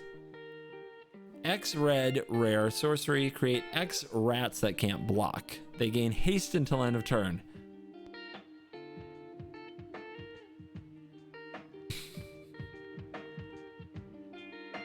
It's a lot. That could be a lot of 1/1s. Nice finisher. Mono red burn will love it. Is it? Is it? I don't know, man. You guys are excited about this. I don't know about this. What are you, so Shivan Devastator is a card you run in the red deck that also runs Invasion of Tokir. But I don't feel like the other red, like the red deck that doesn't run that, didn't feel like it was missing Shivan Devastator. And Devastator has evasion. These are just like, they can't block, so they're just like whoosh into the fray. I mean, it is good in Jinny Fae. I would definitely say that this is a niche commander card. I can't imagine this being what you want to do in standard. But I will say that one potential outlet for Rowan, Scion of War, which we haven't gotten to yet, but would make this card cost X less to cast, where X is the amount of life you lost this turn, could be this card. I had it, it was on the fence and ended up getting cut from my Rowan deck. But Rowan is going to be legal in standard, so maybe there's some kind of an outlet there, but dude, I can't imagine this in standard. I just can't see it. This to me is a pure commander card. I can't imagine it in Historic Brawl either. Commander plus commander equals commander. That's my opinion on the song. I would love to be wrong. If I get ratted out, if they rat me out in standard, you guys win. You were right, I was wrong. Well, Secure the Waste played in standard. Secure the Waste and this card are very different. Instant speed was everything. Like, those two cards aren't a good comparison. Bone Splitter Bolt is X and a red, instant uncommon with bargain, and it does X damage to target creature or planeswalker. If the spell was bargained, it deals twice X damage to that permanent instead.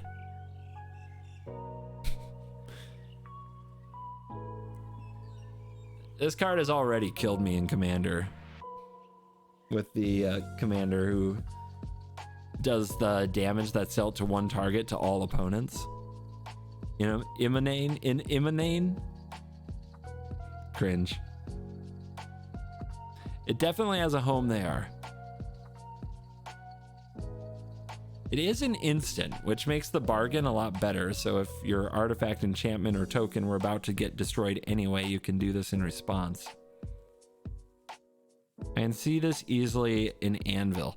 The reason this makes no sense in Anvil is you can just run Eaten Alive, and for 1 mana, bargaining one of those things that you would lose anyway, Eaten Alive exiles target creature or planeswalker. So there's, like, I don't see any reason to run this in Anvil when you have cards like Eaten Alive. It's like a strictly worse, I think.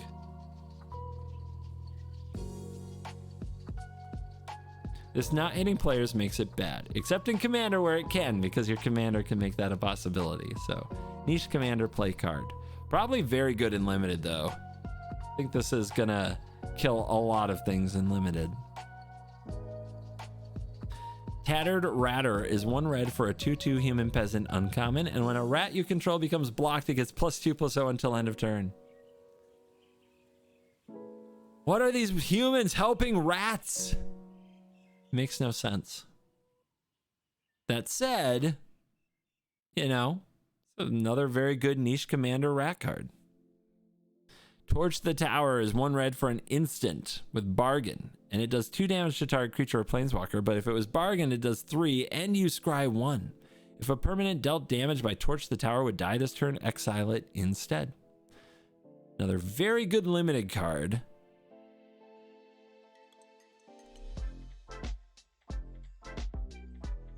Depends how much you love scrying. I don't love scrying very much. So for me, this still doesn't make the cut in any like Anvil type decks.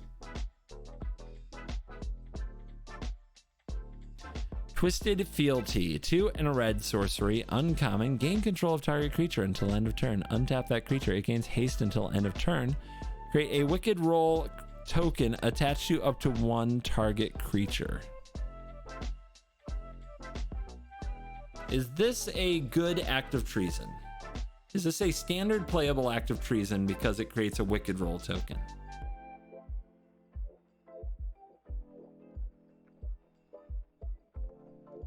I still think Furnace Reigns is better. Getting that treasure token is so good.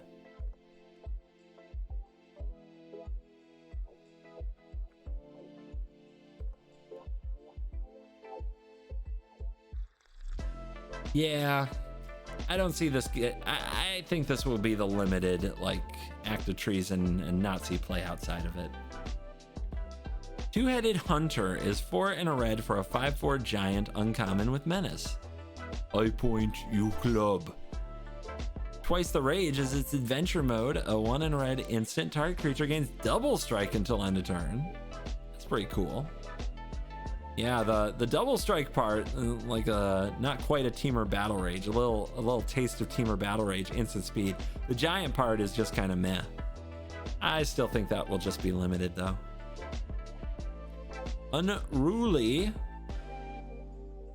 Unruly Catapult, 2 and a red artifact creature construct, 0/4 common defender. Tap it for 1 damage to each opponent. Whenever you cast an instant or sorcery, untap it. Kind of a little Thermo Alchemist going there, but it's an 0/4 artifact construct. I think in Commander decks that just try to do a bunch of damage to everything, there's probably better, but if you are one of those running it sees play in Commander, that niche Commander, in that pinger theme type deck, right? There's the Warhammer Commander that turns anytime everybody would take 1 damage into much more damage. I forget the name of it. You're gonna put a Curiosity on this and draw 3 cards.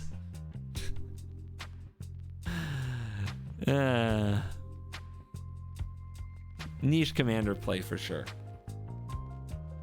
Red Defender. I didn't know they knew what that was.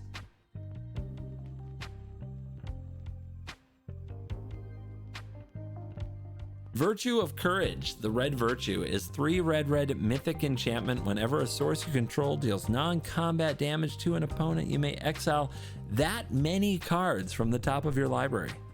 You may play those cards this turn. I bolt you, I exile 3 cards, I may cast 3 cards. Now you're speaking my language. Adventure mode, 1 and a red Embereth Blaze instant. It deals 2 damage to any target. Is this your Bone Crusher Giant reprint, guys? Oh my gosh, every 2 toughness creature in the format is now on notice. The 5 mana enchantment on its own doesn't do anything. That's the tough part, right? You've got to take the turn off in most situations to play it, because even if you are able to deal them some non-combat damage after you play this with a Unruly Catapult, for example, it's unlikely you can play the spell because it costs so much mana to cast this. So in standard, I think 9 out of 10 times Lightning Strike or Invasion of Tarkir are better. They just are, right? But Commander. Commander. In Commander, there's a lot of decks looking at this card like, oh, baby, baby, baby, baby, baby. We gonna storm off dealing some damage. My Gutter Snipe is gonna exile like this with a gutter snipe, cast 1 instant of any kind, and you're exiling 6 cards? Is that right? Yeah, that's right. Oof. Ooh, baby. So yeah, this card is a commander card, a beautiful one at that. Witch's Mark is 1 and a red, a sorcery, a common. You may discard a card. If you do, draw 2 cards. Create a Wicked Roll token attached to up to 1 target creature you control. I mean, if you played a 1-mana creature, this is a very good Thrill of Possibility type of card. But I think they did it with Bitter Reunion. I don't think you need more of this. There might be some niche commander decks that do it, but I think Bitter Reunion just... that card is, to me, very amazing. It is sweet art, though. Witchstalker Frenzy, 3 and a red for an instant at uncommon. The spell costs 1 less to cast for each creature that attacked this turn. 5 damage to target creature. Huh. So if they're attacking you with 3 creatures, this only costs 1 red. And if you attack them with 3 creatures, this only costs 1 red. But it can only hit creatures, so maybe it's a sideboard card? Not having any variety in targets means it's useless against control, which is a big time liability. It does hit Shieldred. It does hit Shieldred. A potential way to kill Shieldred for 1 mana is super appealing, especially to red. I'm gonna say standard sideboard. Guys, we made it to green! And the good news, we can skip green because there are no good green cards that are printed anymore. None! We can skip the whole color. It only took us 4 hours and 44 minutes to get here. I'm gonna grab another beverage refill and we're gonna gas up for the home stretch, baby. I'll be right back.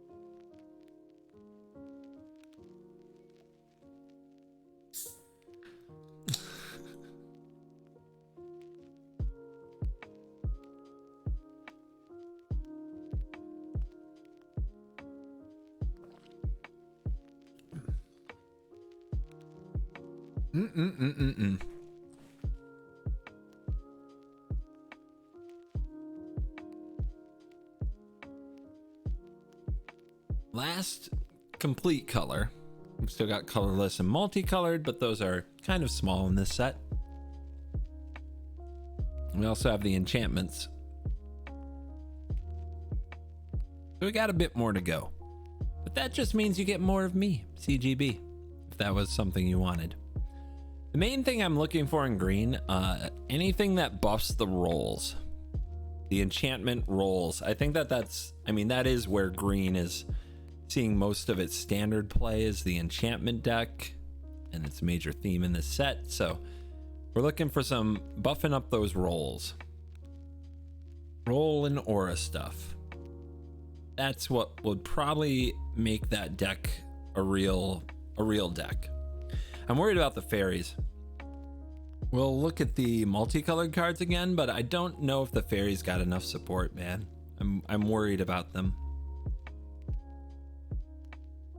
I just didn't see enough there.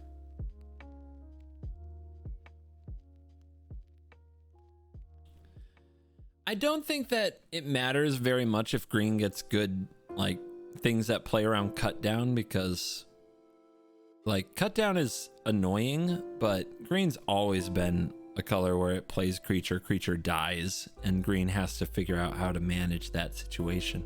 I think the problem for green, like, it can't kill Sheoldred. It just can't. Like, any of their fight spells, you like 2-for-1 yourself. It's so bad. And any of the like bite spells get blown out completely because they're too expensive to do in one turn around the time your opponent has an active Sheoldred that's destroying you. So you need to have big creature, then play a bite spell, and it gets blown out so hard by a go for the throat. Just gets absolutely destroyed. So yeah, Lizard Brawl would help. Too bad snow-covered forests aren't legal right now, you fools. But I know what you mean. Now would be a great time to remind you guys that this is CovertGoBlue's set review for Wilds of Eldraine. We're reading all of the cards and trying to answer the question of what format it is for and if it will see play in that format. And today's video and stream is sponsored by Wizards of the Coast. It's my MTG Ambassador stream. So check out Wilds of Eldraine. There's a little link. It is right there. ! Whoa in the chat or the description of this video. And you can click on it and it will take you to a store locator so you can find a place to order, pre-order, and purchase the Wilds of Eldraine. And clicking on that link will tell Wizards that, hey, he's a good ambassador. He doesn't just make people rage and salty and scoop and uninstall Arena. He's more than that. But also that, probably, with my nasty control decks. So, yay! Hashtag MTG Ambassador, yay. We are on the color green, let's get it. Agatha's Champion is 4 and a green for a 4/4 human knight uncommon with bargain and trample. And when it enters the battlefield, if it was bargain, it fights up to 1 target creature you don't control. 5 mana 4/4. That if you sacrifice a thingy of yours, can fight something. 1 more mana, and you could have 2-for-1'd yourself against Sheoldred. Not a promising start. Limited it is. Beanstalk Worm, 4 and a green, 5/4 reach, plant worm with adventure, 1 and a green sorcery. You may play an additional land this turn. I think if it doesn't draw you a card or somehow find you a land, I don't think an Explore effect is very good. I'm going to stick with limited on this card too.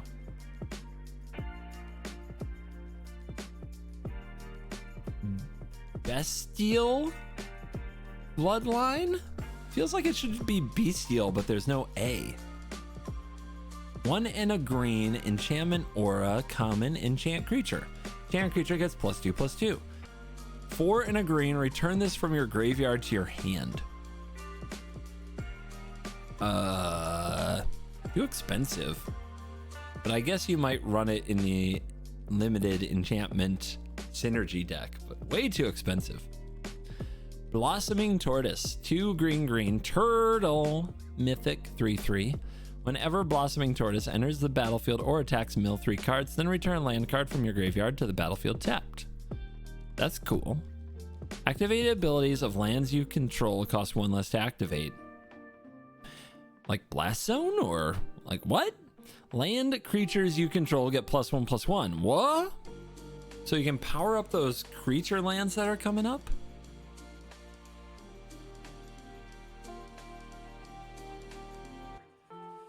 I mean, that's interesting.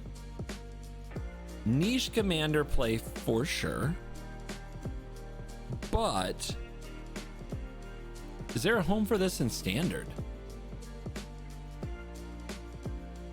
Makes Awaken the Woods better. True. True. I mean, it's no Sheldred. The fact that you have to attack into the Sheldred to get the ability is cringe.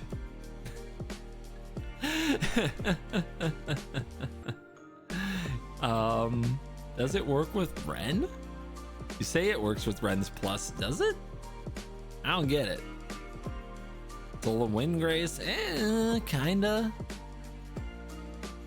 It's kind of its own thing compared to all of those other cards that talk about lands. I think it's mostly a commander card. But it's not a terrible card on its own. It's a 4-mana 3/3 with probably some value. But you could cast, for the same cost, you could cast Invasion of Zendikar and get 2 lands and have a potential 4/4 afterwards. That's gotta be better. So I think it's a lonely tortoise in standard. I don't think it has the support. Bramble Familiar is 1 and a green elemental raccoon. Rare 2/2.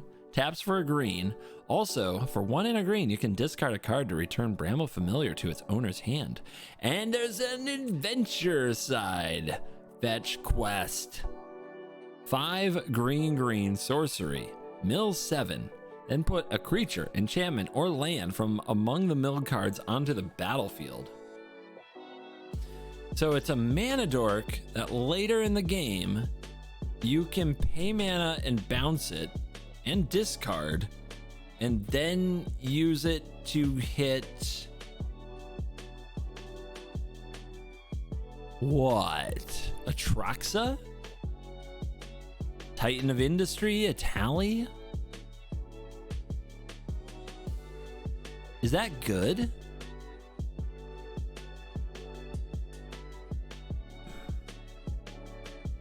It's good mana ramp. Is it?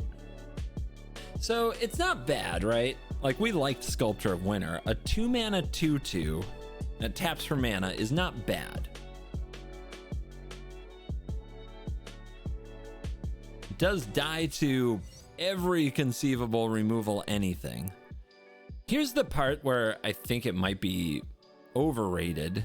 The kind of ugly side of this is I think a lot of people think that they'll just use it for mana until they're ready to return it to their hand and then cast the adventure side. That's a 9-mana commitment, and you have to discard a card because you have to bounce this back to its hand and then do the thing. And I think that part of the card is bad. But I think that if you just draw this with 7 mana, if you already did your ramping, you know, if you draw this on turn 4, 5, or 6 after you already ramped up, then getting to use it there is way better than the typical mana dork. Like, that's good because you can immediately do that mill 7 and maybe you hit something big.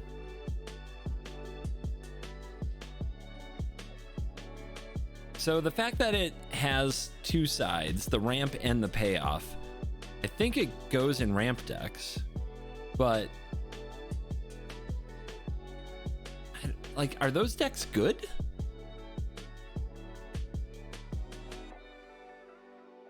I don't think this is facing Shigeki. I think there's a very different card from Shigeki.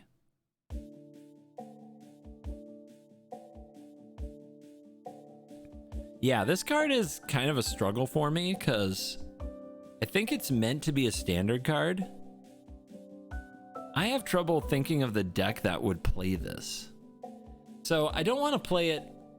Part of me wants to play 1 or 2 in the Atraxa deck And then the other part of me is like, that deck just runs Sunfall. I'm just going to exile my own Bramble Familiar. I guess you could bounce it back to your hand, but you're discarding a card. So going down a card to have this in your hand isn't great. I don't know. It doesn't strike me as great enough that that deck wants it very much. Because in the same, I don't know, man. Maybe there's that one last flex spot, right? One or two final flex spots where this card makes sense. I can see how in one's, I think this is going to play out clunkier and worse than people think it will, because I think they look at the two sides and see all upside. And I don't think it's going to, I just don't think it's going to work out that way most of the time. You know what I mean? So for me, this card is going to see a little bit of standard play, and it might even get cut after people play with it. I think it'll see a decent amount of commander play. It's a very exciting commander card, right? Very sweet. It's an upgrade over Herd Migration. It's not though, right? Like Herd Migration does several things better than this. Multiple bodies when you actually cast it. Fixes mana. This can only make green. Herd Migration gets you the different land types to make your leyline binding work. There's no way this is better than Herd Migration. Like they're complete, like I don't think that's close. I want to like it. I want to like it. I can't find it, man. Maybe like there's the mono green ramp deck I keep trying to make work. The problem is that deck hasn't been good. Maybe if there's enough pieces for that mono green ramp deck, this could be a 4 of. But I'm skeptical. I've been hurt. I've been hurt by like 2 years of green decks being a trap. Let's move along. Brave the Wilds is 1 in a green sorcery common with Bargain. If the spell is Bargain, target land you control becomes a 3/3 elemental creature with haste that's still a land. Search your library for a basic land card, reveal it, and put it in your hand and then shuffle. This is one of those like early land fixed tutors that actually has significant upside if you're a deck that has things for it to bargain that can just be a 1-mana 3/3 later in the game and still get you the land. It's a pretty cool card. It does require a deck that wants to bargain, right? Because otherwise there's a bunch of other like Thirsting Roots and Bushwhack that you could run instead. So you need to want to bargain it. But if you are a deck that somehow creates the right fodder, this card is good. So watch for the right fodder in the right deck. I think this will see niche standard play somewhere. Commune with Nature is 1 green for a sorcery common. Look at the top 5. You may reveal a creature card from among them, put it in your hand, the rest go on the bottom. Is there a creature we want it so badly that we run this? This was in standard a long time ago. I can't remember if it saw a real play.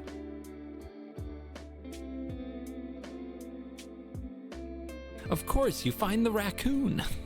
This card seems okay. It depends on like a 2-drop that we badly need. Like you need the perfect 2-drop and you're in green. Maybe you run this.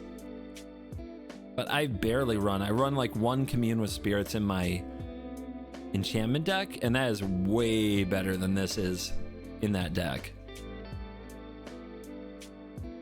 Curse of the Werefox is 2 in a green for a sorcery common. Create a monster roll token attached to target creature you control. When you do, that creature fights up to 1 target creature you don't control. Yay, more ways to fight a children and die. Limited. Elvish Archivist is 1 green for an 0/1 rare Elf Artificer. What is this? Whenever 1 or more artifacts enter the battlefield under your control, put 2 counters on the Archivist. It triggers once a turn. 2 counters? Whenever 1 or more enchantments enter the battlefield under your control, draw a card? Whoa, whoa, whoa. It pays off for enchantments and artifacts? It's an enchantress? Trigger once a turn kind of sucks, but like in standard, how picky can you get? We haven't really had this. How do we get both? How do we get an enchantment and an artifact in one card? Fable got banned.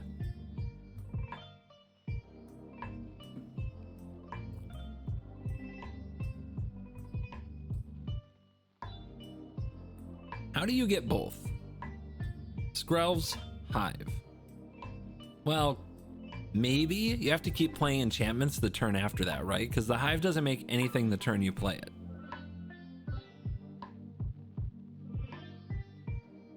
EDH. Yeah. I mean, I think you'll definitely see some EDH play. There's decks that lean in the artifact direction. There's decks that lean in the enchantment direction for sure. Is this good enough for standard enchantments? I don't think so. You don't really want to spend 2 mana on an 0/1 to draw some cards for playing your enchantments when you could be just beating the opponent to death. Trail of Crumbs. Oof, Trail of Crumbs. Bring it back now. Trail of Crumbs with this would be absolutely awesome. Yeah, now we're gonna have to keep an eye on all the things that make enchantments and artifacts and if they can go in decks together.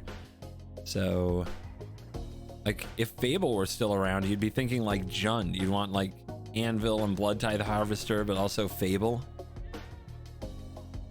Could be interesting.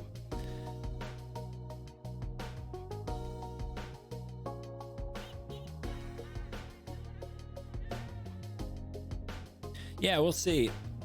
You just have to watch for the cards that kind of do it all. So I think, like, I don't think they'd make this card if it weren't going to see play in some archetype, but it's green. So those archetypes just aren't supported on the count that they're green for current standard. So I'm going to call this a commander card. Feral Encounters, green for a sorcery that is rare. Look at the top 5 of your library. You may exile a creature card from among them. Put the rest on the bottom of your library in a random order. You may cast the exiled card this turn. At the beginning of your next combat phase this turn, target creature you control deals damage equal to its power to up to 1 target creature you don't control.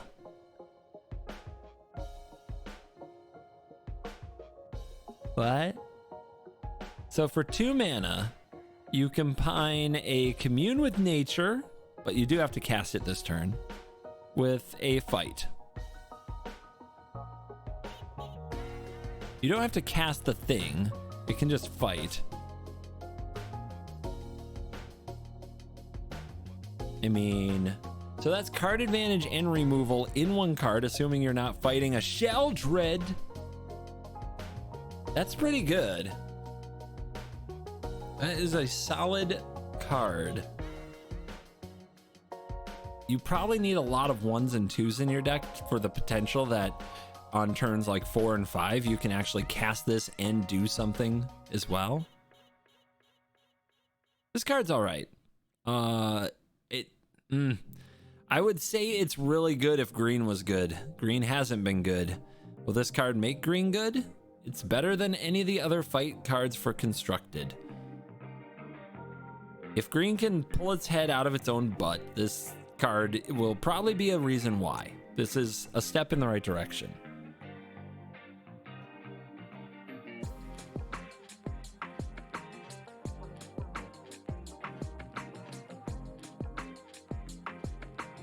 So where's our 5-power creature so this can kill Sheldred?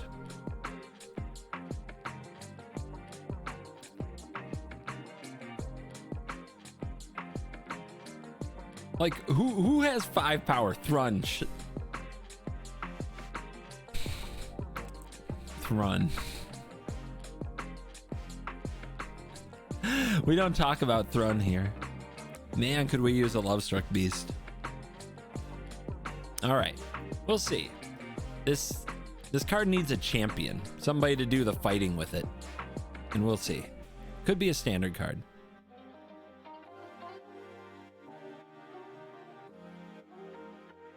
Ferocious Werefox, 3 and a green, 4/3 trample. The end. Just kidding. Elf Fox Warrior. It has an adventure. For 1 and a green instant, create a monster roll token attached to a creature you control. Limited. Graceful Takedown. 1 and a green. Any number of It's a sorcery. Any number of target enchanted creatures you control and up to one other target creature you control each deal damage equal to their power to target creature you don't control.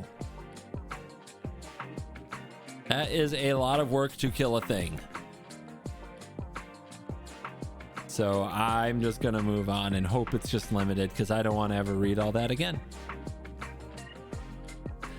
Gruff Triplets, 3 green, green, green, rare, 3/3 Satyr Warrior Trample. When the triplets enter the battlefield, if it isn't a token, create 2 tokens that are copies of it. When Gruff Triplets dies, put a number of +1/+1 counters equal to its power on each creature you control named the triplets. So for 6 mana, you get 3/3/3 tramples.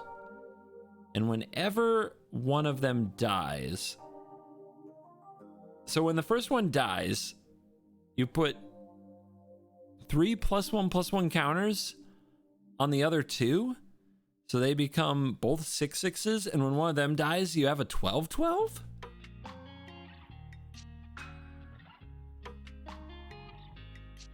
There's the battlefield if it isn't a token. And then if you can like somehow double, if you double like your ETBs and you flicker this, it just makes more and more and more of them.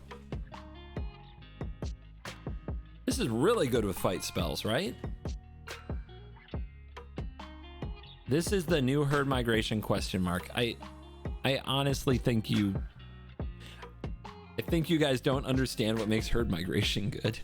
It's a mana fixing card with domain. It's for 5 color decks. This card is very clearly a mostly mono green card. What's a good way to like have just open-ended sack outlets ready to go? Like in Commander, this and Greater Good is very interesting. I like effects like these. I just think Exile is like Sunfall and Farewell are just they're standard cards right now, man, and it would just feel so bad to have that happen to these. So this strikes me as a Commander card. A very exciting Commander card, but a Commander card.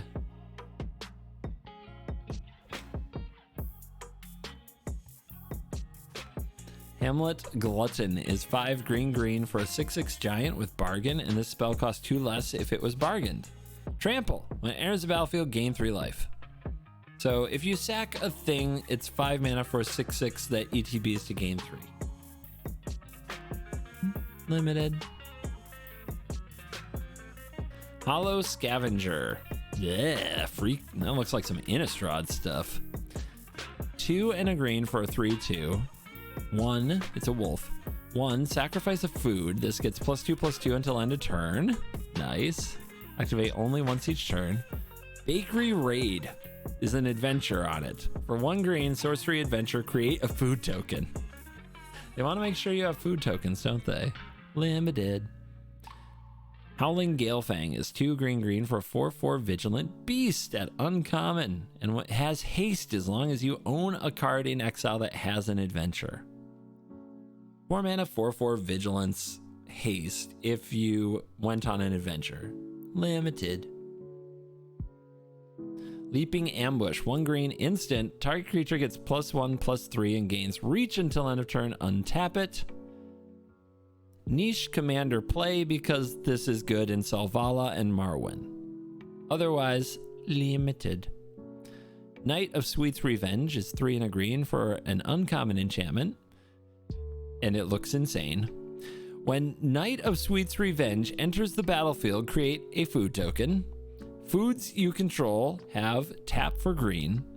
5 and green green, 7 total. Sacrifice the Knight of Sweet's Revenge. Creatures you control get +X/+X until end of turn, where X is the number of foods you control. Activate as a sorcery. Cakerhoof.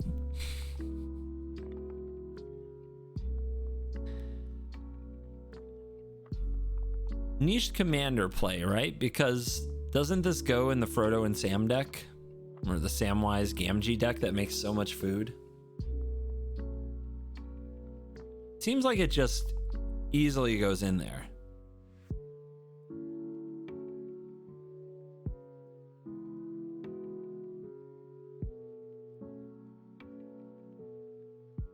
It's not even legendary, and it replaces Herd Migration. I am gonna emote only this chat. I'll do it. I don't care that this is sponsored. I'm not gonna take this.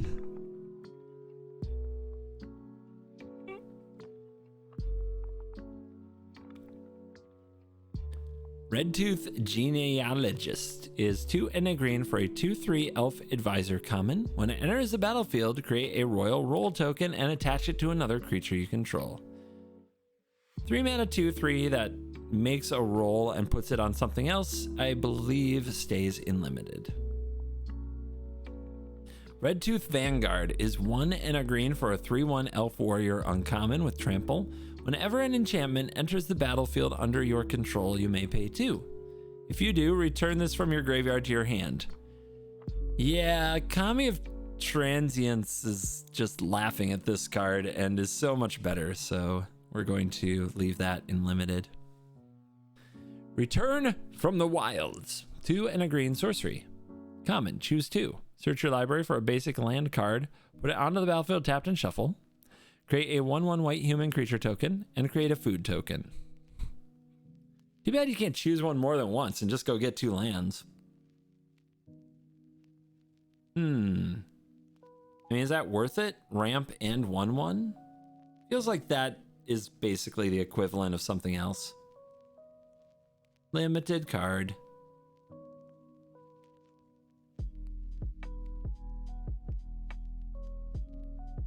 Root Rider Fawn. 1 and a green, 1/3 Satyr Scout, taps for a green, and also 1 and a tap, add 1 of any color.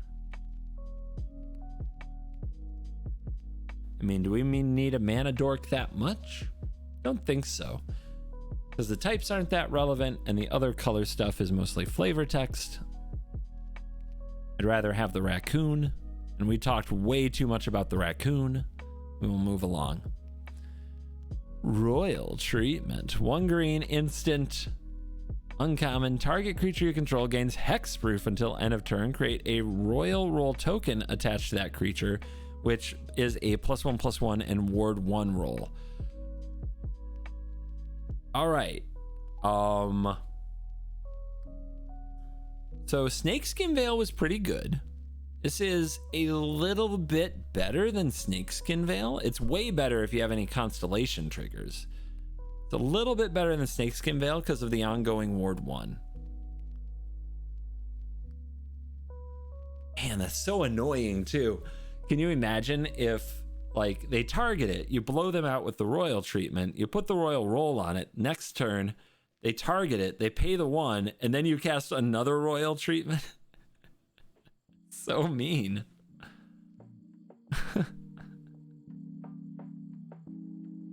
It's a small improvement for Rot Priest. It will see some standard play because of that. People are going to keep trying to make Rot Priest work as long as they can, and Ivy Rot Priest could definitely become a thing. That mentioned, that deck is still struggling with just the oppressiveness and power of the black cards in standard right now that keep everything dead. It's very hard to win with that deck, especially after sideboarding. It's a disaster if you want to look at competitive. So yeah, this will see some niche play, but I don't think it's a game changer. It's a small upgrade, and to a deck that fairly did actually need it to compete, even if it is a very annoying deck. Zenek, thank you very much for the prime. Zeneke, I do appreciate that sub. You're cool. All right, Sentinel of Lost Lore. 1 green rare 3/4 elf knight, a 3 mana 3/4, huh? When it enters the battlefield, choose 1 or more. Okay, I'm listening. Return target card you own in exile that has an adventure to your hand. Okay. Put target card you don't own in exile that has an adventure on the bottom of its owner's library. Exile target player's graveyard.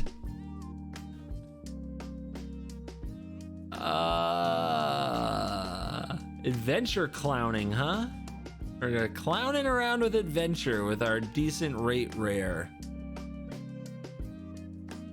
Have we seen enough from adventure to make this card good? Like, I'm trying to picture what adventures we love the adventure mode of so much that we want to buy it like back into our hand out of the adventure zone, you know?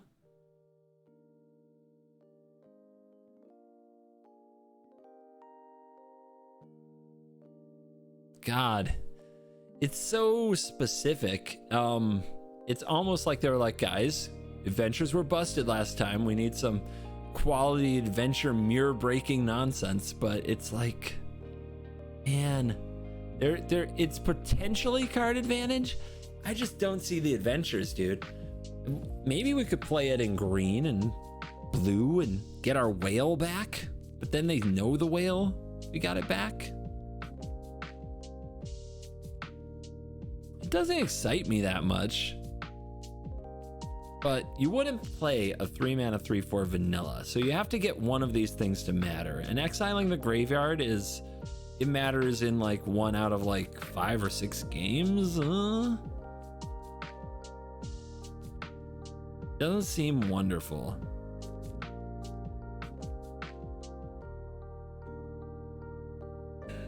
I don't see enough. There might still be more to come. I don't see it for this card. Seems to me like this card can stay on the sidelines or go in the adventure commander deck, but even then, like, the mode of messing with opponents' adventures doesn't make sense to me.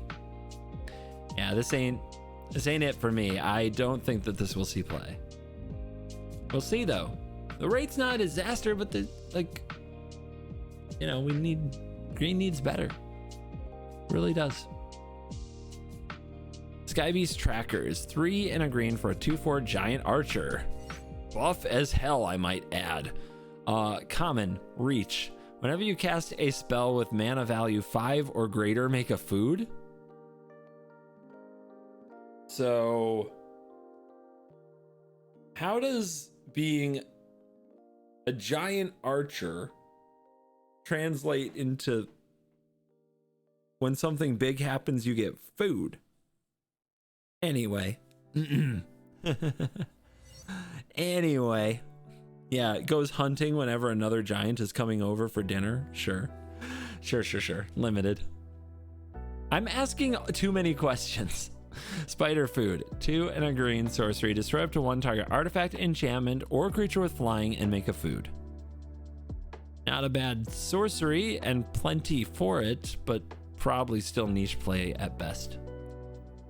Stormkeld Vanguard is 4 green giant warrior, 6/7. It can't be blocked by creatures with power 2 or less, and adventure mode is 1 and a green sorcery called Bear Down. It's riding a bear. Destroy target artifact or enchantment. Well, that's not a bad adventure mode. The creature side is pretty underwhelming unless you need specifically giants or warriors and you don't mind paying a lot for them. Maybe, like, as a sorcery, if it had been instant, I'd say this gets some sideboard play. As a sorcery, unlikely to get any sideboard play. Probably limited. Tanglespan Lookout is 2 and a green for a 2/3. Satyr, uncommon. Whenever an aura enters the battlefield under your control, draw a card. Now that is a card. With the rolls and with aura decks, this will see commander play. This could see standard play if the auras deck is super popular. Super popular. Very good with rolls. I'm trying to think. In standard, you want to play Calyx, you want to play Catilda. Then there's a number of other weird options like Restoration of Iganjo and Wedding Announcement and all these other things. I don't think this card makes the cut, so that leaves it for niche commander play probably. But like, imagine runes. Would you have played this in runes? Maybe 1 or 2 of these in runes? It does die to a cut down unless you get a roll onto it. It has a chance. It just might be too narrow, and there might just be better cards. Territorial Witch Stalker is 1 and a green for a defending 2/3. Well, it's not really stalking the witches if it never leaves this. Anyway, at the beginning of combat on your turn, if you control a creature with power 4 or greater, Territorial Witch Stalker stops being a little baby, gets +1/+0 until end of turn, and can attack as though it didn't have defender.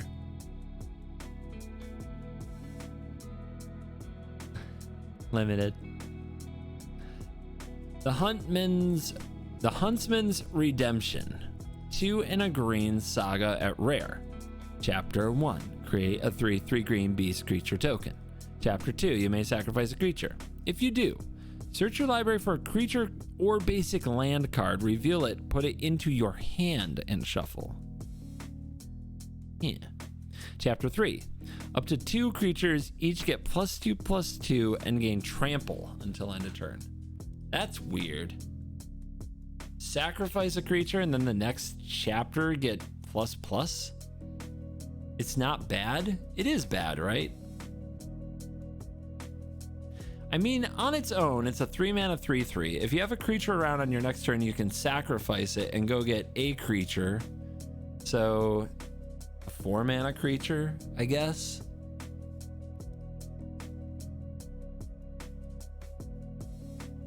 It seems like a very slow Craterhoof tutor in EDH, and there's just better ways to do it. Worldly tutor.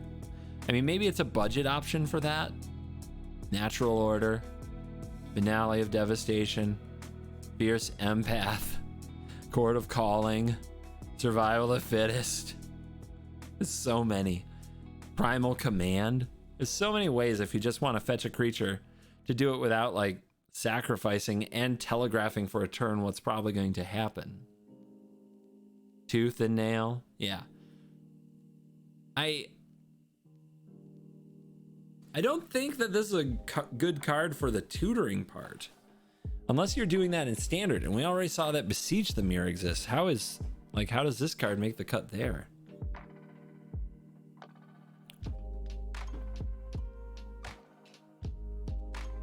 Sagas are a pretty tough evaluation. It's really hard to evaluate them when any of their chapters like have to do with creatures on the battlefield. But I remember people being hyped about the first IOing games. Anybody remember this card? You made a 1/1, then you made it a 4/4, then you drew 2 cards, then you got a gold token. It's like so much value for 3 mana. Card did nothing. They just kill your 1/1. And in this case, you know, they just kill your creatures. Chapter 2 does nothing, and Chapter 3 does nothing, right? So, aren't we kind of in a similar territory? The upside on this, I think, is potentially better if you're literally searching up, like, you have the mana and you can fetch a Titan of Industry or something, but it's good because it's flexible. It's not, though, right? It's not. You get a 3/3, and the next turn, either you have something to sacrifice to get the best possible thing, or you don't, and it does nothing. And the next turn, either you have something to buff, or it does nothing. That's not flexibility. That is like the opposite of flexibility. It's like tied into a play pattern that if it doesn't play out perfectly, it's terrible. It's anti-flexibility.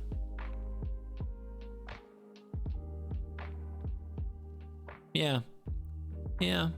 I wish it were better. Maybe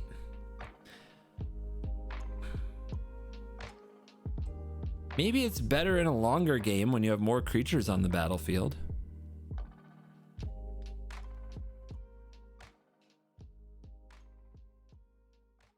It's got to be nice with something like a Mirrex, so that even if something happens to the creature you would sacrifice, you can make a Mirrex token in response to the trigger. Still, I don't see it, man. It's a neat card. I don't think it will, I think it's a trap a little bit for standard. And I think Commander, there's probably homes for it in Commander and maybe Bombadil Historic Brawl, but I think Commander might be the right place for this. I still think that there are better ways, though, to search up exactly such and such a creature that you want. Thunderous Debut. is 6 green for a sorcery rare with bargain. I'm laughing at the very first line. That's a good sign. Look at the top 20 cards of your library. You may reveal up to 2 creature cards from among them. If this spell was bargained, put the revealed cards onto the battlefield. Otherwise, put the revealed cards in your hand and shuffle. Nerfed Tooth and Nail? You do have to bargain it. Top 20 is not the same as search, so it's not a full toolbox, but I mean, you should get a lot of options. I can't wait to whiff on this.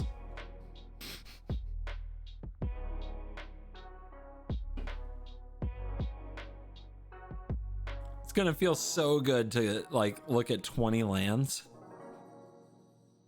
I can't wait for that day. It's gonna happen. You know it is. I would still play this. I would definitely play this in Azusa Historic Brawl. And maybe Azusa Commander. I think it's going to be sweet in exactly that spot. I can't imagine playing this in Standard. I don't know how we get to this mana with something to sacrifice. I can't believe it. I just can't believe it. I can't imagine this in Standard. Somebody might prove me wrong, just like they did with Tooth and Nail back in the day, but I think Tooth and Nail is a much better card than this, and that Magic was in a much different place back when Tooth and Nail was a deck in Standard, so I don't see it. Niche Commander play is my thunderous debut verdict. Titanic Growth is a reprint, and this art is... Look at the giant fairy. I like the giant animal art better, I've got to be honest. The giant fairy doesn't do it for me. Flavor text? Okay, fine. Looks like you need a bigger net, Mr. Fae Catcher.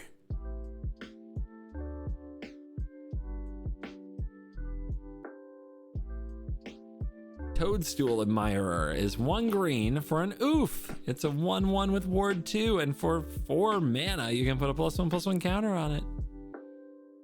Oof. Tough Cookie is 1 and a green for a 2/2 artifact creature, food golem uncommon. When it enters the battlefield, make a food. 2 and a green, target non-creature artifact you control becomes a 4/4 artifact creature until end of turn. Roar. So you power up your food and smash people with it. And it has food text, so you can sack it for 3 life.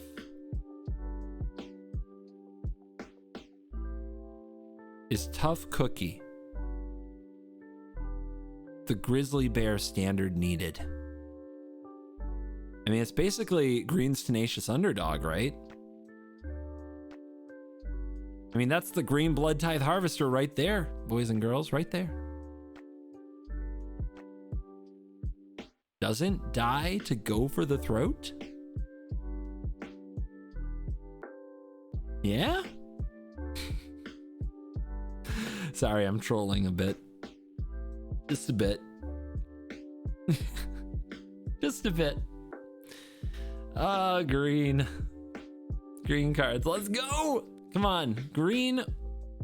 Eldraine. Green had been getting good, right? Green had Hydroid Crisis. It's getting good. And then Eldraine, right? Green got Trail of Crumbs and Gilded Goose and Oko, right?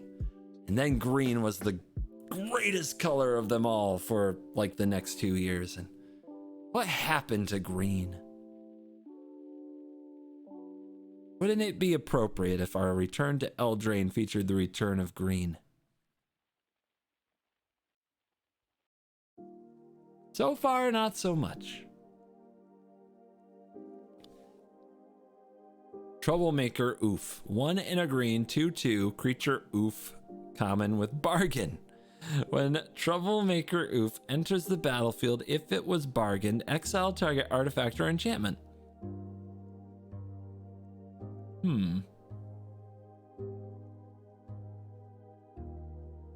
I mean, There's probably better ways to remove stuff, but this exiles, which is a thing because the One Ring is now in a lot of decks, especially in Historic Brawl. Are you willing to, like, are you confident enough that you'll have something to sacrifice to put this in your deck over another effect for the exile? I don't think so. I don't think so. I think this still doesn't make the cut. It's just too much downside if you don't have anything to bargain, or if you have to bargain something you really didn't want to bargain. Up the Beanstalk, 1 and a green, enchantment, uncommon. When it enters the battlefield and whenever you cast a spell with mana value 5 or greater, draw a card. Wait, you get a card just for playing this when it enters the battlefield. And whenever you cast a spell, not just like, you know, creature, like a spell, mana value 5 or greater, you draw? This is kind of sick, right? Isn't this a little bit sick? Too many 5s, but maybe you put a bunch of X cards in there, right? You scale up to this thing.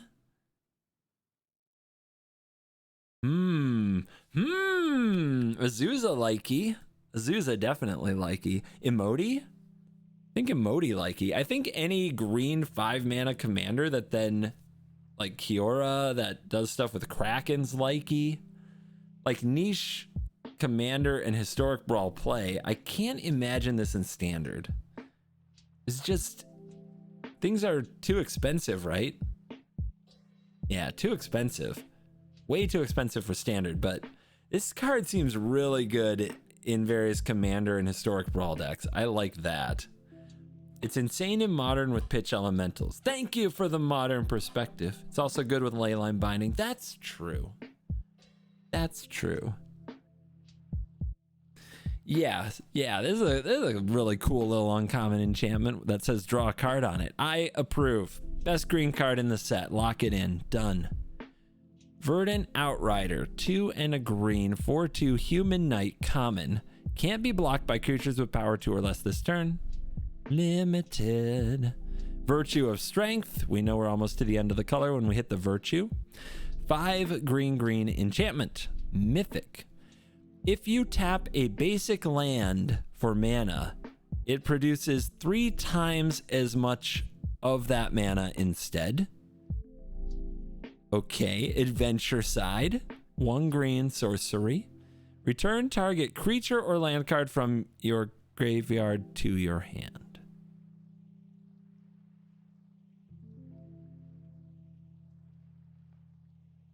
Oh, man.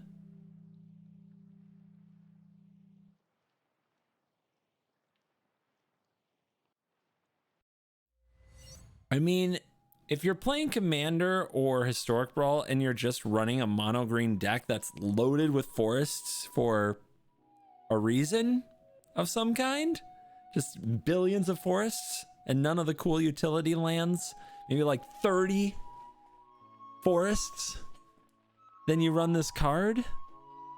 That's so bad compared to the other virtues. This card had so many options to be like very good. You could remove the basic land clause and just say a land. I mean, it's 7 mana. Like, why wouldn't you? What's so bad about that, right? A 7 mana card that triples your mana. Like, Nyxbloom Ancient exists. Why not make a Nyxbloom Ancient-ish enchantment? Why not? What's so bad about that? And then the Adventure Side. The Adventure Side is not what I thought it would be at all. When I was reading this card, I was imagining the Adventure Side would be like an Adventurous Impulse, an Oath of Nissa, or an Abundant Harvest. You know, something that gives you a little selection in the early game and makes sure that you hit your land drops, right? This card is so clunky. Like, unless you can reliably get a creature or land card into your graveyard really early, this card will just sit right in your hand. And if your creatures get exiled and your lands don't sack, and remember, you're running a lot of basic lands, so like you're hoping you drew a Fabled Passage or something, this card just isn't gonna do anything a lot. It's very sad. It makes me sad. It works with Capenna lands. Oh, does it? Really? You get another tap land for 1 mana. It's just, it's not good, you know? I think you might still play it in Azusa, but you're not happy about it. It hurts. It hurts a little bit. Maybe Tatiova would play it, but poor Virtue. Poor green Virtue. Niche Commander play. Niche Historic Brawl play. That's what it will see. You have seen all the Virtues. Which one do you think is best? I think the black one is most useful, given for like a current standard 60 card type format. I think the black one's the most generically useful. I think blue has a sneaky upside. I think the blue one is sneaky good.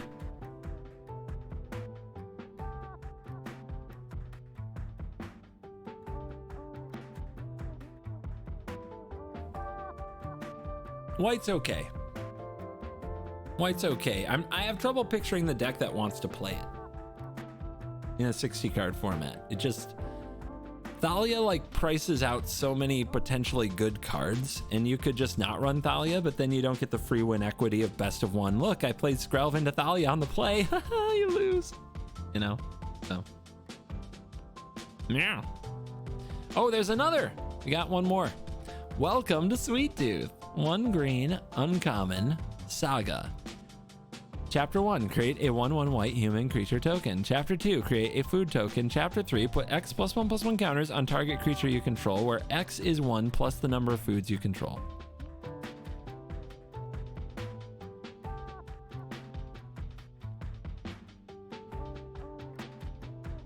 Suffers from a lot of the same problems as the other Saga we reviewed.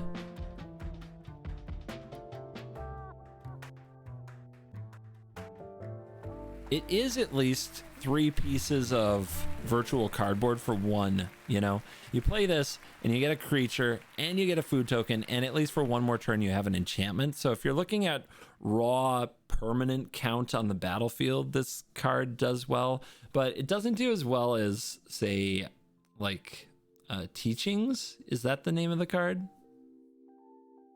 The one that mills you and makes a creature, and then the next turn puts a counter on the creature, and the next turn becomes the creature. Maybe if that card weren't around, if rotation had happened, but I think this card is significantly worse than Teachings of the Kirin.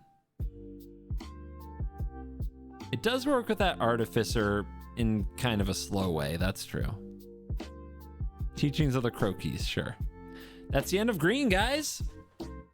Was this the set that brought green back to prominence? I don't know about that. I don't know about that. I don't know about that. All these cards suck. I do not believe that. Do not believe that. There is some interesting stuff. Thunderous Debut is going to be some nice Timmy moments. But like as far as like standard and super competitive, Royal Treatment actually, Venerated Rot Priest might be a thing. There's a lot of like niche commander cards. These 2 cards, they might do a thing. You might be surprised. This Bramble Familiar, I hope I'm wrong about. I want it to be better than I think it is and as good as many of you think it is. I really do, because it looks like a fun card. But yeah, man. Yeah. This ain't your daddy's Eldraine. If you thought it was safe to go back in the forest. Anyway, multicolor. What a great time as we start another color section to remind you that this is the CovertGoBlue Wilds of Eldraine set review.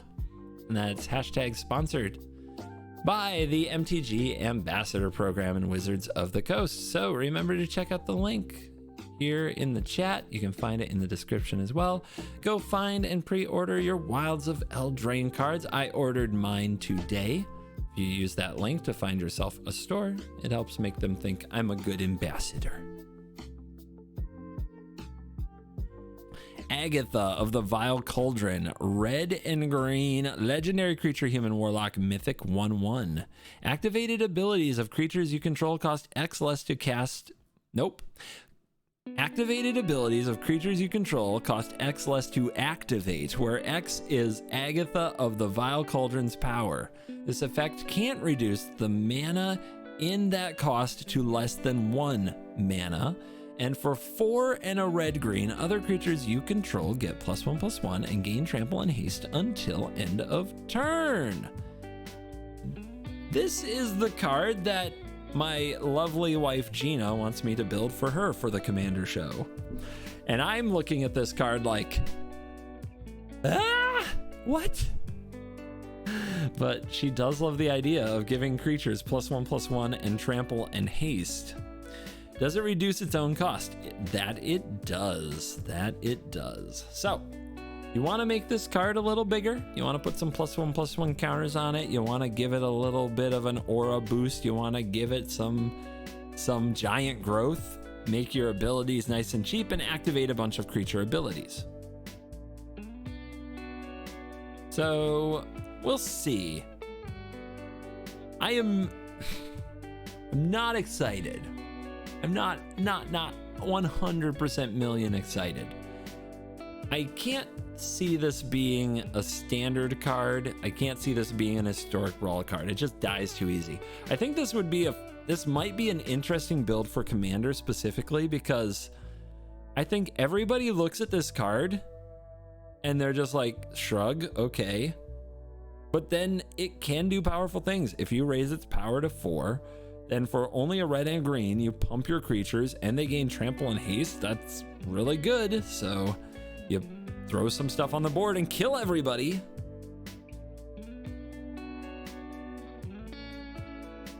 And then from then on, they don't let you do it anymore. So this feels like I am betting with the right amount of tenacious, brilliant tinkering, one could build a deck that just blows everybody at the table away once, and then you never get to do it again. So yeah, Commander. This card is a Commander, I think. I can't imagine it in like a 1v1 format. Ash Party Crasher is Boros for a 2/2 haste human peasant. How dare they call Ash a peasant? She is a queen. And celebration. Whenever Ash Party Crasher attacks, if 2 or more non-land permanents enter the battlefield under your control this turn, put a +1/+1 counter on Ash. Gets stronger when she celebrates. I like that. I like that flavor. It is a 2-mana 2/2 haste human. There might be decks for that. I don't think it's a Commander though. I would add this to the 99 in Commander of, who's the Jess guy? Eowyn. The Jess guy Eowyn, who was the face commander of one of the Lord of the Rings precons. It's fine there. I don't know where else I would play it. I mean, I just can't imagine playing a Boros, like, I mean, there is that Boros Legends deck, but I can't imagine playing this there either, even though it is good with Squee. Maybe it goes in Boros Legends or Naya Legends in Standard. That's like the best thing I can come up with. Beluna Grand Squall, Teamer 4/4, Trample, Giant Noble, Legendary Mythic. Permanent spells you cast that have an adventure cost 1 less to cast, and it has an adventure side of Seek Thrills. An instant. For 5, that mills 7 cards, and then you put all cards that have an adventure from among the milled cards into your hand. It's an adventure commander, guys! They finally did it. They made one. Just what nobody was asking for. I'm sure somebody was. This card is perfectly fine if you want to play adventure commander. It's not a terrible rate. There just aren't enough good payoffs for playing Teamer, and I don't know if there are enough good adventures for this to do it in 60. I'm very skeptical of this in Standard at all. It's not terrible, but I don't think it's great. I'm guessing this is a niche commander. How about Historic Brawl? I think I'll try this in Historic Brawl. Like in Historic Brawl, like we still have the Eldraine adventure cards. We have the new adventure cards. The problem with 7 mana, it's probably gonna whiff. It's probably gonna whiff. You've got to be mentally prepared for the whiff. All right. Callous Sellsword is 1 and a black for a 2/2 human soldier uncommon. When it enters the battlefield, it gets a +1/+1 counter on it for each creature that died under your control this turn. Okay. Burn Together. 1 red for a sorcery. Target creature you control deals damage equal to its power to any other target, then sacrifice it. Is that good?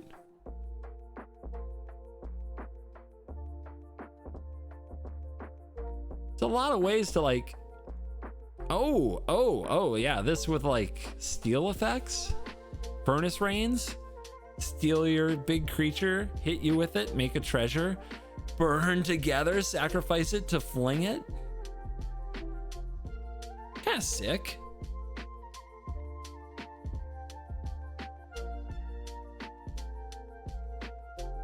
It's a little sick, right? It's a little bit sick.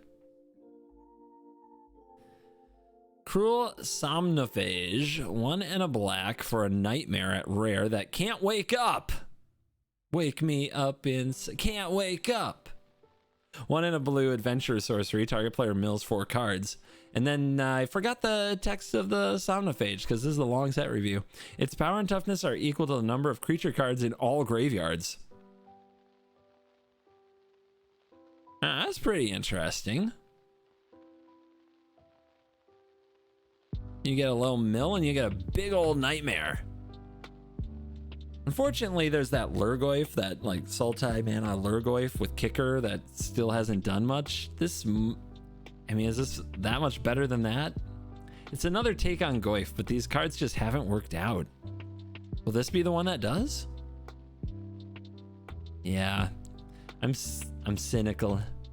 It is pretty cool though that for 2 mana in Commander, you can have power and toughness equal to all graveyards.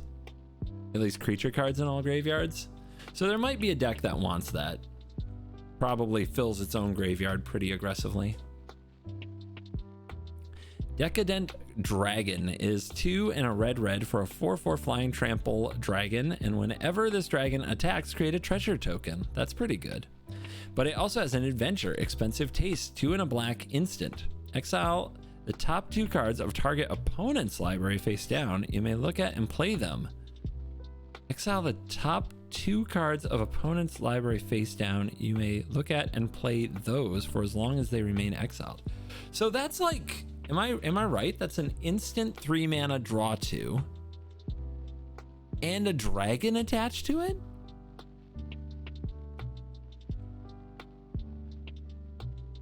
All I want is a draw 2. I think the problem you see here is it lacks that kind of critical text of you may cast those spells as if like its mana cost was any color.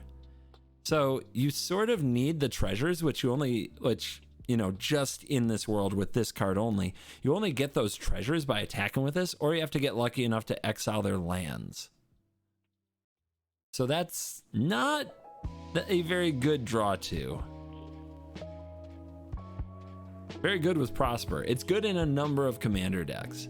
And I still think in standard you'll end up playing it because, let's be honest, if you play black and red, black is like in every competitive standard deck. It's in so many competitive decks that it's very likely you'll be able to cast some of the stuff you hit if you have black in your deck. So yeah, this card is Dees, a Dees Decadent Dragon. This will probably see some standard play, and we'll see how it works out, because it's still 4 mana for not a Sheoldred. And you can play lands, so maybe just hit 2 lands and you hit 2 land drops. Feels good. Prepare yourself. Devouring Sugar Maw. 2 and a black horror, rare. Menace Trample 6/6. At the beginning of your upkeep, you may sack an artifact, enchantment, or token. If you don't, tap this.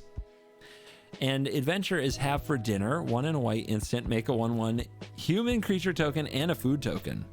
Ooh, that's 2 mana, make 2 tokens, an artifact and a creature. There's got to be uses for that. And then, of course, the big old 6/6 horror. This card could potentially have a role. The tough part is the black and the white. Not sure, like Esper doesn't need this. So some other deck that runs black and white running this, I'm not sure what that deck is. It needs a specific home. It feels like they're throwing out a lot of 4 mana 6/6s these days, and most of them don't make it either. But that adventure mode is good. It is good.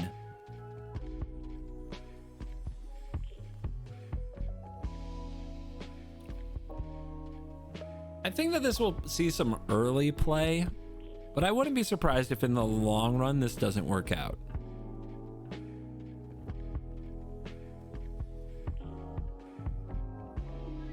Elusive Otter is 1 blue for a rare otter. It is a 1/1 with prowess. Creatures with power less than Elusive Otter's power can't block it. And there's an adventure, Grove's Bounty. X and a green, sorcery, distribute X +1/+1 counters among any number of target creatures you control. That's a good otter. That is a good Rot Priest card. That is a good little threat. Yeah, Rot Priest really stands out as the deck that, like, is going to enjoy that, right? So there is a standard deck for this. And I mean, that is a good body and a combat thing that gets you to keep attacking and gets poison counters moved around. Oh, ooh. Oh, that's mean. That's very mean.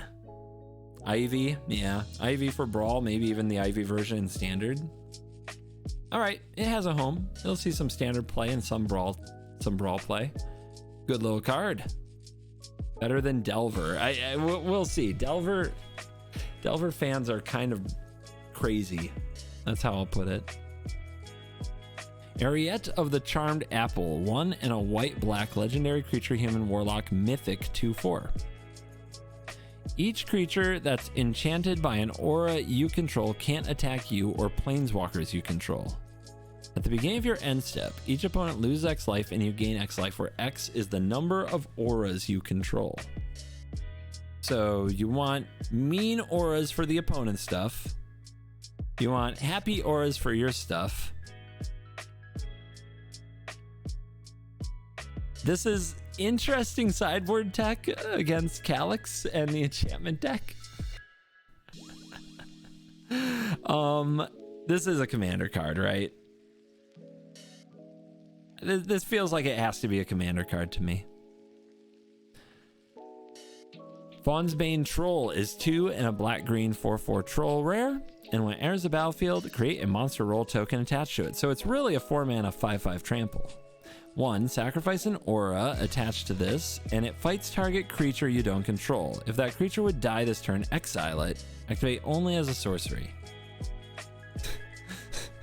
All those words, and you still can't beat Sheldred.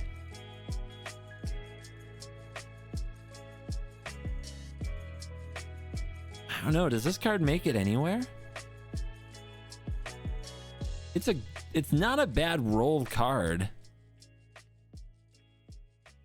There might be some places where I play it, but I can't think of them right now, which is too bad. It's a 4 mana 5/5 trample with potential upside to fight something. Like, there are plenty of formats where that would be good. It's just not this one.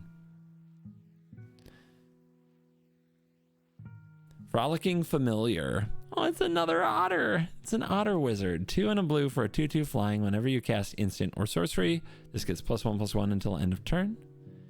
Blow off steam. 1 red. Instant. 1 damage to any target. It's fine. Probably just limited. Gingerbread Hunter, 4 and a green for a 5/5 giant. When it enters the battlefield, make a food, and the adventure side is Puny Snack. 2 and a black instant. Target creature gets -2/-2 until end of turn. Both sides are overpriced, so that's a limited card. Greta, Sweet Tooth Scourge is 1 and a black and a green for a 3/3 human warrior uncommon. When it enters the battlefield, create a food token. Green, sacrifice a food, put a +1/+1 counter on target creature. Activate only as a sorcery. 1 and a black, sacrifice a food, draw a card, and you lose a life. Well, I like drawing cards with my food. I don't like paying that much mana for it. I also don't like me losing a life for it. Feels like everybody else should lose a life. This doesn't seem like a standard or brawl or commander card to me. It feels like it's limited. Heartflame Duelist is 1 and a white for a 3/1 human knight rare. Instant and sorcery spells you control have lifelink. Nice. Heartflame Slash is 2 red instant adventure, and it does 3 damage to any target. Overpriced, but what you get on the other side is good. There are humans, there are knights, and there are decks that run instant sorceries and humans and knights in them. Not many. Kind of feels like a commander card for the Blasphemous Act value. But it feels like it's 90% a limited card. Really feels like 90% a limited card. I can't imagine like putting this in your, standard deck with some lightning strikes. That's just not what this card is meant for. Hilda of the Icy Crown is 2 and a white and a blue, a 3/4 human warlock mythic. Whenever you tap an untapped creature an opponent controls, you may pay 1. When you do, choose 1. Create a 4/4 white and blue elemental token. Put a +1/+1 counter on each creature you control, or scry 2 and then draw a card. This card has like one of the dangerous pieces on it that pay 1 for the ability, but I can tell you from playing this in Commander, spoiler alert, next worst possible Commander show is me playing this card, should be out Friday. This is a very, very, very fun Commander. There are enough cards and there are enough kind of cool like machines you can build. Like I was trying very hard to assemble Icy Manipulator, Icebound Pillar, and Unwinding Clock to get a lot of activations out of this card. Like there's enough you can do with that to make it very fun. This is a very fun and interesting and cool, I would say, Commander. I don't believe it goes anywhere else. I think this card drops in value significantly outside of the Commander format. I think it will be good in limited because there's enough support for the archetype, but I don't think you want to play this in Historic Brawl or Standard because it's a 4-mana 3/4 and it dies. So you might be able to build like a combo deck with this and Intruder Alarm for Historic Brawl, but I still would caution. I would really caution that. I think that this is one of the most clearly Commander cards in the set, and that's fine because it's a very fun Commander. I was very happy with it. Imodane's Recruiter is 2 and a red for a 2/2 human knight uncommon. When this Recruiter enters the battlefield, creatures you control get +1/+0 and haste until end of turn. Train the Troops is 4 and a white for an adventure sorcery that makes 2 knights with vigilance. Limited. Johan, Apprentice Sorcerer is 2 and a blue and a red 2/5. Human Wizard, uncommon. You may look at the top card of your library anytime. Once each turn, you may cast an instant or sorcery from the top of your library. I think if you're looking for a value Spellslinger-y Commander, I think that you can do a lot better than this, and I think it's also designed for limited. Kellen the Fey-Blooded is 2 and a red for a legendary creature, human fairy mythic with double strike. It's a 2/2. And other creatures you control get +1/+0 for each aura and equipment attached to Kellen the Fey-Blooded. Did I say foul-blooded? Fey-Blooded. It also has the adventure side, Bright Right Boon, 1 and a white. Sorcery. Search your library for an aura or equipment card. Reveal it. Put it into your hand and shuffle. It's a very weird commander card. You can actually play it in a bunch of different ways, which is nice because the go wide is the benefit to other creatures. The Voltron is the benefit to itself as it comes with double strike, and you can tutor up all kinds of auras and equipment cards that are right for your matchup. But typically searching for auras and equipments, like, are there enough of them that just totally hose the opponent? In Historic Brawl, I might just be searching for Curse of Silence almost every single time because that card is kind of cracked in Historic Brawl. But you can get other things. You can get cards that remove the opponent's commander's abilities, like Heliod's Punishment. But you can also get things to go aggro. So, I mean, it's an interesting card. I don't know how much any of this really helps you out with the problem that your commander will probably get killed a lot. And maybe that does just let you cast the adventure side again and go get another aura. And hopefully those are good enough for the situation that you're in. I think it's all right.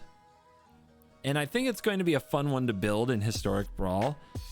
But this was one of the cards that was on the block for the commander show as being a commander we would build.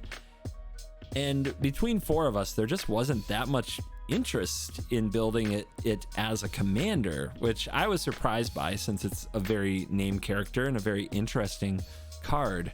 But there just wasn't a lot of interest in the archetype. And I think that continues to be a problem for the aura and equipment decks. They keep pushing it. Every set has a lot of it. These must be for somebody, but the interest just hasn't really been there. You know what I mean? I think that this card could have a home in standard. It's enough value that with the right pieces, like right now it fetches Ossification, which is pretty darn good. And I think it's interesting for Historic Brawl. It could be a good commander, but I don't know if it'll hit. I don't know if it'll hit. I see. I'm not fine as a big Kellen fan. I look forward to a video. I just like, as far as a Boros like kind of card advantage good stuff toolboxy thing, I'm not sold, you know? I'm not sold. Like, I fetch a few fun auras and equipments and my opponent Atraxas. Ah! So yeah, we'll see.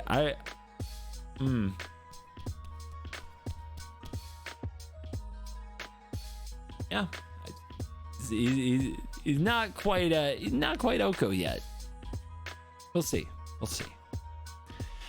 I'm giving this a cautious Historic Brawl, I think is where this card belongs, and we'll see if it makes its way into other places as well. Likeness Looter is black and blue for a 1/1 fairy shapeshifter rare, a flyer. Tap, draw a card, and discard a card. They love looting these days. X, it becomes a copy of target creature card in your graveyard with mana value X, except as flying, and this ability activate only as a sorcery. That's a permanent change too. It doesn't last until end of turn. So a 2-mana 1/1 flyer looter that can permanently become a Sheldred in your graveyard. That flies.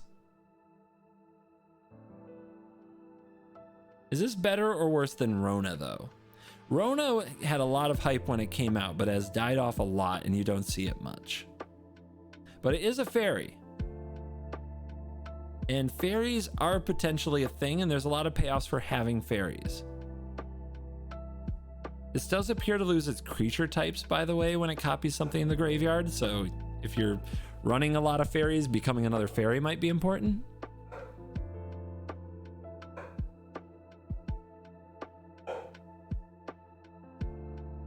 Yeah, Likeness Looter. It'll probably be played in the fairy deck. I don't know if you play it anywhere else. It's good. We'll give the fairy thing a try. I'm still looking for the absolute best possible payoffs for the fairy deck too. Mosswood Dread Knight is 1 and a green for a human knight rare 3/2 trample. When it dies, you may cast it from your graveyard as an adventure until the end of your next turn. And for 1 and a black sorcery adventure, you draw a card and then lose 1 life. So you play this as a 3/2. It gets killed by something. You have until the end of your next turn to cast a 2 mana, draw a card, lose a life, and then this goes back to the adventure zone so you can play the 2 mana 3/2 again. It's underdog that can block. Is it? I think I would trade it for haste easily.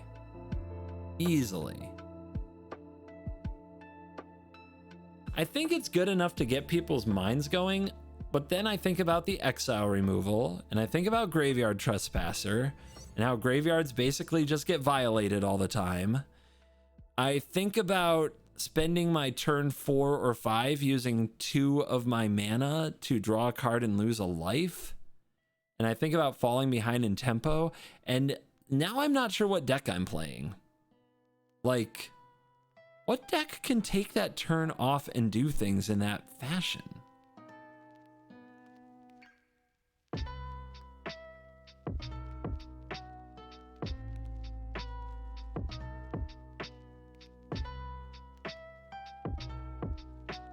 Green decks. Green decks in all their glory, that's who. Oh man. I'll try this card.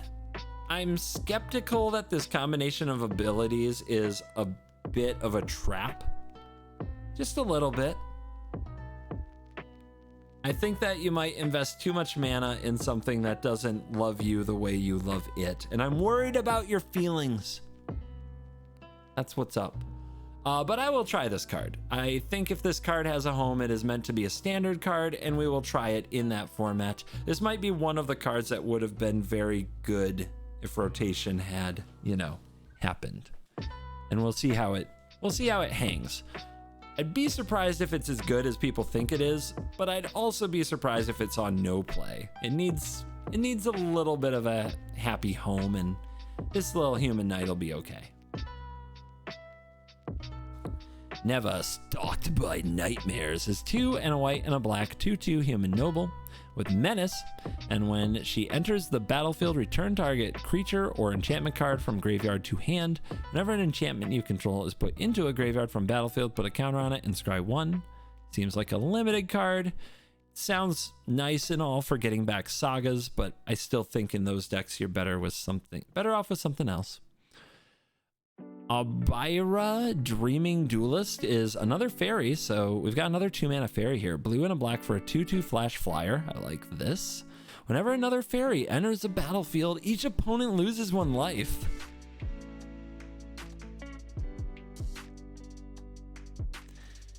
Is that good enough? I'll play fairies and fairies and more fairies. Look at my fairies. It does give the deck a little bit of a reach and a little bit of a faster clock, but I mean, it's 2023. Do we need better than a 2 mana 2/2 that sometimes makes the opponent lose another life? Might be a scam. Might be the kind of card that tries to get you into fairies when you should be playing a better, more versatile card. But we'll try it. If it makes anything, it'll make the standard fairy deck. And it'll probably see play no matter what in the commander decks. I think it's mostly a commander card though. Picnic Ruiner is 1 and a red for a Goblin Rogue 2/2. Whenever Picnic Ruiner attacks while you control a creature with power 4 or greater, Picnic Ruiner gains double strike until end of turn. And the adventure is Stolen Goodies, 3 and a green for a sorcery that distributes 3 +1/+1 counters among any number of target creatures you control. Limited? I think. Feels limited to me. It's not a bad adventure. It's just that casting the Stolen Goodies side is so expensive. Pollen Shield Hare. Look at this rabbit. Look at this rabbit, you guys. 1 and a white, 2/2. Rabbit. Creature tokens you control get +1/+1. Solid. And for 1 green adventure, Target creature you control gains vigilance and +X, where X is the number of creatures you control. Boom! Might of the Masses attached to an Anthem creature? The token decks are rejoicing. This will go in a number of commander decks. They're a place in Standard. I don't think so. Feels Historic Brawl and Commander focused card to me, but we'll see. Maybe enough of the right cards get printed and this can play in Standard too. Questing Druid, 1 and a green, human druid rare. Whenever it's a 1/1. Whenever you cast a spell that's white, blue, black, or red, put a +1/+1 counter on Questing Druid. It's a throwback. Seek the Beast, 1 and a red instant adventure. Exile the top 2 cards of your library. Until the end of your next turn, you may play those cards. Is this just a, like, better Ren's Resolve Reckless Impulse? Is this just a, like, strictly better? Right? It's, am I missing something? It's an instant too. Yeah. Ren's Resolve gives you 2 turns until your next end step. I guess it depends on how you use this, right? Because if you're casting it on your opponent's turn, you get the untap and then you can play it.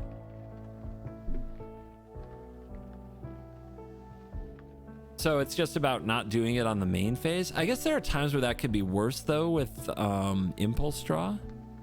And then obviously that's not even talking about the green creature that comes with it. So this is a really good exile card advantage card.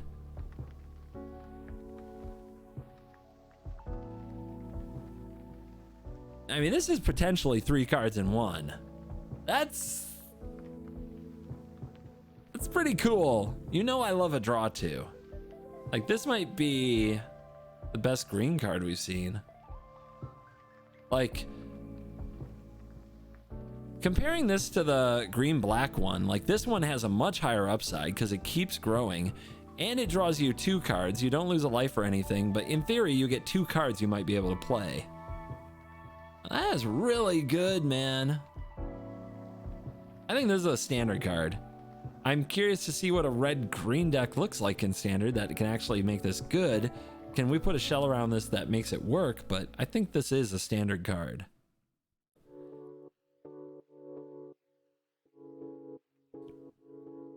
Rowan, Scion of War is 1 and a black and a red for a 4/2 human wizard mythic with menace.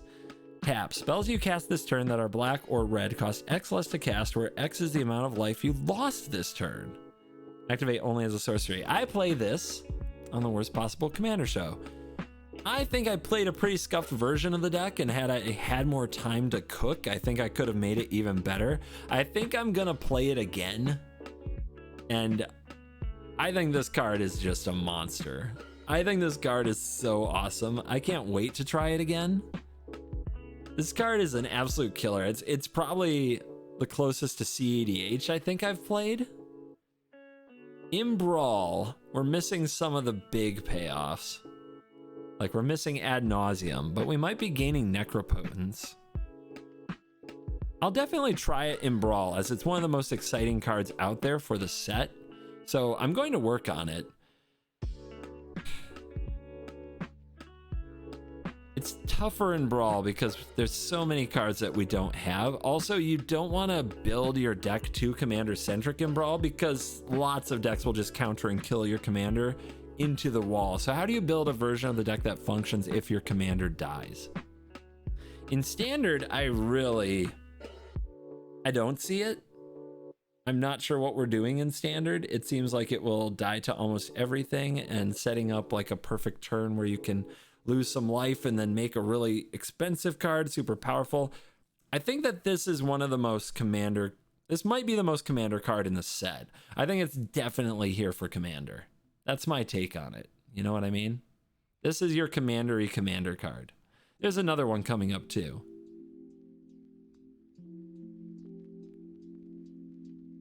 Ruby Daring Tracker is a red and a green for a 1/2 human scout with haste, and when it attacks while you control a creature of power 4 or greater, it gets +2/+2 until end of turn, and it's a mana dork. It can tap for a red or a green. This card, I think, is a good commander mana dork. I think it goes in Minsk and Boo, Itali, and a variety of other historic brawl and commander decks. In standard, it's still not bad. Like, if you are playing red and green, you don't want to play too many of it because of the legend rule, but you can run 1 or 2 of these in your deck, and it's a good mana dork. Playing this, and then the next turn also playing like a Helana and Elena or stuff like that, and getting it cooking, like, it's better than your typical mana dork. So this might find some home in standard. The problem is the red and greenness. And even though we just looked at another red-green 2-drop in Questing Druid, this card only plays okay with that. I'm not sure. I'm not sure how much play Ruby can actually see in 60 card formats. I think it's much better in Commander. Mana dork in the command zone. I think that stuff's overrated. There are so many mana dorks you can play in your deck that there's not a lot of reason to run one in the command zone. And it's extra painful if it gets killed. Like, it's one of the first things to the battlefield. If somebody just kills it and you have no other mana dorks in your deck because you were counting on your mana dork in the command zone strategy, you're just gutted. Like, it's just not a good look. Scalding Viper is 1 and a red for a 2/1 elemental snake. Whenever an opponent casts a spell with mana value 3 or less, this deals 1 damage to that player. Oh. And then there's a blue adventure, Steam Clean, 1 in a blue sorcery. Return target non-land permanent to its owner's hand. Oh. I mean, dang. It's not Eidolon of the Great Revel, but what is? The bounce effect being a sorcery is kind of nasty, and I'm not sure what is it deck we're trying to play here. But the fact that the red creature on its own is kind of, I don't know. It gives me hope for the deck. It's not a mono red card though, because obviously there's figuring out how to put the blue side in your deck, and there's also the fact that it doesn't have haste, which has made us write off the other red 2-drops. But it's an interesting card.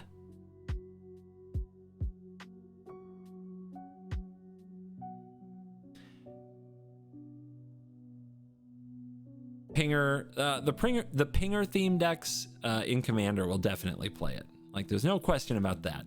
It's about whether or not there's other like cool constructed homes for it. Some kind of an aggressive red-blue deck where this does everything you need it to do. I'm gonna guess that right now, though.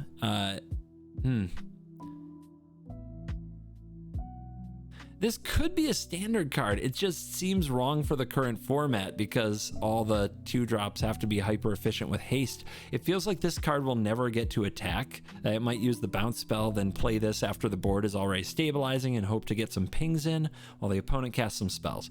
And I don't know if that's good enough.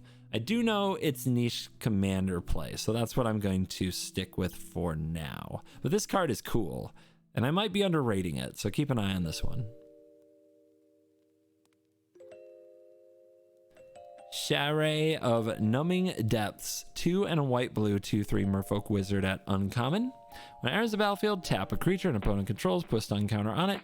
Whenever you tap 1 or more untapped creatures your opponents control, draw a card. This ability triggers once a turn. I did, I believe, put this in my Hilda deck. I think that's where it goes. If you're going to do constructed, just Hilda Commander. I wouldn't run it anywhere else. Shrouded Shepherd is 1 and a white for a Spirit Warrior uncommon, 2/2. When it enters the battlefield, target creature you control gets +2/+2 until end of turn. That's kind of a big puncher. Cleave Shadows is an adventure, 1 and a black sorcery. Creatures your opponents control get -1/-1 until end of turn. Card is kind of moving in 2 directions, isn't it? Maybe it's a good sideboard card?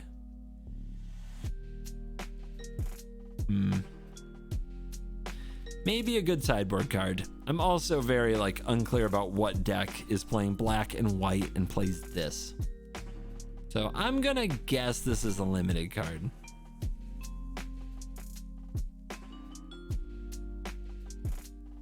More Commando Standard. When will Wizards ever learn? I think they learned in this set. Like, if you wanted to be patient and hear what I had to say about it, I think that this set has less cards that are purely for Commander than any set in a long time, especially considering there are much less legendaries. I think there's a lot more cards that are designed for Standard. The problem is that Standard rotation got canceled, so Standard doesn't need any cards right now. That's the big problem I see.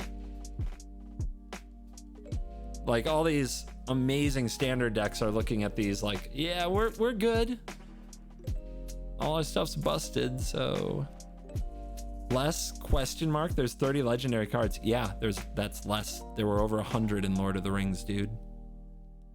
That's what less means. Count how many are in March of the Machines. Give me that number, and then go. Then hit me with the less question mark exclamation point. Yeah, less. That's what that means. They're not just gonna get rid of all of them. They still need to sell the set, right?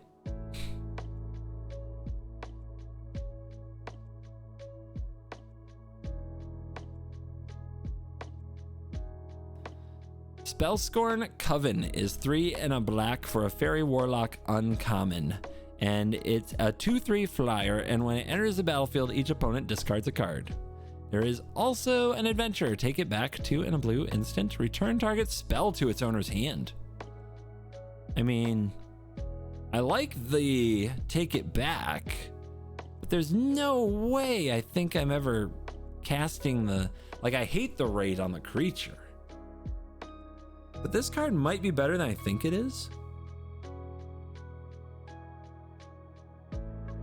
My initial response to this was based on the casting cost, that this is not a standard card. But it might be better than I think.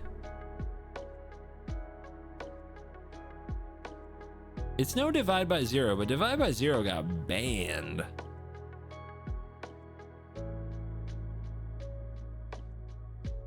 Banned. So if the opponent goes for like a 3 or 4 mana card, and you hit it with Take It Back, and then you untap and cast this, you did kind of get 2 turns worth of plays and tempo and a little advantage from it. My instinct still says it's not good enough, though.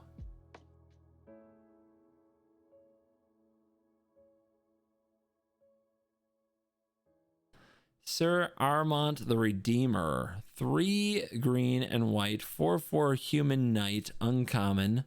When this enters the battlefield, create a monster roll token attached to another target creature you control. Enchanted creatures you control get +1/+1. This is the other reason you can't just go off, hey, legendary cards, it's obviously made for commander. Like, a lot of these aren't good commanders.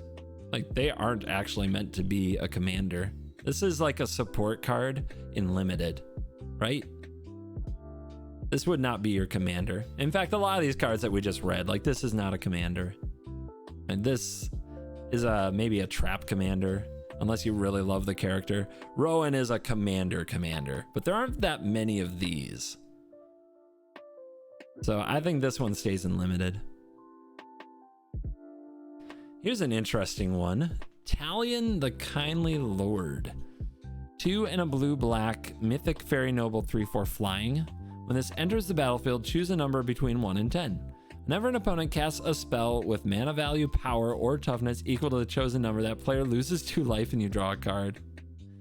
This is so mean. Oh, my first time playing with this card, it got Jeweled Lotused out on turn 1.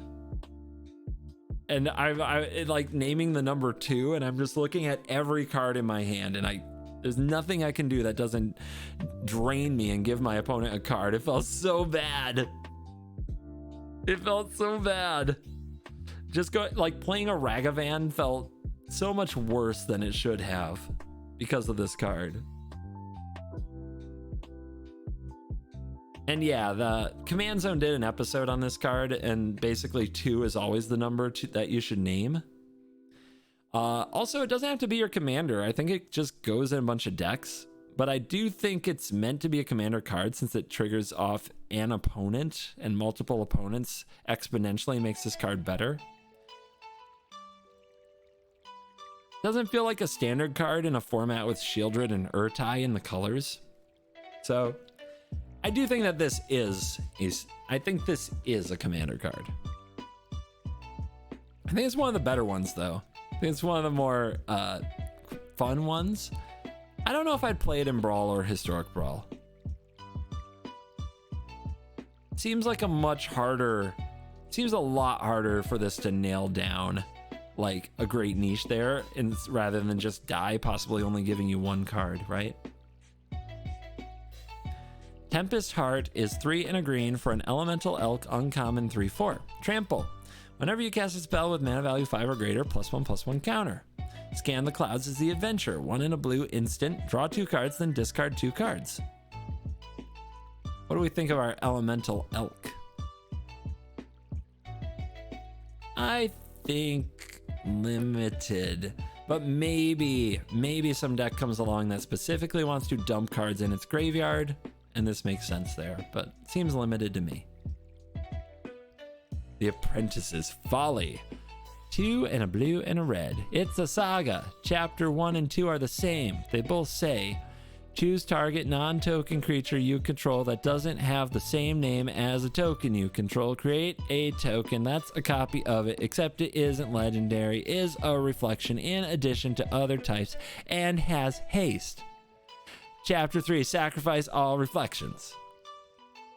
So if you have a thing, you make a hasty non-legendary copy of it, and the next turn you make another hasty non-legendary copy of it, and then turn 3 they go away. I think some people will have fun with this. It is a creative card, I would say. It feels very blue-red. I also think it's another one of those sagas that's gonna get you wrecked a good amount of the time. However, I love it in Tom Bombadil. I want, like, making another Tom Bombadil and then another Tom Bombadil with this when you have other sagas doing things sounds awesome. It sounds so awesome. So I really like that. I think is the natural home for this. I think this is a Brawl or Commander card. I can't see this place where this is a powerful standard card because it's a little too wishful thinking, you know? I think it's too easy to mess up. This with Displacer Kitten though could be stupid, like absolutely stupid. And if you get rid of this before chapter 3 goes off by sacrificing it or preventing counters from being put on it or bouncing it or blinking it or whatever, you get to keep keeping the reflections, which is very cool. That is a cool thing. Yeah. You can't make the same token on chapter 2. Yes, thank you, rules lawyers. I'll just copy something else. The Goose Mother is a Hydroid Krasis, X green and blue for a 2/2 legendary bird Hydra, rare, with flying, and it enters the battlefield with X +1/+1 counters on it. Then, when the Goose Mother enters the battlefield, create half X food tokens, rounded up. When the Goose Mother attacks, you may sacrifice a food if you do draw a card. Why half? Why did it have to be half X? Why can't it just be make this many food tokens? Would that be busted now? This card looks so stupidly good. I do like attacking with it and drawing cards. This is a pretty threatening card. I mean, pay 6 mana, get a 6/6 flyer, make 3 foods, attack with it, sack a food, draw. Definitely closer to a Hydroid Krasis at home, and it's just begging to get make disappeared. I'm not sure what deck runs this, but I'm gonna have a good time trying to build a Goose Mother standard deck that wins with this card, even though it's going to be kind of nuts. It is a big bird. I really wish it gained that life like Hydroid Krasis did though. But it does make foods. You can sack those for life, so it kind of does. And it is a legend, so this can be a commander. Is this a good commander? This is a silly commander. I might play this on the commander show. This is such a silly commander. It's a 2/2. Well, thank you for that insight, but it enters the battlefield with X+1/+1 counters on it.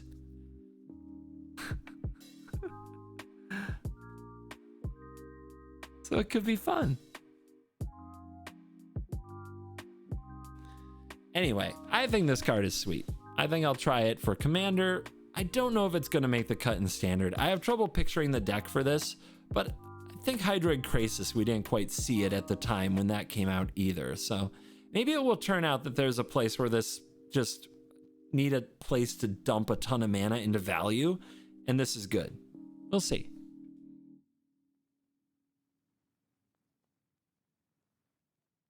Threadbind Click, 3 and a blue for a 3/3 flyer fairy.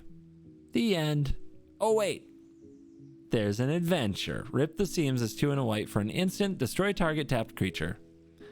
That seems like full-blown limited to me.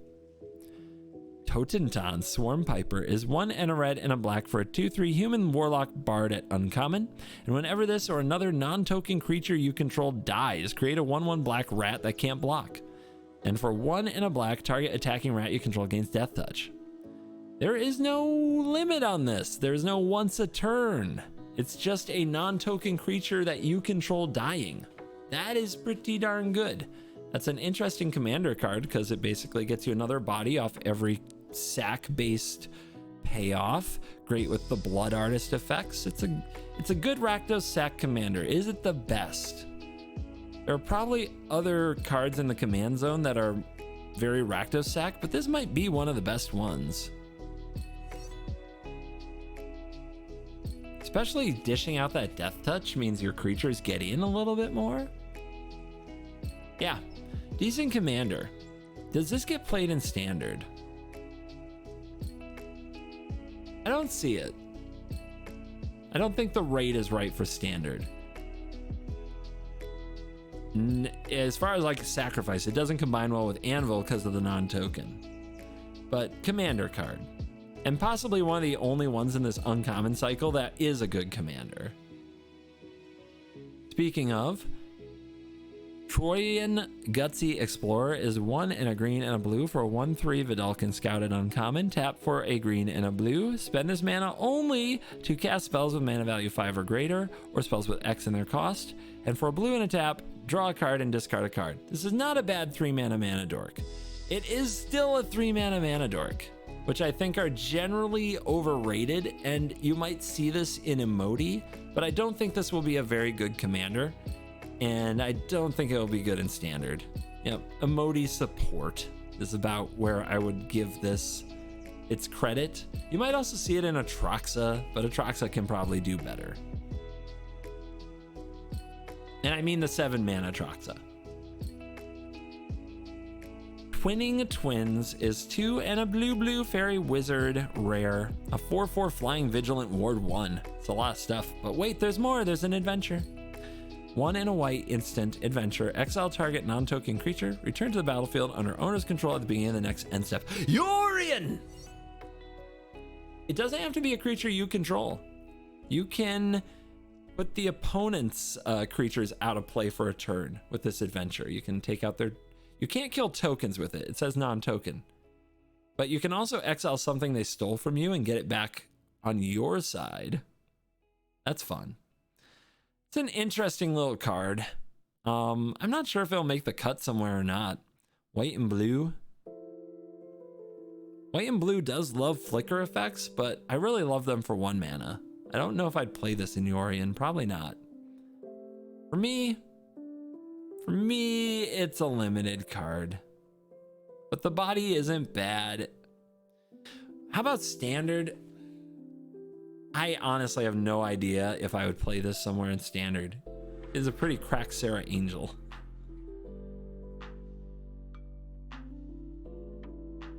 Will, Scion of Peace.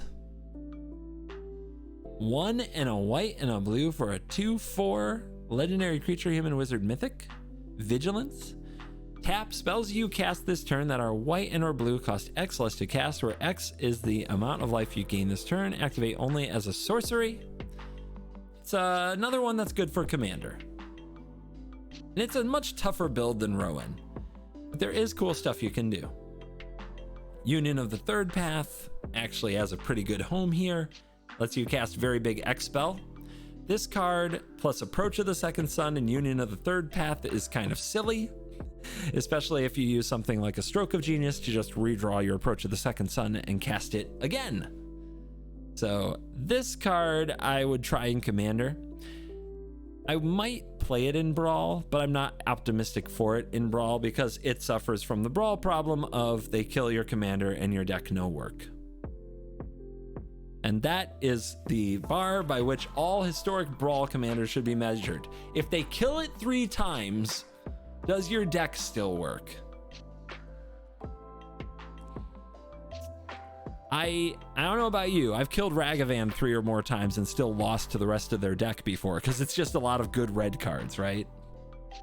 But if your deck is a bunch of life gain cards and they kill Will 3 times and you're sitting there like, I was supposed to cast X equals 12 and I'm casting X equals 3, that's not a good sign. That's not a very positive thing. Woodland Acolyte is 2 and a white for a human cleric that is a 2/2, and when it enters the battlefield, draw a card. Oh, I like it already. 1 green is an adventure instant. Put target permanent card from your graveyard on top of your library. Oh, that was almost a draw 2, but it goes on top of the library. It is an instant though. This card is just okay, right? Yeah, I think this card's just okay. Probably limited only. Yenna Redtooth Regent is 2 and a green and a white rare 4/4 elf noble legendary. 2 and a tap. Choose target enchantment you control that doesn't have the same name as another permanent you control. Create a token that's a copy of it, except it isn't legendary. If the token is an aura, untap Yenna, then scry 2. Activate only as a sorcery. So if you have a bunch of different auras, you just go and like make a bunch of little copies and scry a bunch, potentially. Seems very commandery.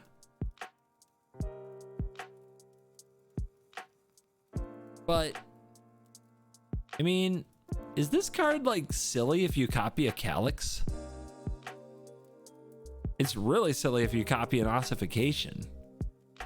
Like, this doesn't pass the Doomblade test. If you spend 4 mana on this in standard and they kill it, you didn't get anything for it. But if you untap with this, is that like busted?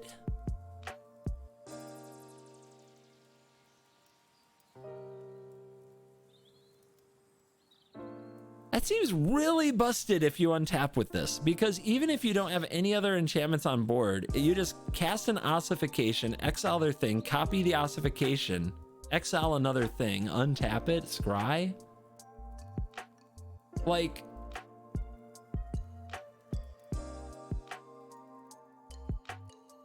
I'm not saying like, it's probably not like a 4 of, but is it like a 1 or 2 of?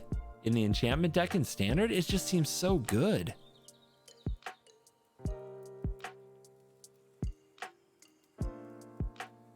I mean, even if you're copying a Spirited Companion, you're not angry about that. The activate as a sorcery is kind of cringy though.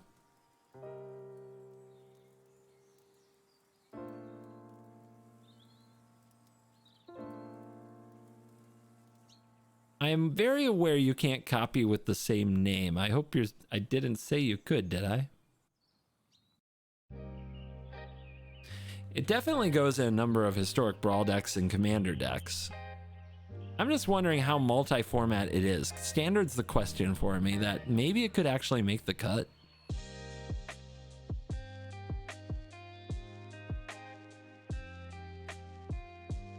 So yeah, I've got my eye on this one. Historic Brawl and Commander at least. Standard, maybe. Keep your eye on Yenna. Very good card. Multicolored's done! You can tell it's getting dark in here. I've lost light in my room. We've got 12 artifacts, baby. Agatha's Soul Cauldron. 2 legendary artifact mythic. You may spend mana as though it were mana of any color to activate abilities of creatures you control. Creatures you control with +1/+1 counters on them have all the activated abilities of all creature cards exiled with Agatha's Soul Cauldron. Tap, exile target card from a graveyard. When a creature card is exiled this way, put a counter on target creature you control. Is it busted? Does this card do anything? You need creatures with +1/+1 counters. You need cards in graveyards that are creature cards so that you can put +1/+1 counters on things. This card is kind of all over the place, and it's a legendary artifact, which both makes it tutorable and good with other legendary type cards, but also means you can't have it in multiples.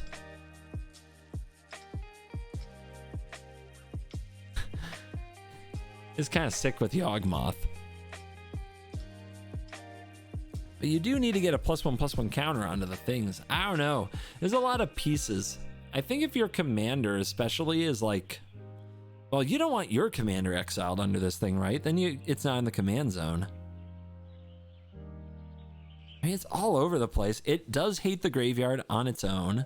It's kind of Unlicensed Hearse Extra, which Unlicensed Hearse has had its moments. This card is weird. It does have a ton of upside. I'm eager to try it, even more so than Agatha herself. At the bare minimum, I want to try it in Commander.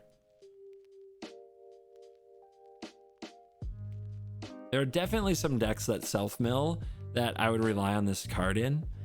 I am unconvinced in Standard, but this is a hard one to evaluate. I admit I'm not sure about this card. Candy Trail, 1 mana, food clue. When it enters the battlefield, scry 2, sack it, you gain 3 life, and you draw a card. I'm so pumped about this card. For dumb reasons, like I want to play it in Emery. I'm stupid. I know. I'm mad. But this card makes me somehow semi-happy. I don't know. Collector's Vault is 2 mana, 2 tap, draw a card, then discard, create a treasure. Not a bad little artifact. At the same time, rate isn't great. It is kind of like doing the thing is only 1 mana though, because you make that treasure. This card might see some fringe commander play. Ariad's Tempting Apple. This one throws me. 4 mana for a legendary artifact food. When it enters the battlefield, gain control of target creature until end of turn. Untap that creature. It gains haste until end of turn. 2 and tap. Sack it for 3 life. Food text. 2 and tap. Sack it. Target opponent loses 3 life. In Commander, if you are looking for... If you have a commander that says sacrifice a creature anywhere on it, you can just play this in your deck. If you have like sack outlets at all, it's kind of sick, right? Like this goes in Yawgmoth, a mono black like Yawgmoth deck. You just yoink their creature, sack it, let's go. It's in the flash artifacts. Yeah, like in Urza's Liberator. Like you can play that and just instant speed yoink. It is weird having a yoink effect in any color, right? It's very bizarre. In Thassa, because Thassa says return it to the battlefield under your control, you can yoink the opponent's creature, blink it with Thassa, and then keep it. How's that sound? Like this gives an effect to a number of decks that just don't have it. So that it's going to see a lot of interesting Historic Brawl and Commander play. And I think that's really cool. I think it's too expensive for Standard, but I mean, we'll see. There might be an open-ended sack outlet in Standard that makes you want to run this. Gingerbread is reprint. Fringe Commander play, probably. Hilda's Crown of Winter. This card, 3 mana, legendary artifact, rare. 1 tap, tap target creature. This ability costs 1 less to activate during your turn. So on your turn, just free taps. 3 mana, sacrifice it. Draw a card for each tapped creature your opponents control. This is an epic commander card. I drew like 10 cards off this baby. This thing, I tutored for it very early in the game when I wasn't even sure what I should be tutoring for. It did not disappoint. This card was absolutely nuts, man. Absolutely nuts. So, yeah, this is a staple in the Hilda commander deck. It might even fit into some other kinds of decks that I'm not sure about yet. Prophetic Prism is a reprint. It's a good one. It fits in a number of Eggs decks. Scarecrow Guide is 2 mana for a 2/1 reach Scarecrow. Add 1 mana of any color. Activate once a turn. Limited card or Scarecrow theme. Soul Guide Lantern is a reprint, and it fits in a number of decks. I think you know them. Emery is the one I run it in the most. Also run it in Luris. Sir Ginger the Meal Ender. 2 mana, legendary artifact creature, Food Knight, rare, 3/1. Sir Ginger the Meal Ender has trample, hexproof, and haste if an opponent controls a planeswalker. It's really mad at that Garrick. Whenever another artifact you control is put into a graveyard from the battlefield, put a +1/+1 counter on Sir Ginger and scry 1. Let me read that again. Whenever another artifact you control is put into a graveyard from the battlefield, it doesn't say non-token, so that can be like a treasure token. Put a +1/+1 counter on Sir Ginger and scry 1. So this could go in like all kinds of treasure decks. Like this with Dockside Extortionist just like becomes huge and scries and just punches someone so hard. There are a number of different Brawl and commander decks that want this, including being its own commander. And then it has the food text. But the food text isn't sack it for 3 life. You sack it and you gain life equal to its power. But you can have this as a commander. In fact, in the next episode of Worst Possible Commander Show, Ben has this as the commander. So you'll get to see it in action. Yeah, this is a sweet one. It's a good commander card. I am not sure how to make it work in a 60 card format, but we're gonna go with a good commander card. The Ironcrag. This is a 2 mana legendary artifact, rare, tap for a colorless. Whenever a legendary creature enters the battlefield under your control, you may have the Ironcrag become a legendary equipment artifact named Everflame Hero's Legacy. If you do, it gains equip 3, and equipped creature gets +3/+3, and not the creature, but this artifact loses all other abilities. Just felt like I had to say it that way. Yay! More 2 mana mana rocks in Historic Brawl. The decks that really need those continue to become more consistent. Is a very good rock. Is an interesting rock to have in Standard. Standard hasn't had something like this in a very, very long time. And I'm sure there will be some decks that want it. I think the Atraxa deck is already down for having this. A lot of people who missed Bankbuster might play a few of these. Because it's legendary, you can't have too many. But it is worth noting that when you turn it into Everflame Hero's Legacy, it changes its name. So you can change one of these into the Hero's Legacy and then play another Ironcrag without legend ruling each other. Commander for sure. Historic Brawl for sure. Standard maybe. Multi-format all-star. The Ironcrag. So, you know, get excited about Craig. We all love Craig here. Rocks are great. 3 Bowls of Porridge is 2 mana for an artifact food. 2 and a tap. Choose one that hasn't been chosen. This deals 2 damage to target creature, or tap target creature, or sacrifice this for 3 life. It's a good bit of value on a food, but I think the rate is too bad for Standard. I don't think it's quite Historic Brawlable either. Limited. 23 lands. I hope some of them are basic. Crystal Grotto's a reprint. Yay. Edgewall Inn. Where's the innkeeper? Enters the battlefield tapped. When enters the battlefield, choose a color. Tap it for that color. And 3 at a tap to sack it to return a card that has an adventure from your graveyard to your hand. This might be a one of in an adventure deck if such a deck exists. I think that this card's place will be in an adventure commander deck, and that's about it. Evolving Wilds is beautiful and a reprint. Forest, yay, reprint. Forest. Oh, I like this. Speed review. Not busted. Totally busted. Is my bias showing? Mountain, dirt worst. They are pretty. We'll give them pretty. Plains. And then, we're getting to the Restless.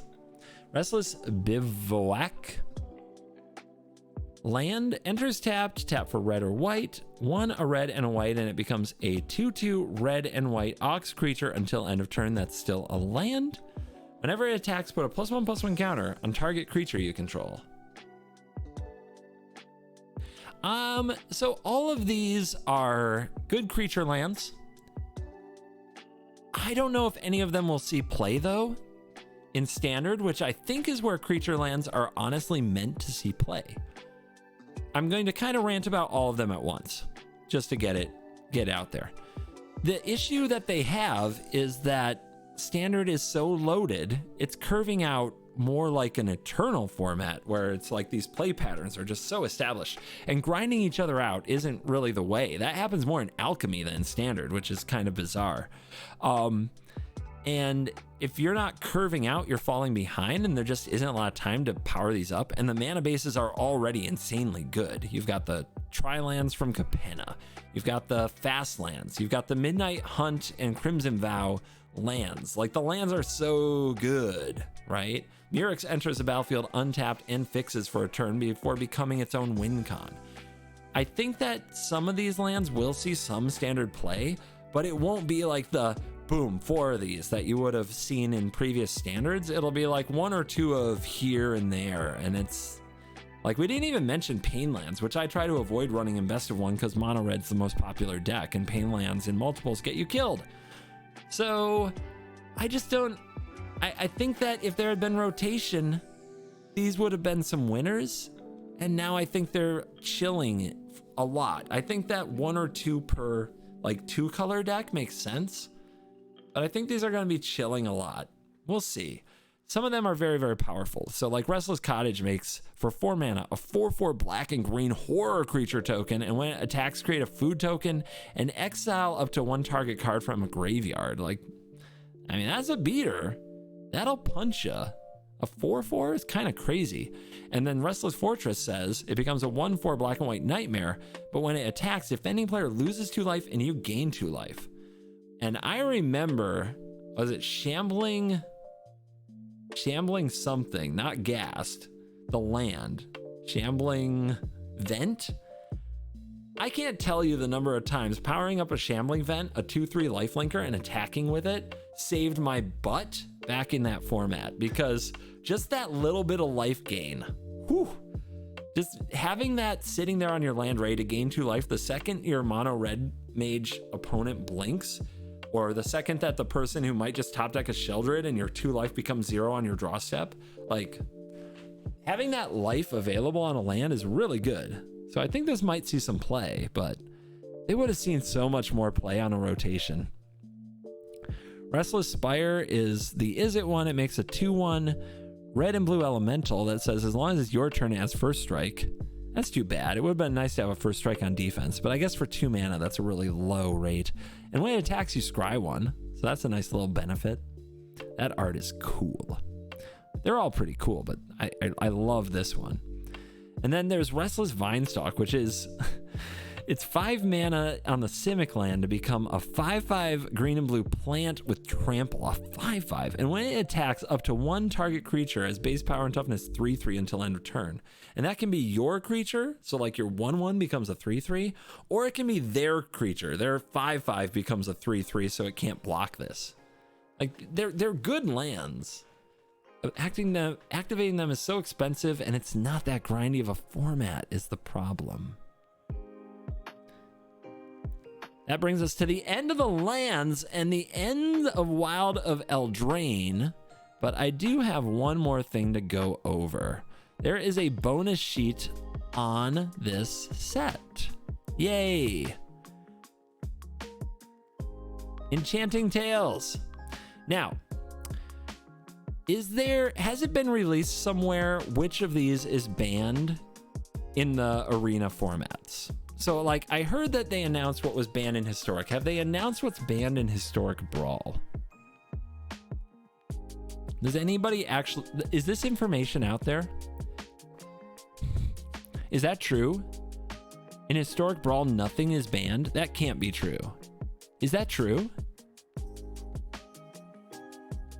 Oh God. Oh God.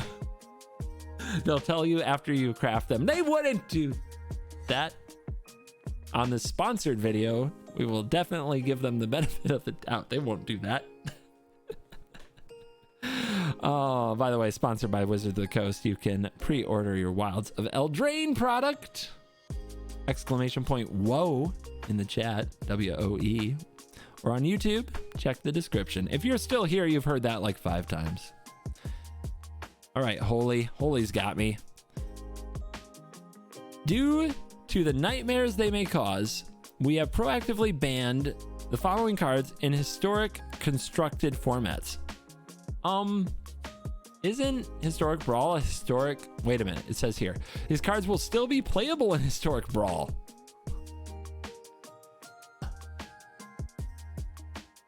Oh, snap.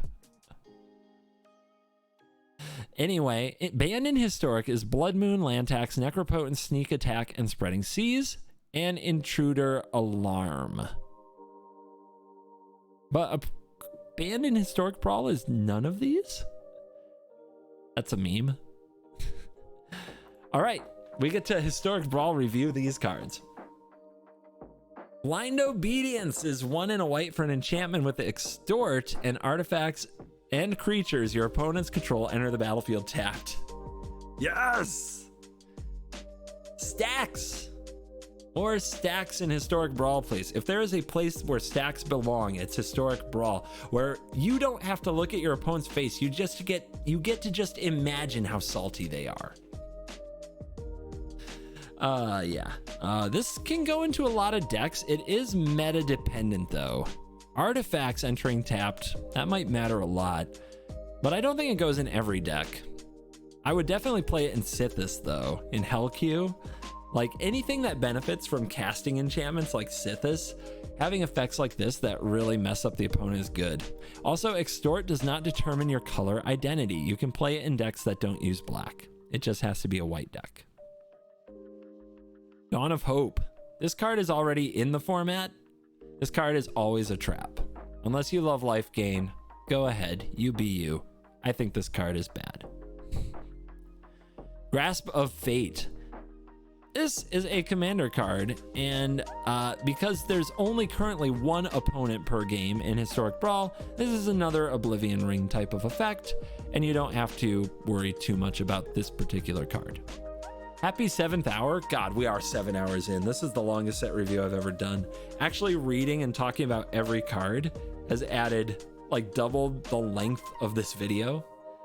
Thank you for being here for it. We're almost there. Greater Oromancy is 1 and a white for an enchantment that gives other enchantments you control Shroud.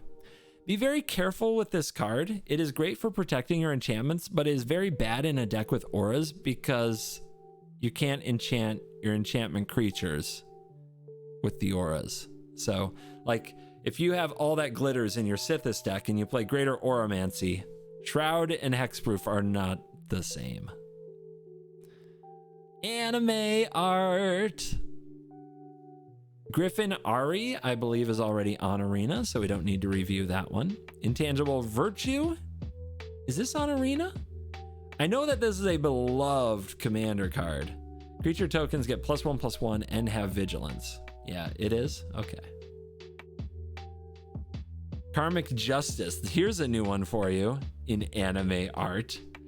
2 and a white enchantment. When a spell or ability an opponent controls destroys a non-creature permanent you control, you may destroy target permanent that opponent controls, like their lands.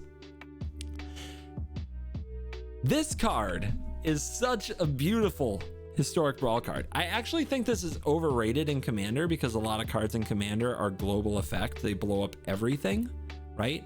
But in Historic Brawl, where the whole freaking plot seems like destroy their commander, destroy their commander, destroy their commander, get it off the board. You drop this, it's a new ball game, baby. They want to blow up your commander? You're going to take a land or something better with it. I think this is a sick Historic Brawl card. Karmic Justice, coming soon to our favorite format. It does have to destroy a non-creature permanent. So yeah, like, but say that your commander is Teferi.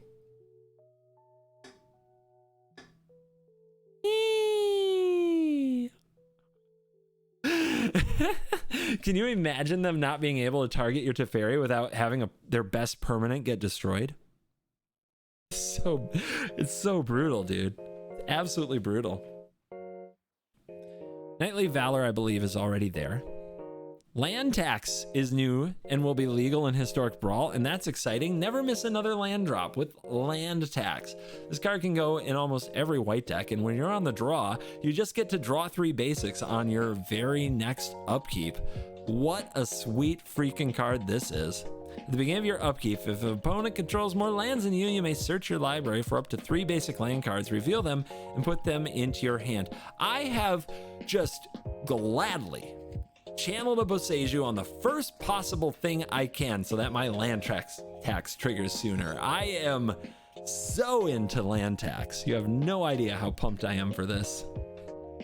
And yeah, this card is amazing with Thalian the Gitrog. That's a very good point. We have Ley Lines. How about Phyrexian Unlife? This is a card I've never played in any format. 2 and white enchantment. You don't lose the game for having 0 or less life. I love it already. As long as you have 0 or less life, all damage is dealt to you as though its source had infect. Oh. So if you cast it when you have 1 life, it's like you gained 9, kind of.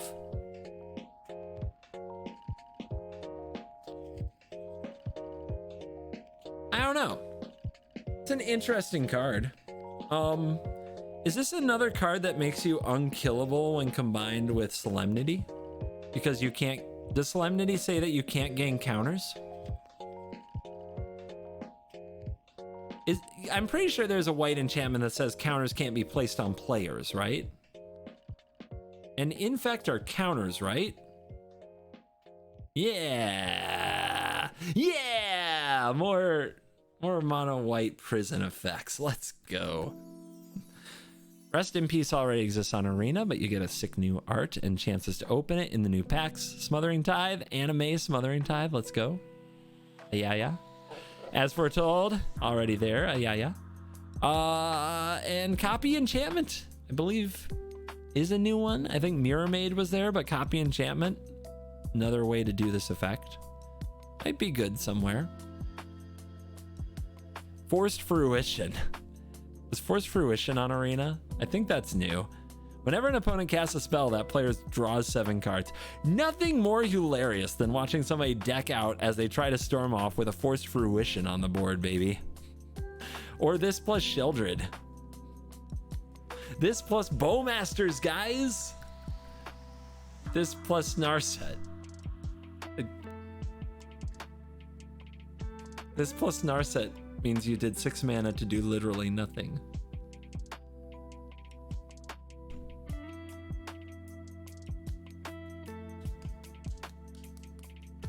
No, the whole point of this is that they like either deck themselves out or you kill them with like a Bowmaster Sheldred effect.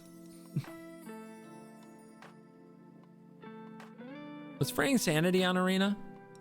I don't think so. 2 and a blue or a curse enchant player. At the beginning of each end step, enchant player mills X, where X is the number of cards put into their graveyard from anywhere this turn. Nasty. Nasty mills cards. Hatching Plans is 1 and a blue for an enchantment, and when it's put into a graveyard from the battlefield, draw 3 cards. Amazing with bargain. If there is a bargain commander, and I don't remember there being one, But if there's also a deck with enough bargain effects, this card in Historic Brawl is just like 2 mana draw 3 if you can reliably do it. Oh, by the way, Intruder Alarm. 2 and a blue enchantment. Creatures don't untap during their controller's untap steps, but when a creature enters the battlefield, untap all creatures. This goes infinite with so many things. Who can give me some examples? My brain is tired. I've been reading cards for 7 hours and 7 minutes. And just yesterday, I was sitting around with my friends after having a nice meal and having a lot of energy in me, talking about all the ways Intruder Alarm goes infinite. And right now I can't think of a single freaking one. But let's just say Intruder Alarm pops off.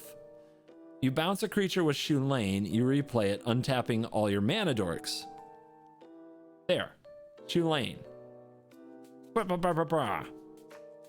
Ta-da. Shorakai when it's crude, right? Nice. Kinnan! Untap all those mana dorks every time you cheat one of those creatures into play. Nice! Krenko! Krenko and things that tap for damage. Nice! Let's go. Let's go, Krenko. Anyway, this card's got combos, is what we're trying to say. Yeah, and these cards are legal in our format, baby. Historic freaking Brawl. Kindred Discovery. Excellent creature type payoff. Creature theme deck. When it enters the battlefield, choose a type. Whenever a creature you control of the chosen type enters the battlefield or attacks, draw a card. Warning, it's not a May. You might deck yourself. You could definitely deck yourself. Omniscience. New art. Why can't I scroll? I keep staring at this art. I must scroll, but okay, get it, go away. Rhystic Study is coming to Magic Arena. Just a reminder that Rhystic Study isn't nearly as good in 1v1 as it is in a 4-player game. That is just a little disclaimer. I still might try it here and there, but for the most part, please do not put this in every frickin' Historic Brawl deck. Thank you. Spreading Seas. Enchanted land is an island. If they can't make good use of that island, you just nuke their land. And you draw a card. Great in enchantment decks. Good in a ton of decks. Also great with Island Walk Merfolk stuff. Legal in Historic Brawl. Hit them. Turn them into islands. Good stuff.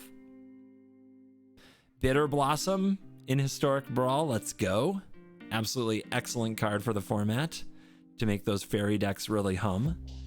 Also good in all kinds of other decks that need sacrifice fodder. Very cool card to have around. Dark Tutelage.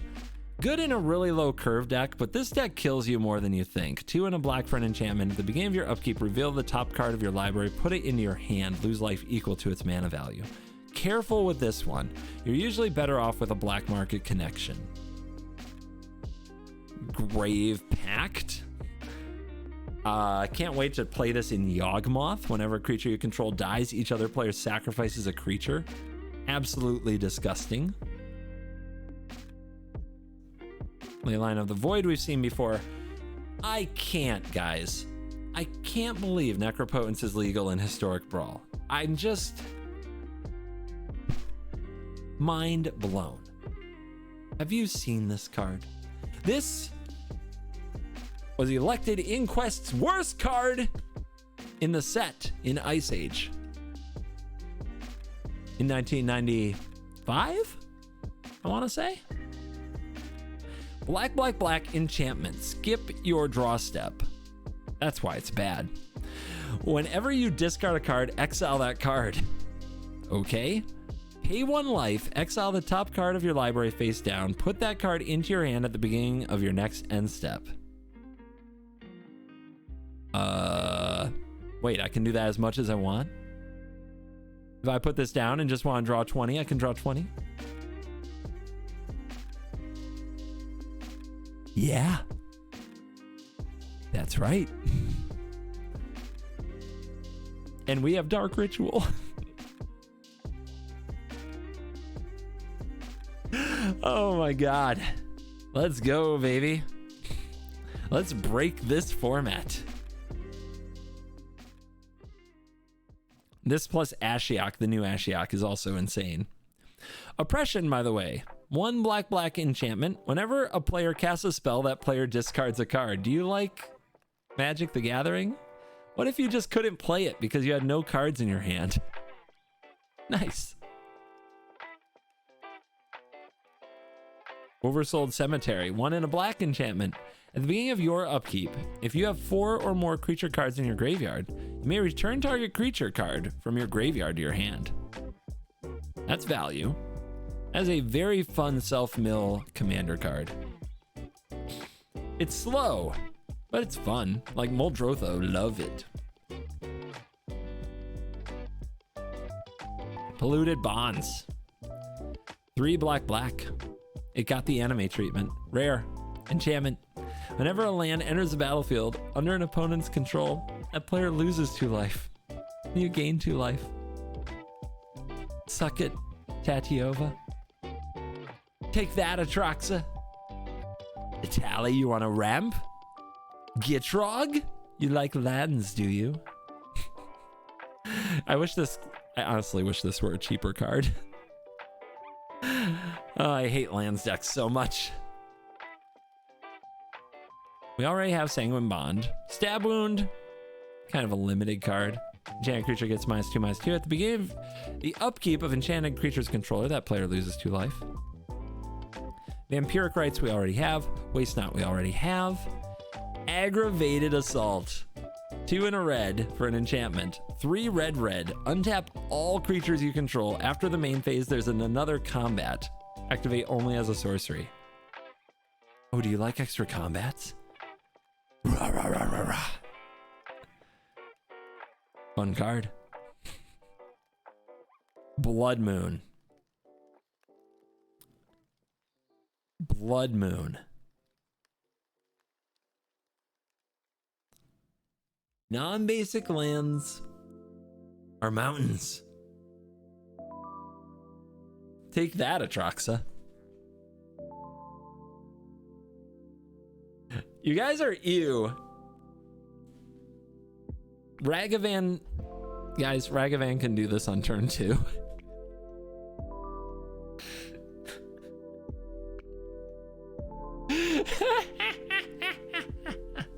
Italy has something that can keep up with Atraxa now. Y'all gonna have to get used to basics, baby.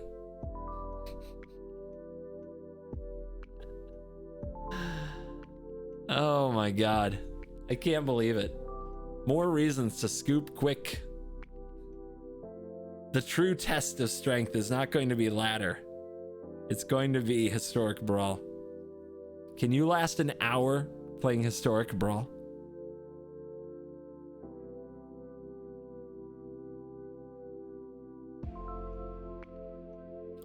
Dragon Mantle, is this in the arena? I don't think so. Or wait, wasn't it?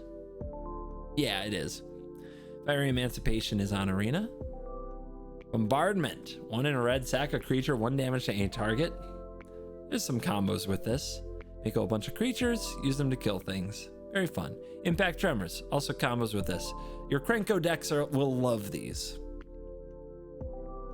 How very, very fun. Make a lot of creatures win game. Let's go.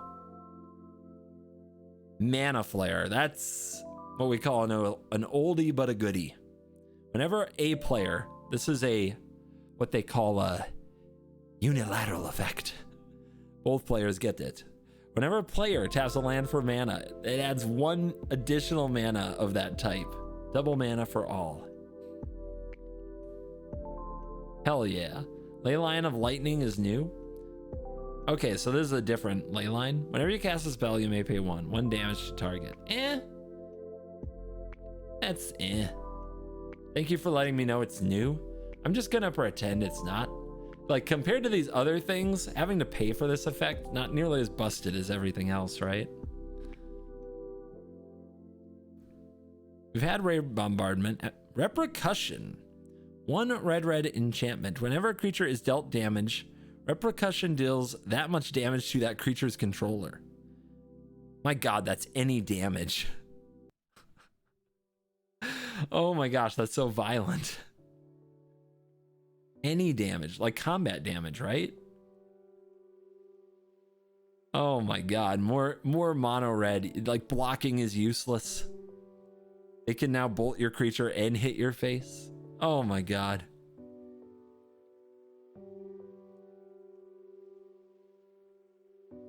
We've had Shared Animosity, Sneak Attack, 3 in a red, 1 red. You may put a creature card from your hand onto the battlefield. That creature gains haste, sack it at the beginning of the next end step. What is the best thing to Sneak Attack? Atraxa. Grizzlebrand. Oh God, Grizzlebrand. Yeah, those two things probably. Do we have Sarah Avatar? Nice. Italy? That is an ETB. This is legal in Historic? I'm pretty sure Sneak Attack was one of the banned cards in Historic. Sure, Crater Hoof, why not?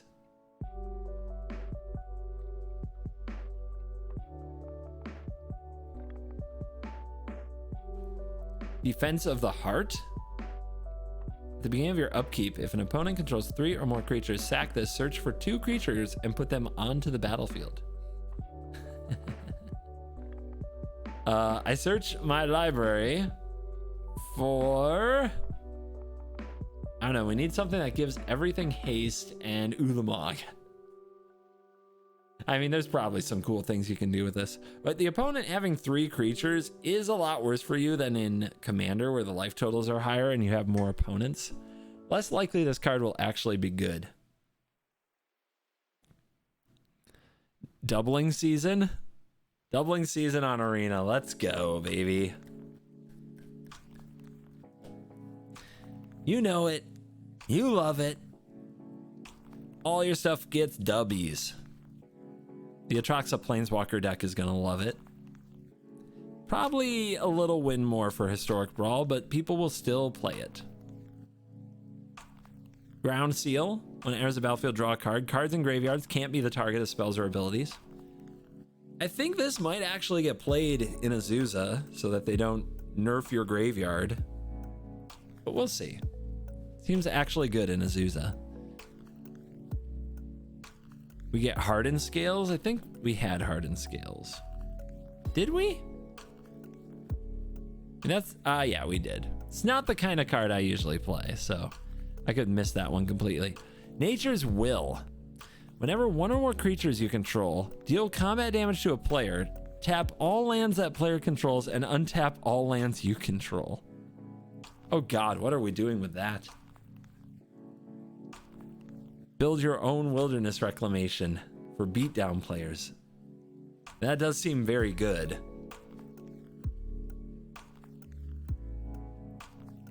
Parallel Lives, 3 and a green. If an effect would create 1 or more tokens under your control, it creates twice as many. We had this, but now we get anime art.